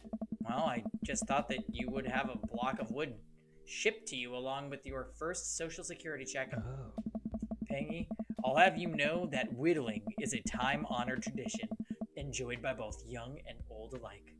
That you're dismissing it before you've even tried it speaks volumes about your character.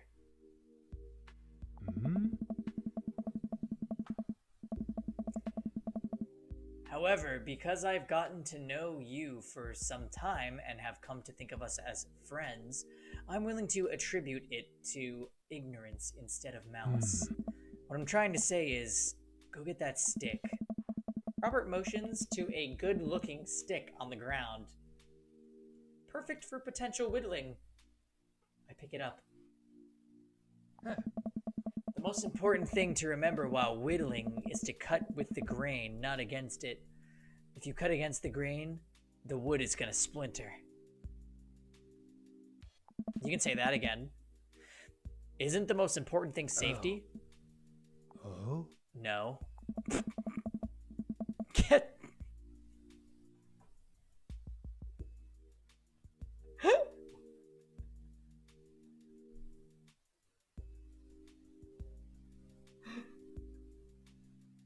What is this?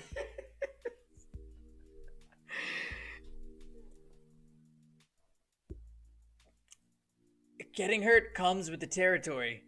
Look at my damn hands. I'm scared. I look at his damn hands. They're calloused and covered in little white scars.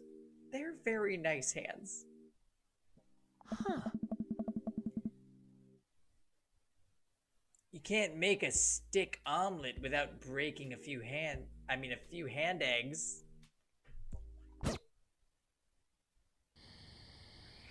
Knife that wood. No!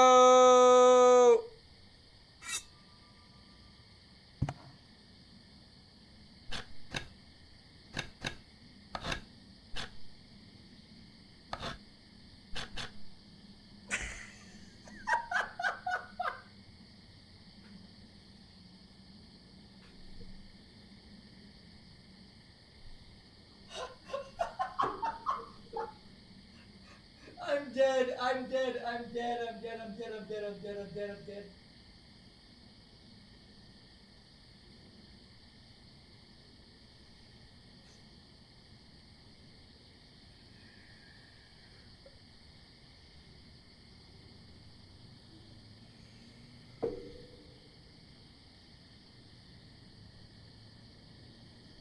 That's a good start.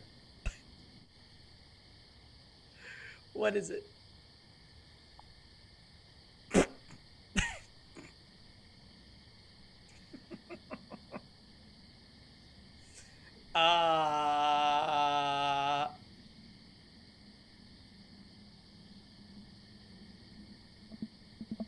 Careful, don't poke yourself with that.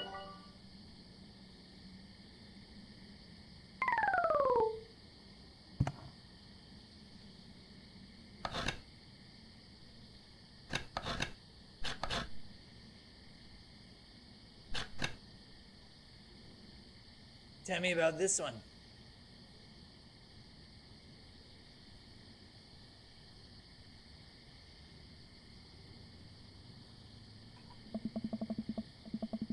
A tongue depressor. I should put that in my first aid kit. Never know when you might need one.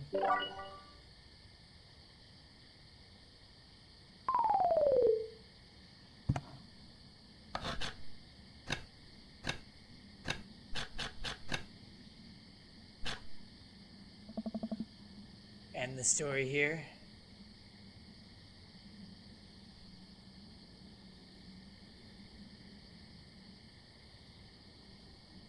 Toothpick?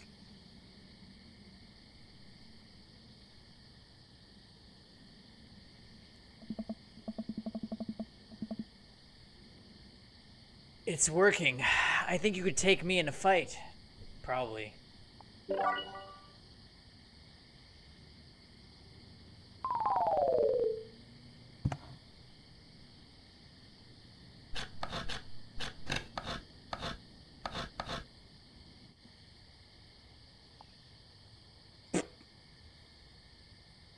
I feel like I should say I don't know. Although chicken nugget is also a good answer.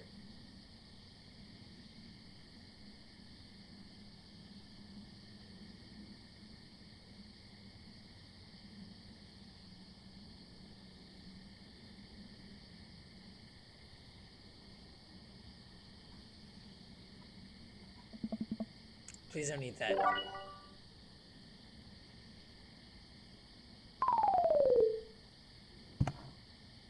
We're still doing this?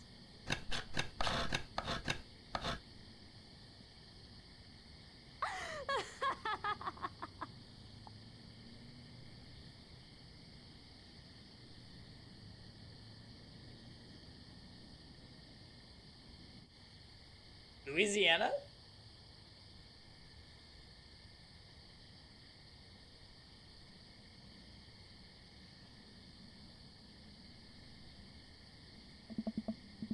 Go to Louisiana, beautiful place. Got stabbed there once, you know? Or was it Kentucky?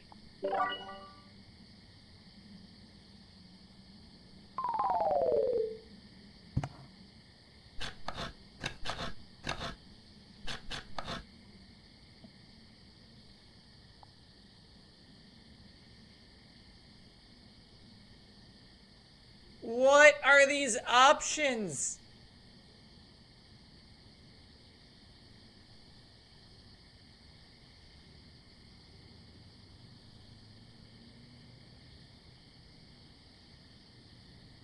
Probably this. It's a stick.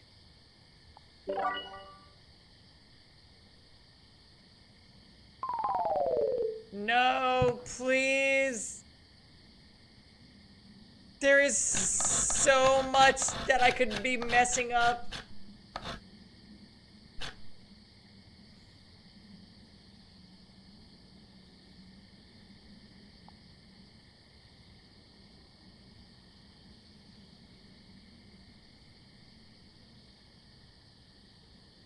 I think it's a duck.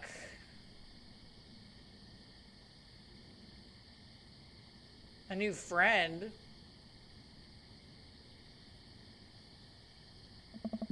He's beautiful. I'm happy for you.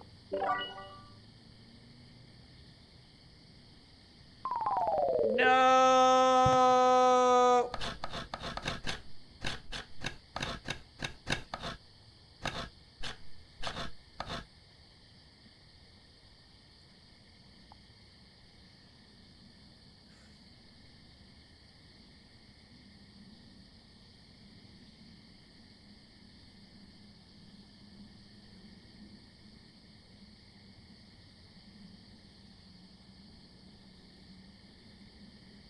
Sir Horsington the Brave, or am I supposed to do this? A brave and noble name for a brave and noble creature.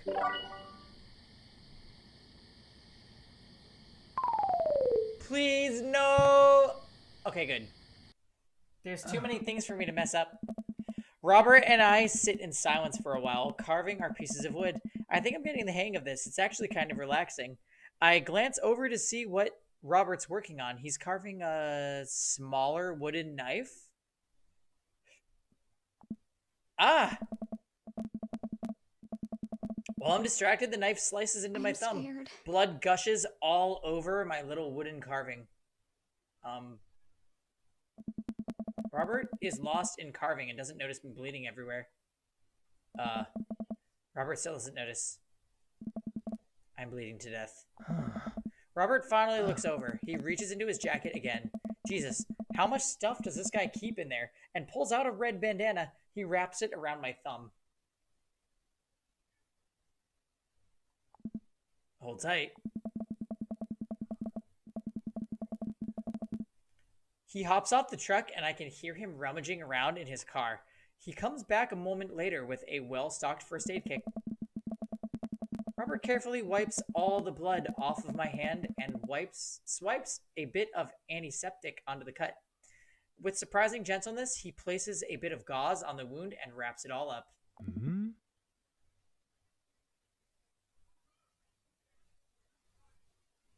You okay? Yeah, I'm good. He hands me what's left of the tube of antiseptic. Make sure to keep that cut clean.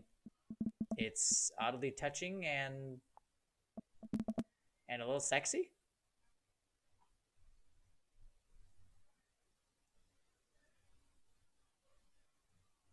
I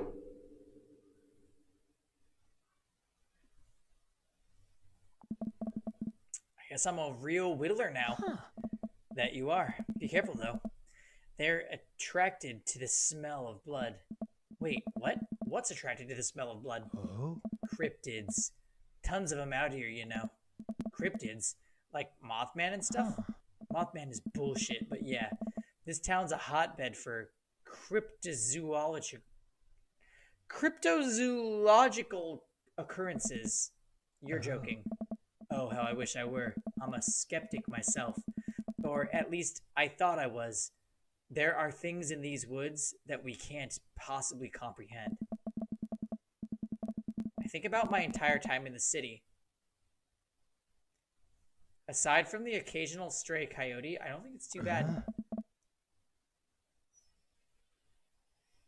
You ever hear of the Dover ghost?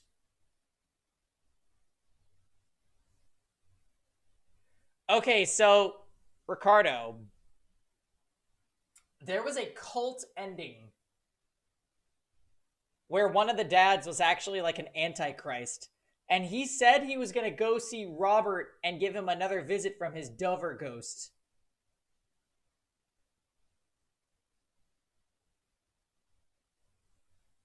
I'm scared.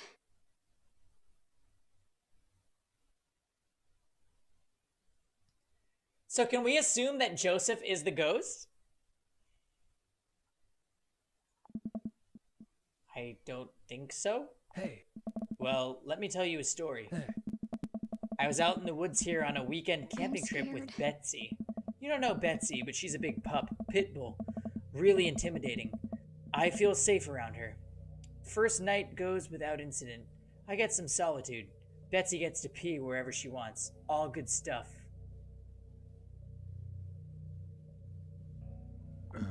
Second day, I get the idea into my head that I can hike deeper in the woods.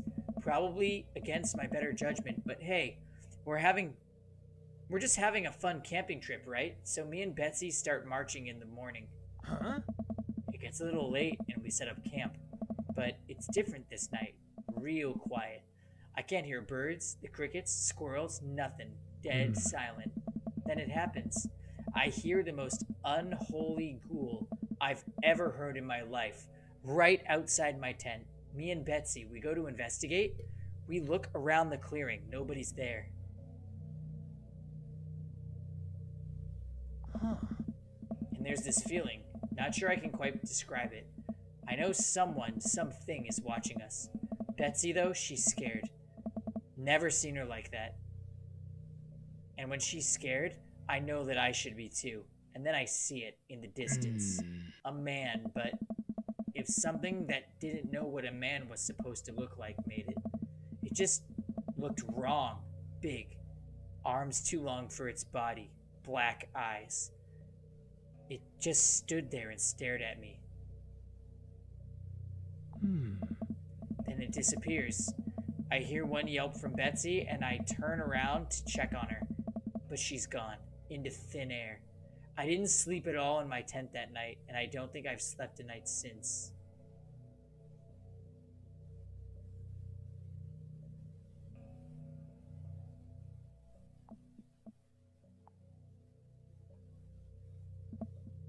Wow, Robert. Hey. I'm so sorry. They say if you listen closely on quiet nights, nights just like tonight, you can hear the howl of the Dover ghost.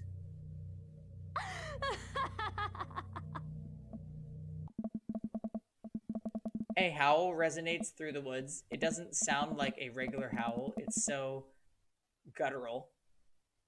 Even from far away, something about it makes my skin crawl.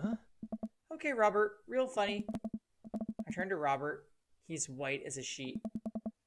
You're messing with me, right? If I was messing with you, I was messing with you up until literally just now. I totally made that camping story up. I strain my eyes to scan the forest line, trying to see where the howl originated from. Off in the distance, I see something. It's so far away. I barely can make out the shape. It looks human, but it's dragging something.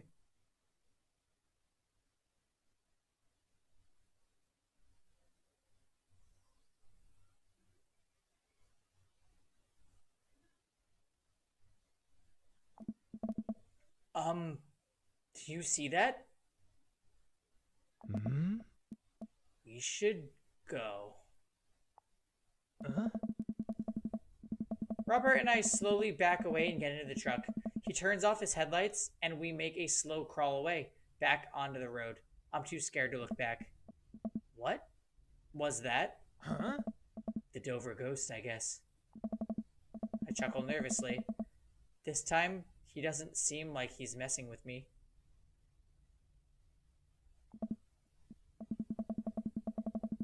Hey, Starberry. We did the cult ending earlier.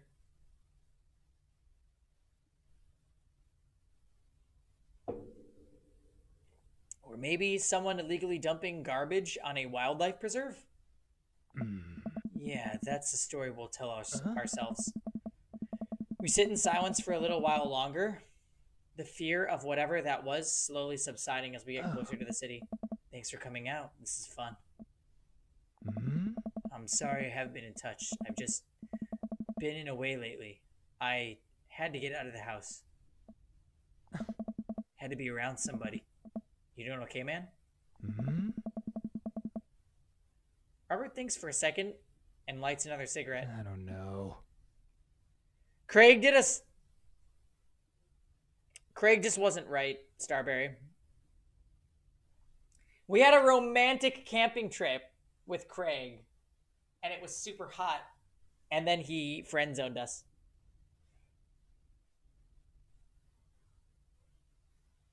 Hey.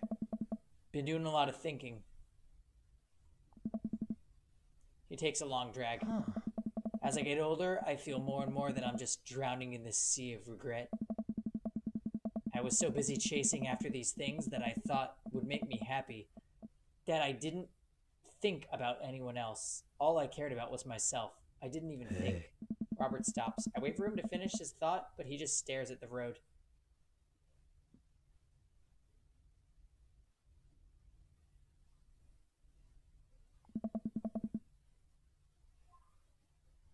Maybe I'm just built like this.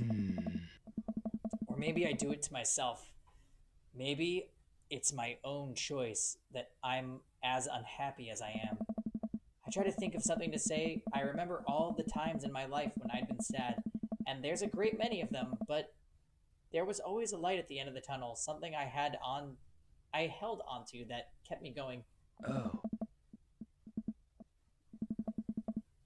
Yeah, when you're jumping off of the waterfall, right, Starberry? I got that feeling.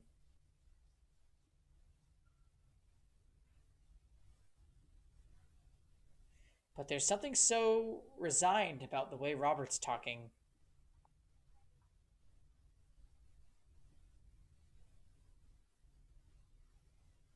I'm glad you told me. It must have taken a lot for you to want to tell somebody about this. You're a mysterious guy, Robert. You don't have to be. Do you ever wish you were a better father? Think about it for a second. All the time. You can read all the parenting books you want, but nothing will ever prepare you for raising a child. There's so much stuff I regret or wish that I could have done better, but I don't have the answers. I don't know if anyone does. It's funny. I look at you and your relationship with your daughter, and it seems perfect. It isn't. At least you're there for her. I stare out of the window at the blur of passing trees. I just hope I'm a better father to my kid than my dad was to me. What did your dad do? It's more about what he didn't do. He was quiet, stoic. Don't think he ever once told me that he loved me. He cared more about his work than he ever did about me or my mom. Do you hate him? No, I used to, but after I became a parent, I just kind of feel bad for him. He missed out on my whole childhood. When I think about all the happiest moments in my life, they're all with Amanda and Alex, and he just wasn't there. It hurt like hell when I had to leave him to die in that Belarusian prison. Whoa. What? I turn and smile at him. Nah, he's retired in Florida with my mom. We go there every Christmas.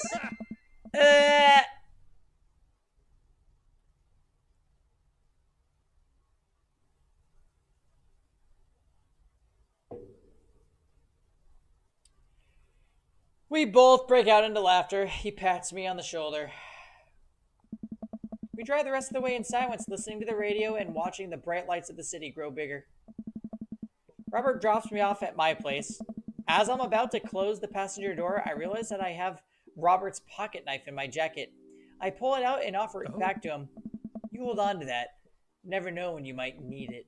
Night, Robert. Have a safe drive home. Robert smirks and pulls away. He then immediately pulls into his driveway, which is one over from mine. He gets out and waves.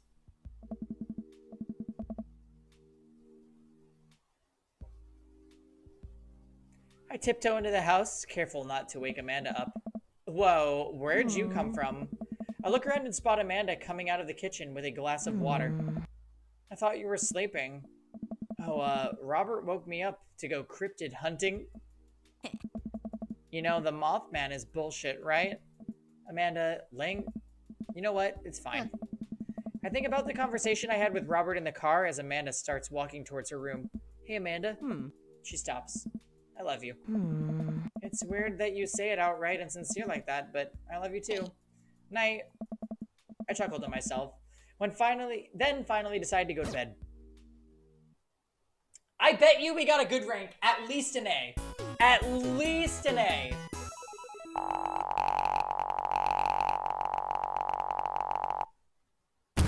That was really special. If we get friend zoned,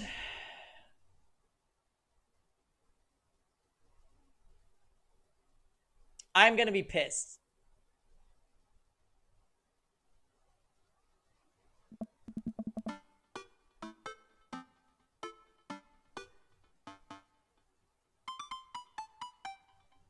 What are you talking about, Tux? What?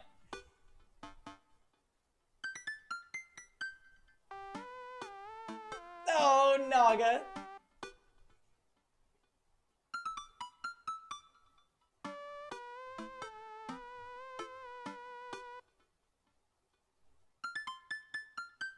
You guys, the drinking game is too strong. I have to go refill again.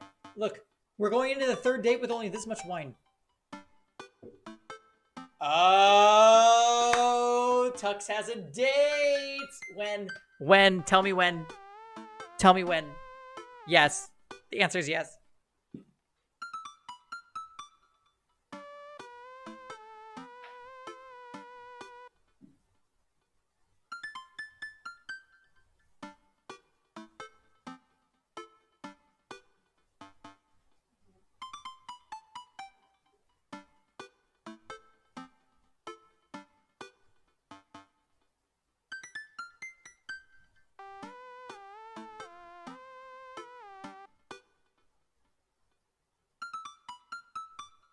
Oh my.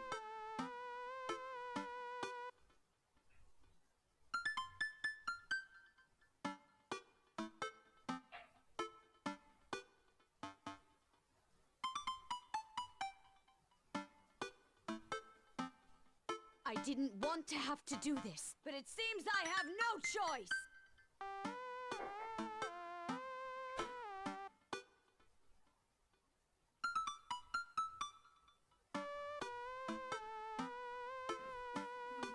You've been naughty.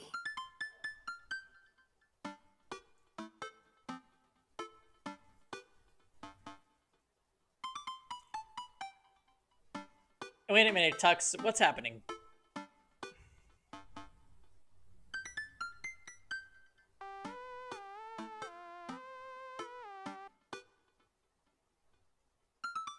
Tux, just do it. Tux, just do it. Yes, the answer is yes. Wear a face mask, but do it.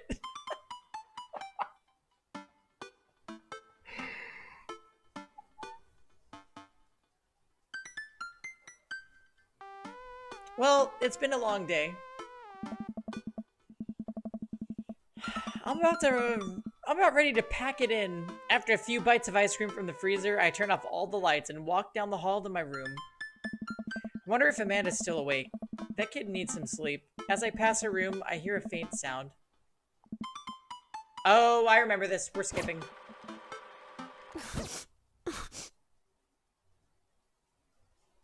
Did something happen? Leave her alone.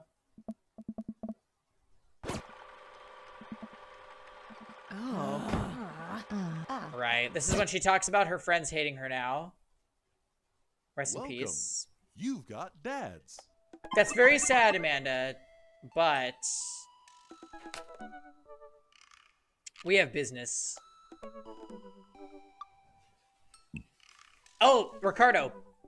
The one who locked us in the dungeon was this one.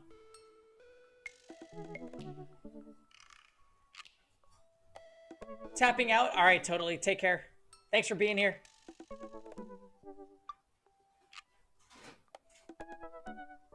Yes, this guy locked us in a dungeon.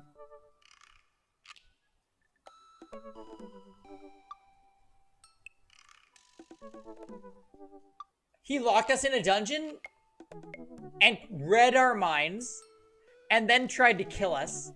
But his wife, Mary, came to our rescue and killed him with Robert's knife.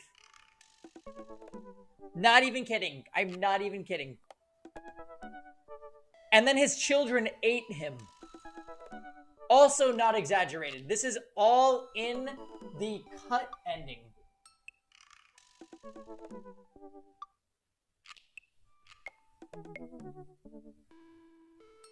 Oh my. And then Saul showed up. And we really hope that he's DLC. Major Escandalo. Yeah. Anyway, I think next week we might play Danganronpa.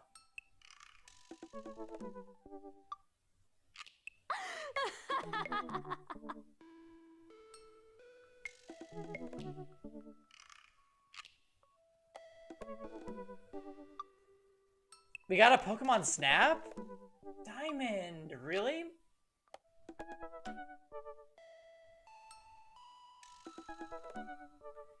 Careful, Ravers. Ricardo will take your kidneys.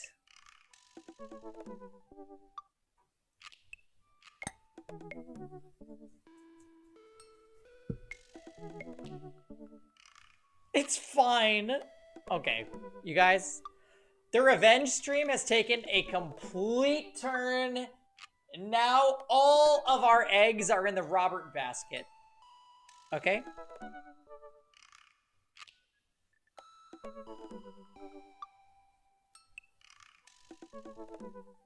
Alright. Craig screwed us over.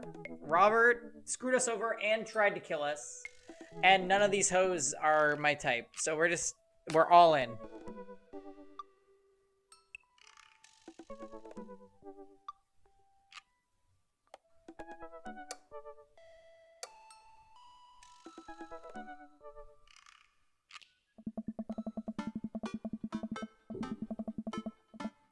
I haven't spoken to Robert since that night we drove out to his thinking spot. He seemed unusually somber then. Like, more so than the usual amount of somber that Robert is, which is already a lot.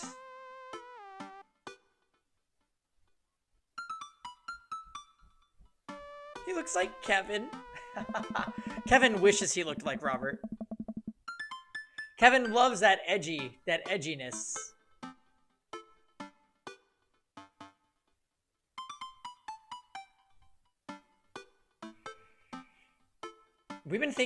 I've been thinking about him and hope he's doing okay, but I've been a little reluctant to reach out to him. Why? You guys connected. Pangy. Hey, Pangy. Guess who's getting their drink on tonight? If we get friend-zoned by Robert, we are never touching this game again.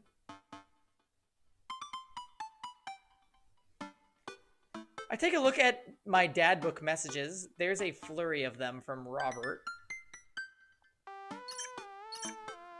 Guess it's you. Also me, but mostly you. Yeah, dude.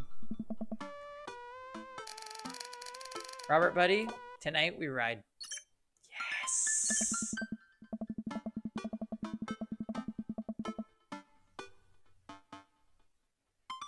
Not that I'm unappreciative, but I think this is the first time that Robert's given me more than an hour's warning before hanging out.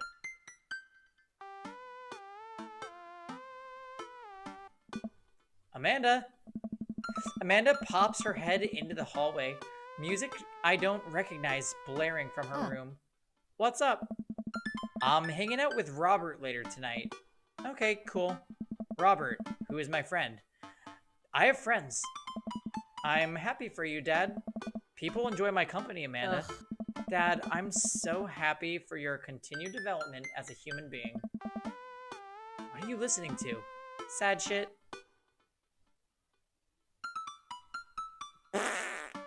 Amanda, language. Sad stuff, sweetie. Ugh. Holy stuff. Lay off me, Pops. Amanda goes back into her room and turns up the volume to her sad stuff. I put my going out coat on and walk over to Jim and Kim's. I spot Robert leaning against the brick wall smoking a cigarette. As I get closer, I realize he looks different. Cleaner, I guess.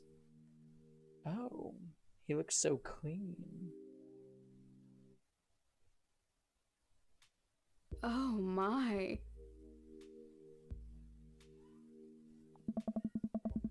It actually seems like he combed his hair and his clothes are less wrinkled than usual. Hey. Hey. You take a shower just for me? I'm working on my relationship with existence. We both stand there for a second and don't say anything. Robert finishes his cigarette and abruptly goes inside. I follow him. Our relationship with Robert is so fucking awkward, but I love it. By the time I get inside, Robert's already at the bar ordering 2 whiskeys. I spot a booth in the back and claim it for us. Robert slides in and hands me a glass.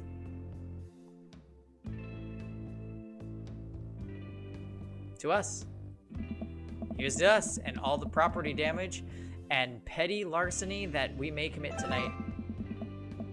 We clink whiskeys and I watch him sip his, rather than his traditional approach of slamming the whiskey back as quickly as possible. So, what's the plan for tonight? Hit some other bars, maybe grab some pizza. I think that'll kill some time before we go burn down that old abandoned house in the woods. It's definitely not as fun if it's abandoned. Hey. Oh, that was Mary. Mary pops over the back of the booth, a glass of wine in her hand. She punches Robert in the shoulder. Where was my phone call?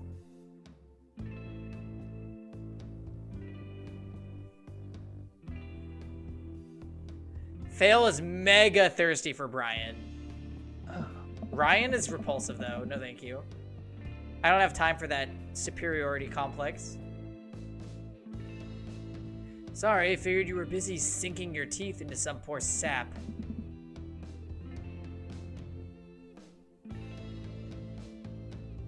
I am. He's right here. I look around the booth to see a guy sitting across from her. He waves meekly. Ugh. You replacing me with the new kid? Mary, I could never replace you, whether I wanted to or not.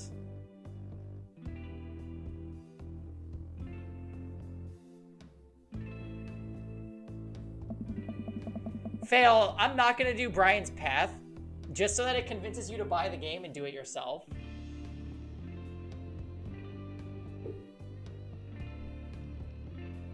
Mary leaves her booth and slides in next to Robert. The guy she was sitting with looks mildly relieved. She eyes Robert's clean pressed clothes up and down suspiciously. What? Do you got a court date coming up?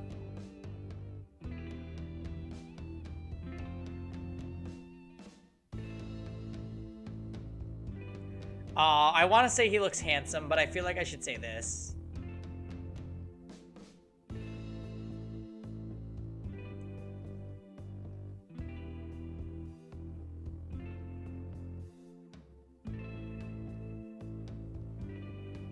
I didn't want to have to do this, but it seems I have no choice. He'd never convince the jury. You'd have to shave first. And there we fucking go with the eggplants. Let's do it again.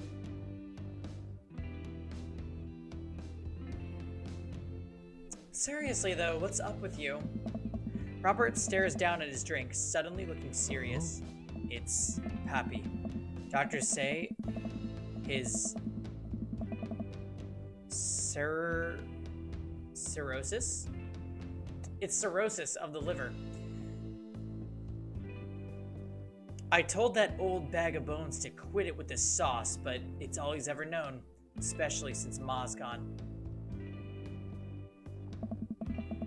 That's why I invited you out tonight. Just didn't want to be alone. Oh, come on. Pangy, don't be an asshole. You know the one thing Robert doesn't joke around about is his Poppy. Whoops. They're giving him 2 months. I gotta help him straighten out his affairs. Robert, I'm so sorry. Robert takes a long look at his whiskey, eyeing it in the dim glow of the bar's lights. I look at his life, then I look at mine, and I know history is just doomed to repeat itself. Oh my god. I'm just kidding. He's retired with his new girlfriend in Acapulco. They watch the sunset every night, probably screw like donkeys. Wait. Aren't rabbits the ones who screw a lot? Oh, sorry. Didn't realize you were an expert on which animals screw a lot. Come on. Please stop saying the word screw. Robert finishes his drink and slides it away from him. He gets up and out of the booth. Me and Pangy are gonna hit the bricks. You coming with? Mary casts one glance at the sad sap she's been hunting and downs the rest of her wine in one gulp. This place is dead anyways. We exit the bar and find the typical empty street filled with a small crowd of people. At the front is a guy with a really deliberate attitude and bad posture. He carries a lantern that he shines up at his face for dramatic effect. What's going on? Looks like it's one of those walking ghost tours. They do that in this part of town all the time. I've always wanted to do one of those. You know, all those stories are fake, right? Pretty much all stories are fake. Your posture. This is research. Robert makes a beeline towards the back of the group. He turns around when he notices that I'm not following him. Come on. We can't just crash it, can we? Nah, Tux, we like Mary. We like Mary. She saved us when Joseph was gonna kill us. And she's a fun drinking buddy. Don't be such a square, Pangy. Just act like you belong. That's not enough. Robert sidles up to the tour group. I reluctantly fall into step behind him. Well, here goes nothing. Oh! Quinn is back. Hey, I was in this place in 1694 that the most infamous witch trials were held. To date, we do not know if the people burned at the stake were actually witches, but it is widely reported that their ghosts still haunt this hapless dive bar to this very day. It was actually 1692. Hey! What? And the site was over by the coffee shop down the road. I'm sorry, who are you? Daniel McSturgis, ghost historian. And this is my colleague, Dr.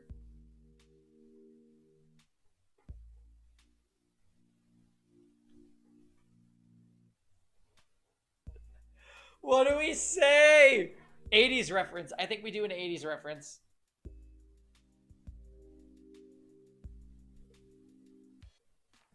I think we do an 80s reference. Ha!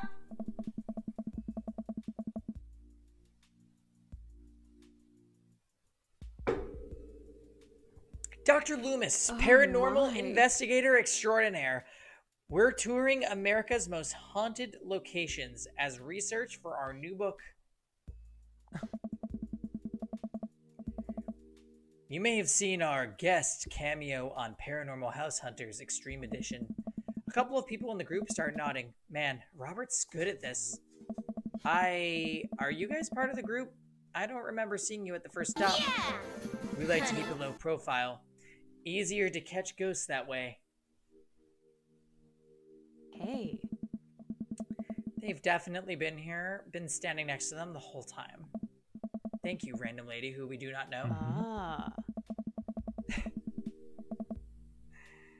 As I was saying, the epicenter of paranormal activity can be found at the Coffee Spoon over there. The man who runs it has been plagued by hauntings since he signed the lease. Damn near driven him mad. But whether you want to say is cool, I guess. Whatever you want to say is cool, I guess. It's your tour. Man, I didn't know that about Matt. Wait, Robert's making this up. The rest of the tour group listens intently to Robert's every word. I think the tour guide can tell that he's losing the group. He seems to be getting flustered. Thank you for your